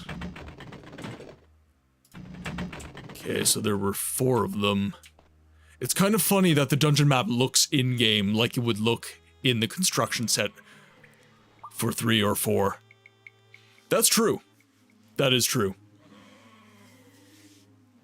Good thing about the game is the combat. You can even kick the opponent among other blows, unlike Skyrim's, which is very good, very simple. Yeah, Daggerfall is a game that... it doesn't click right away, but when it does click, my god. You can do nothing but play it. You love it. And for me, I've reached that point. Daggerfall has clicked. I am... oh, male vampire. Ancient vampire. Magic. Magic. I think I know what the switches are for. Okay, let's play around with switches, chat. See what we have to do here.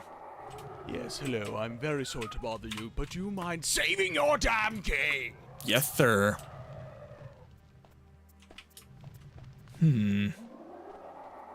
Interesting. Okay.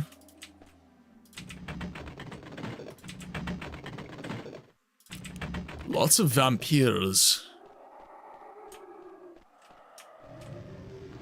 Ah. Alright. How am I supposed to eat this pizza without my drink? Oh, you're talking about Avowed. Yeah. I was hoping for so much more from that game. Oh, alrighty, you magnificent librarians. I hope that you have yourselves a wonderful night. I hope you have yourself a fabulous dream. Catch you. B, thank you so much for being here. I appreciate your presence as always.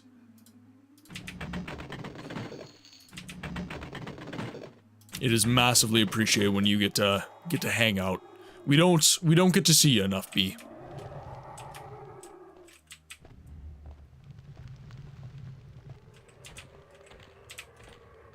I forgot how brutal Morrowind can be. Oh, Morrowind is... yeah, Morrowind's ridiculous. I'm actually so overpowered right now that Morrowind doesn't even feel hard. See if that does anything.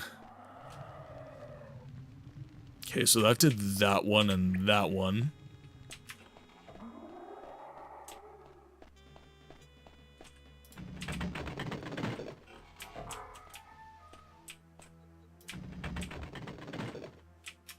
See what that does.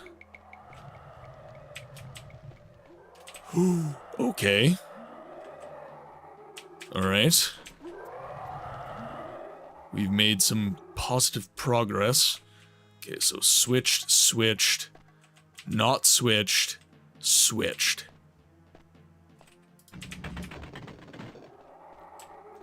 Let's see.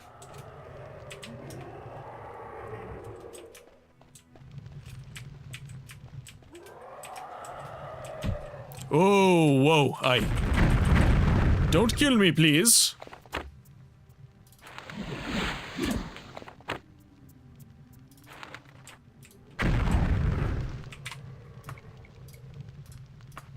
Okay.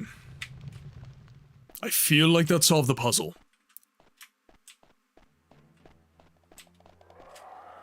I feel like we are now in better shape.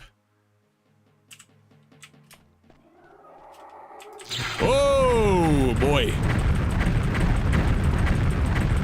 Infinite mana! Ooh, that's so much gold. Ah, okay, perfect.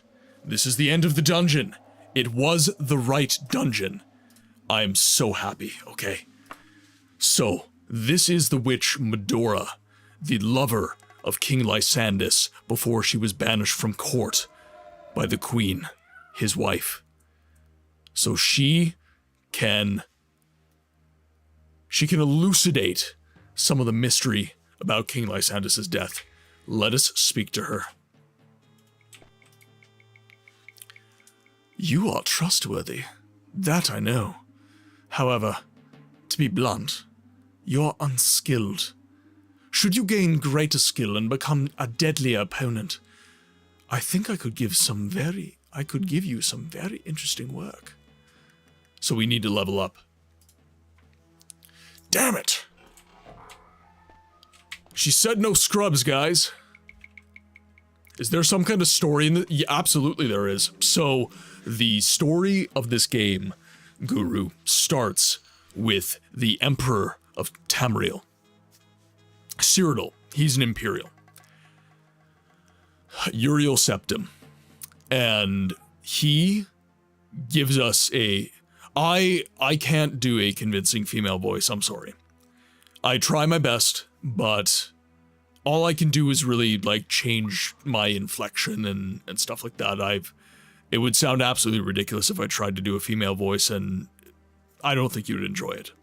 But the story of the game is you start with Emperor Uriel Septim, and he gives you this quest. I'm on a mission from the Emperor to investigate the shade of King Lysandus. His spirit has been haunting the city of Daggerfall. The Emperor himself has charged me with the duty of laying his ghost to rest. There is also the minor matter of a letter he sent to the Queen of Daggerfall. If I should find out what happened to the letter, he would be most appreciative. Before landing in Daggerfall, a sudden storm capsized my ship. I barely made it into the cave. So, essentially, King Lysandus' wraith is haunting his city. Yeah, excuse the gloom. The wraith of King Lysandus' ghost is haunting the city of Daggerfall at night. And our job is to find out why. And in so doing, we have discovered a very deep court intrigue that has been unfolding. And the current quest that we have right now is Medora. It was the sorcerer at court for the kingdom of Daggerfall, King Lysandus' kingdom. And it was found out from Prince Lohtun of the kingdom of Sentinel that he was having a tryst with Medora. But also, no, that was about it. That was about it. So that tryst caused the Queen of Daggerfall at the time, Lysander wife, to expel her from the kingdom and curse her.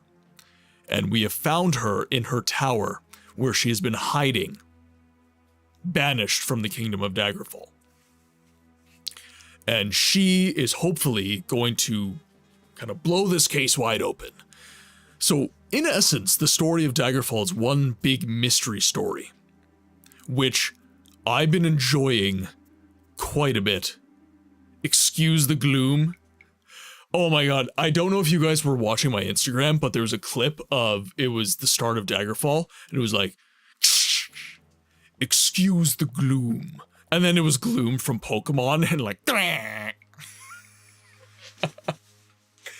I got such a kick out of that. I loved it so much.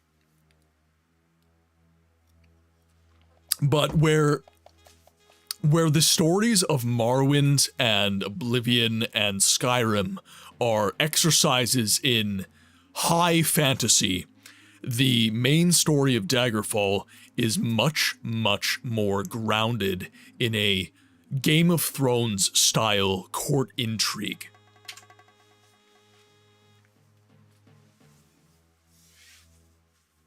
Books, do you think software like Game Ranger will keep existing in the future? I am not familiar with that software, Avalon. Could you explain what it does?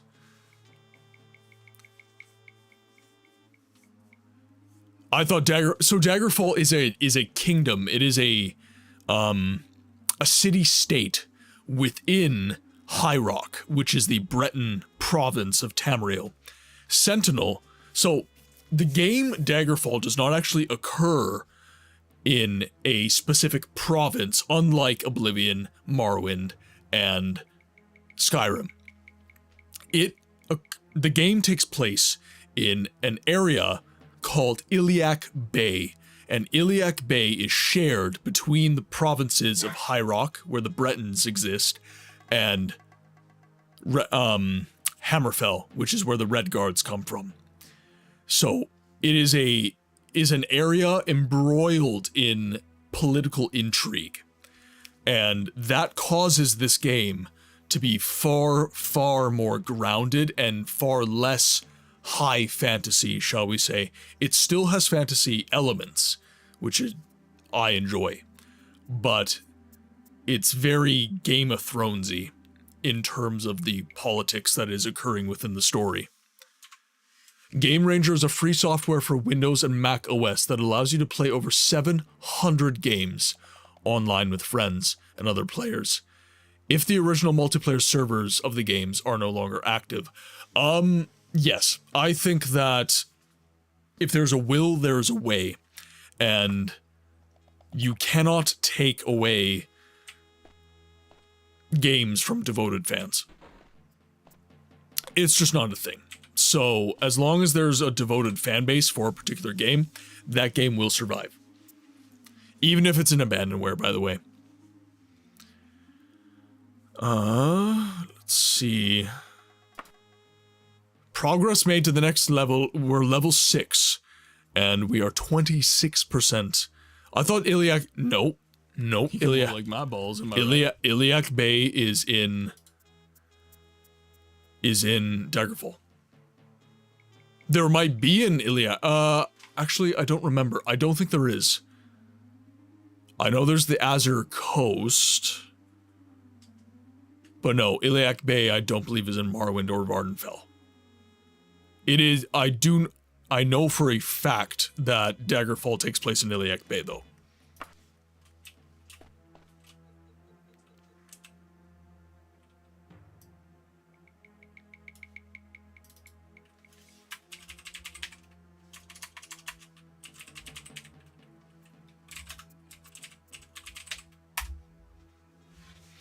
Okay, so there's Medora's Chambers. I must have a... Yeah.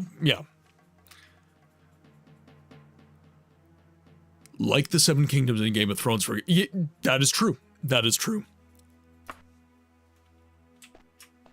And I actually don't remember if this came out before the first Game of Thrones book. I'm Bugacrabol, and I say you better buy a goddamn book. And right away, damn. Melly, thank you so much for the sub. Guru, please be sure to give a thank you to Melly for her generosity. You think you can buy me with promises of power and glory? Do you really think... Okay, I'll do it. 68. Melly's almost tapped out. Melly has set an artificial limit on herself where she can only donate 69 gifted subs to a particular channel. And she has almost done so on our channel.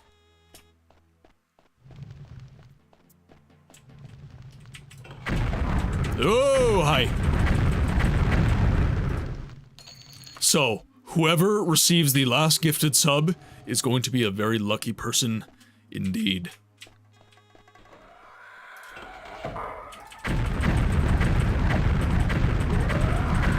Come on.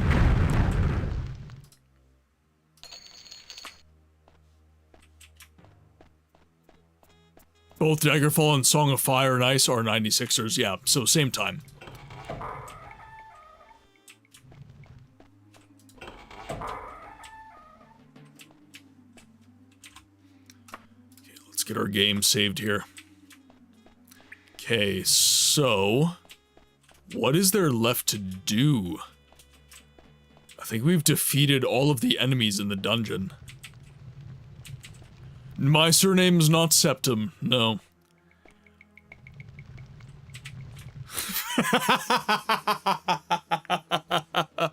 Melly. You. Gift a sub to yourself. Treat yourself.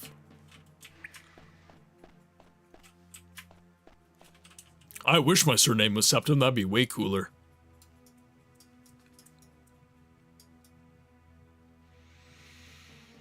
Okay,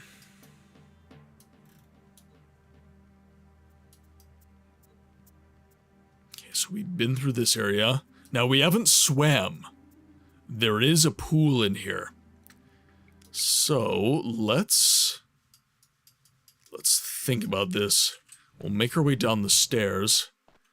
There might be some enemies. Now, is it enough to get us all the way to the next level? Probably not, but it'll get us closer, and that is what matters. I'm not sure what level I have to be in order to... Because I'm level 6 right now, and normally they expect you to be one level stronger than you are. But I'm uncertain as to her particular intention.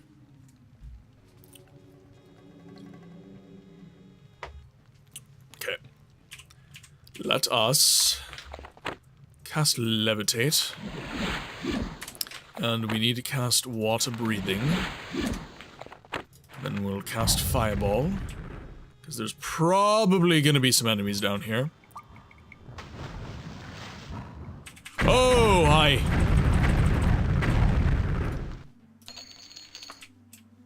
We do not like the Drow.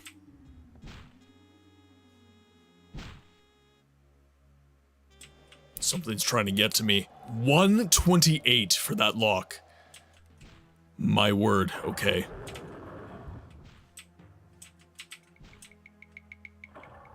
Okay, something really wants to get to me. This is a magically held lock. Another dead Drow.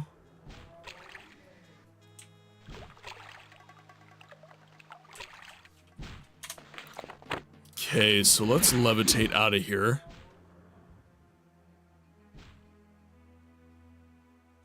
Does anyone know about a game that has dungeons and companions that you travel with and some RPG elements? I actually got turned on to, it's an older game. It's like if Diablo and Fable had a baby. It's called Fate. Look it up on Steam or GOG. I think that fits a bill for you.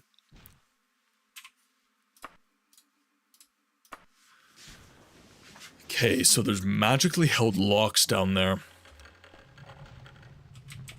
there's an altar here.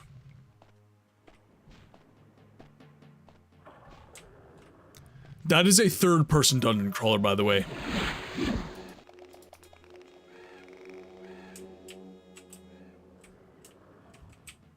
So... I pressed that too much. Ultima's a very good shout. Ultima's definitely a very good shout. Could also be third person, and I thought third person immediately because Avalon really likes Siege of Avalon. Who would have thunk it?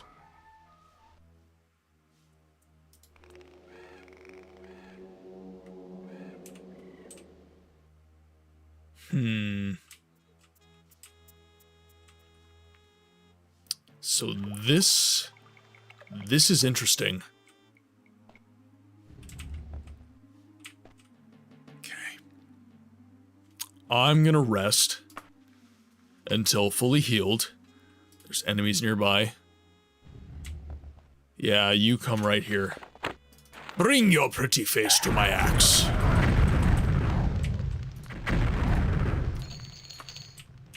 I'm gonna get weighed down by all this.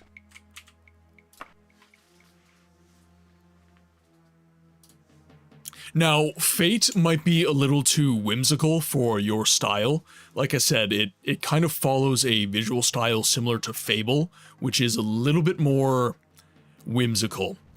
If that's not your thing, Fate won't be your thing, but I've been having a good time with it. I've been having some fun. It's kind of a good... It's a good mindless dungeon crawler in the same way that Diablo is, but it does have some RPG mechanics. Legend of Grimrock is a very good shout. Oh, what a game. I really, yeah.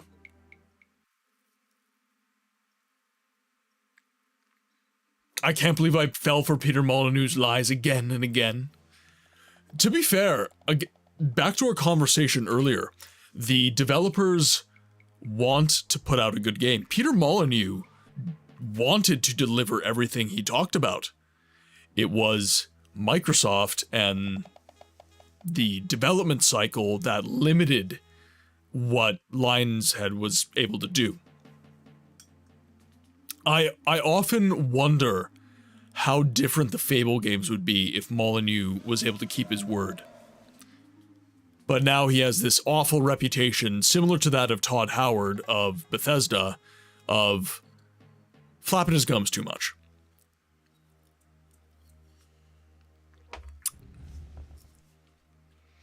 Alright, let us cast some levitate. So this is a... Oh, what the hell? Right, zombies swim. Cool. I'll add that one to the bucket list.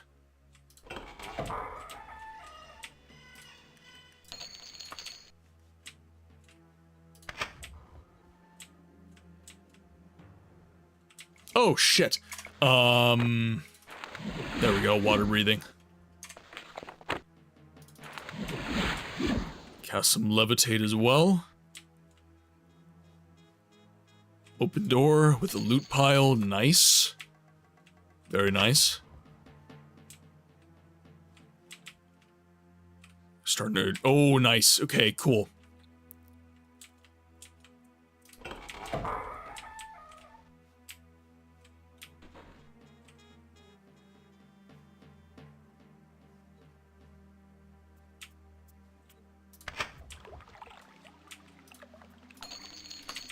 Sweet. Okay, nice. It's true, they don't need to breathe. That is true. Oh.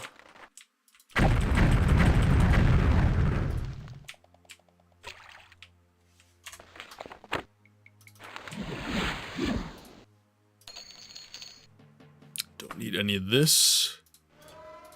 Do need the lever, though.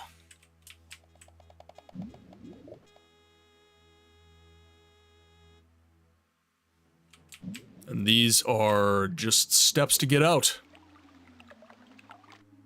Alright. So that was not everything I had hoped for, but wasn't bad. So we will save. For a second, it looked like... Ah, it's him!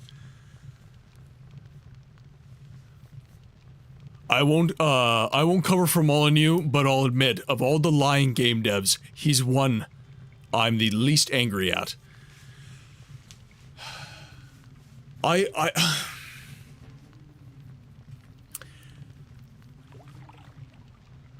How to put it? I'm not angry at Peter Molyneux. I'm definitely not angry at him. I think that he is a victim of what all creative people are a victim of, which is dreaming bigger than real life can deliver on. He thought that the Microsoft merger, the acquisition of Lionshead Studios by Microsoft, would afford him a significant amount of resources and a license to basically do whatever the hell he wanted. And while it did make Fable a better game, it turned him into something I don't think he ever intended to be, which is someone who spoke falsehoods. His only fault was dreaming too big. Quite a poetic... Yeah. His only fault was dreaming too big. And if you listen to the man talk, honestly, that's exactly how he sounds. He sounds like he's a dreamer. He loves video games in all its forms, warts and all. And he also, like, I saw an announcement for... Kezi showed me an announcement for a new game that Peter Molyneux and a bunch of the Fable devs are involved in right now. I forget what it's called. But I had to laugh because to this day, he is still trying to implement mechanics from Fable. He's still trying to make Black and White and Fable. And I have to laugh because it, like, how many times do you have to get hurt, bro? How many times do you have to have your wants, your hopes, and your dreams dashed by reality before you realize that maybe you should do something else.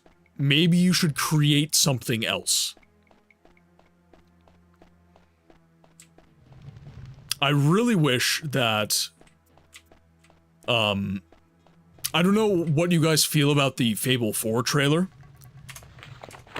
I don't know how many of you guys are invested in the Fable franchise. Okay, so we want to make our way back. Okay, so forward and then left. That takes me...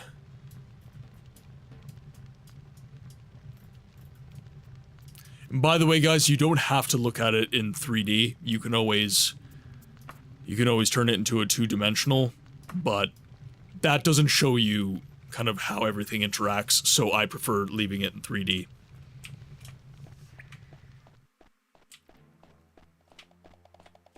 But my thoughts on Fable 4, the reboot of Fable, is it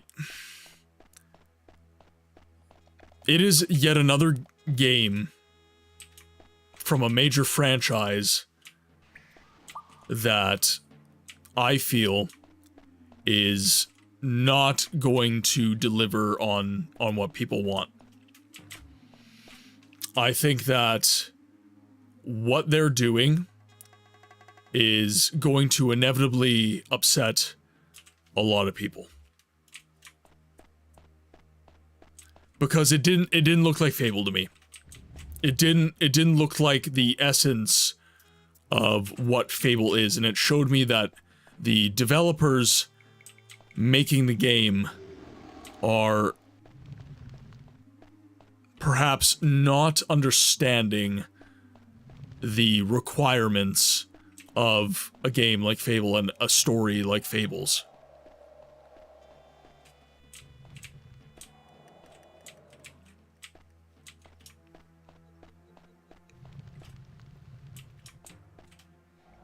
I'd be more invested if Microsoft bothered to release Fable 2 on the P.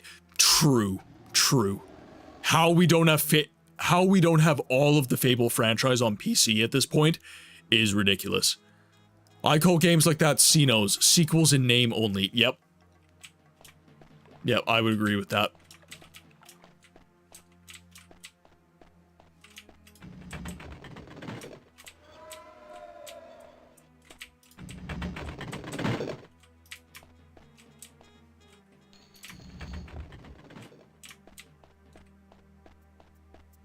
Ah, okay. Oh, that's very neat. Oh, I like that. Okay, so that lets me out. Excellent. Okay, so time for me to write some notes down. So we are in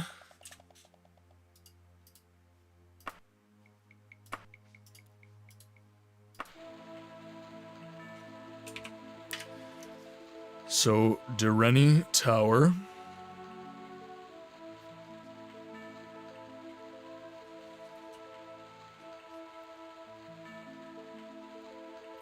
Isle of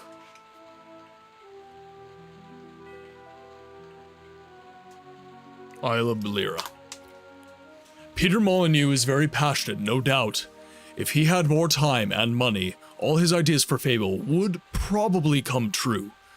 There are a lot of developers that want to keep working and keep adding stuff to their games, but the publishers are putting their foot down and saying, you need to release this game now. Fable was more than kicking chickens. I jest. Yeah, look at Chris Roberts, the man behind Wing Commander. His studio joined Microsoft and they forced him to release his game Freelancer because he kept adding more and more stuff. Now he's making Star Citizen, a game without a publisher. It's been 13 years, and his game is nowhere near complete because he kept adding more stuff to it. Yes. And I think that is down to... whether or not you have a clear vision. If you do not have a clear vision, something very lucid that you are trying to make real, you are eventually going to end up in that cycle of adding to your game constantly. I think that Peter Molyneux had a clear enough vision of what he wanted Fable to be that wouldn't have happened to him. I think I can say that with confidence, but Chris Roberts definitely proves... I take your point. I take your point, certainly.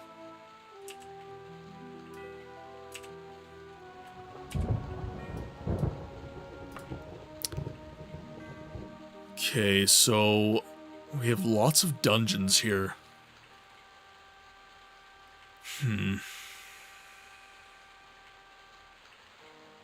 Let's go back to Daggerfall. And we're gonna sell a bunch of stuff.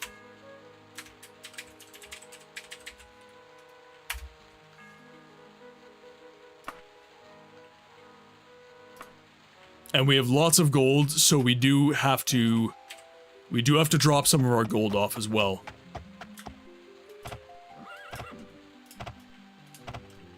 Well, and then it's interesting. So I would say that guys like Peter Molyneux and Chris Roberts have what I would define as, we all know what development hell is, right?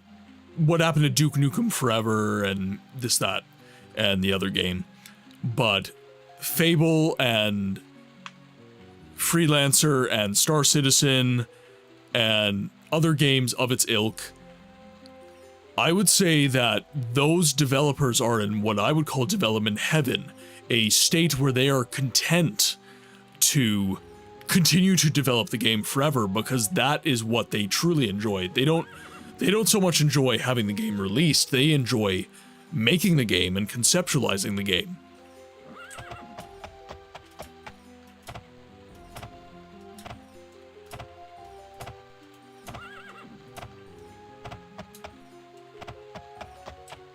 The vision is there, but it's blurry. And I'll confess to not... I was interested in Star Citizen at first, but at this point, I've moved on. I've definitely moved on. And it's a similar issue that I'm having with, say, The Elder Scrolls 6 right now. If you take too long, people are gonna move on.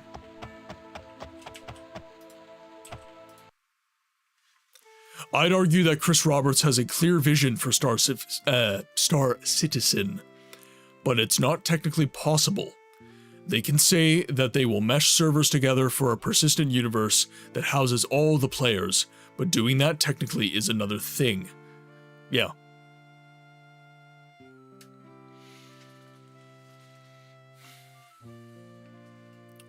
How would I clarify my thoughts on this?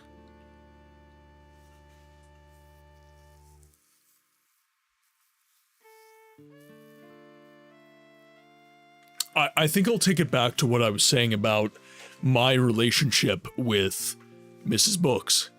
I dream big. I'm up in the clouds. I don't so much care for practicality. I like to take big swings, and I like to think of really cool things that I can do with my creativity. And Mrs. Books she owns a business. She's very creative as well, but she owns a business. So she is incredibly pragmatic in a way that I am not. And I think those two energies need each other. It's the same reason that I would argue, and by the way, this is not a political statement by me, this is merely an example. This is why different kinds of people need each other.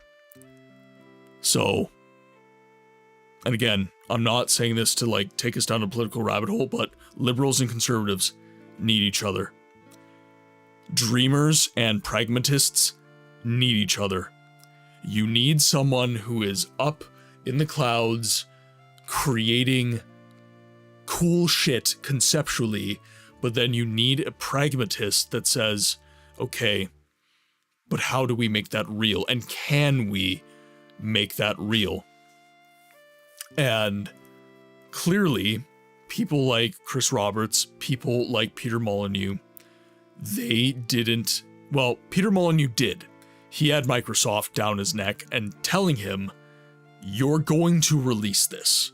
This is happening whether you like it or not, because you've dreamed a big thing, and now you need to make it real. But I don't think he had people in Lion's Head necessarily that were helping him with that. Or maybe I don't know. Maybe he did. But then you've got guys like Chris Roberts, where it's very evident that he does not have people that are pushing him in the right ways.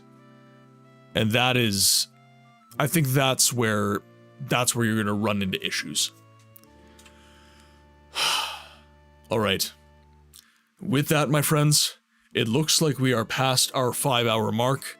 Ads will probably be trying to run soon. So, with that,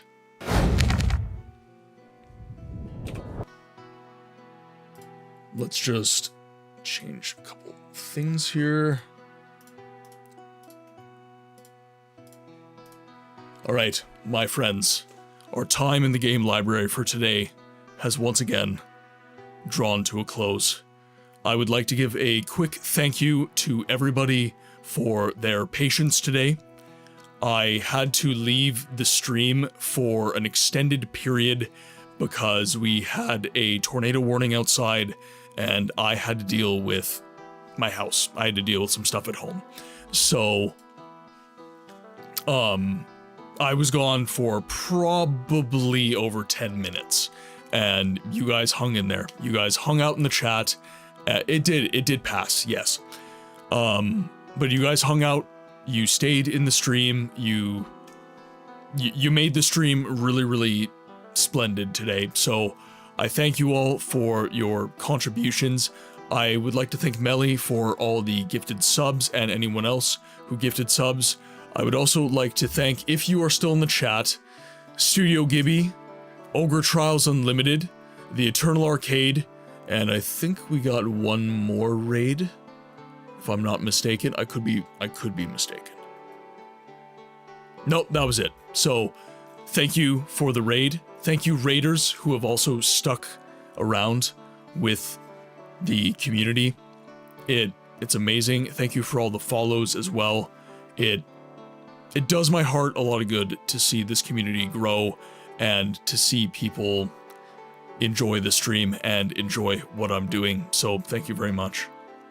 Now, if you would like to support me in other ways, obviously all of the socials are down below. I'm on Instagram, TikTok, YouTube, Twitch, and Discord.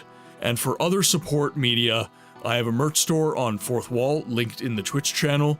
I have a donations page on Coffee, and I have a gift, I guess it's a wish list on Throne. So if you do not want to support using the conventional means of Twitch, that will be the place I need to direct you.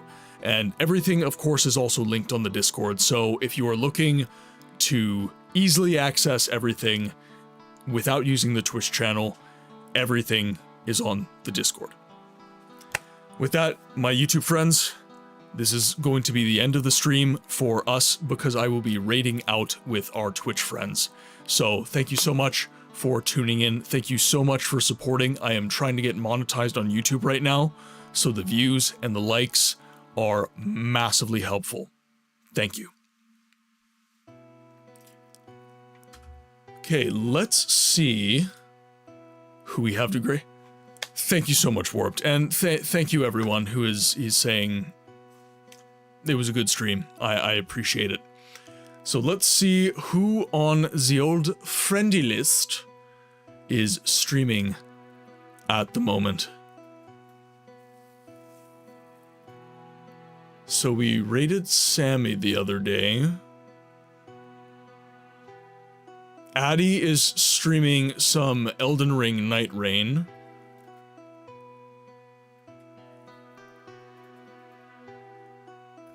Let's see, we haven't raided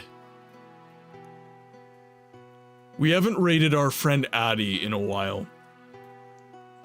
So Addy, otherwise known as the Irritable Indian, he is a fellow Canadian, and he is a fellow, shall we say, game scholar. So I really appreciate if you will join me in raiding him. He is playing some Elden Ring Night Rain at the moment. So we are going to start the raid. If you are not subscribed, there's your raid message, and if you are subscribed, there is your raid message. My friends, it has been a pleasure of a lifetime getting to stream for you all tonight. I ask that you be well, and I'll see you on the next one.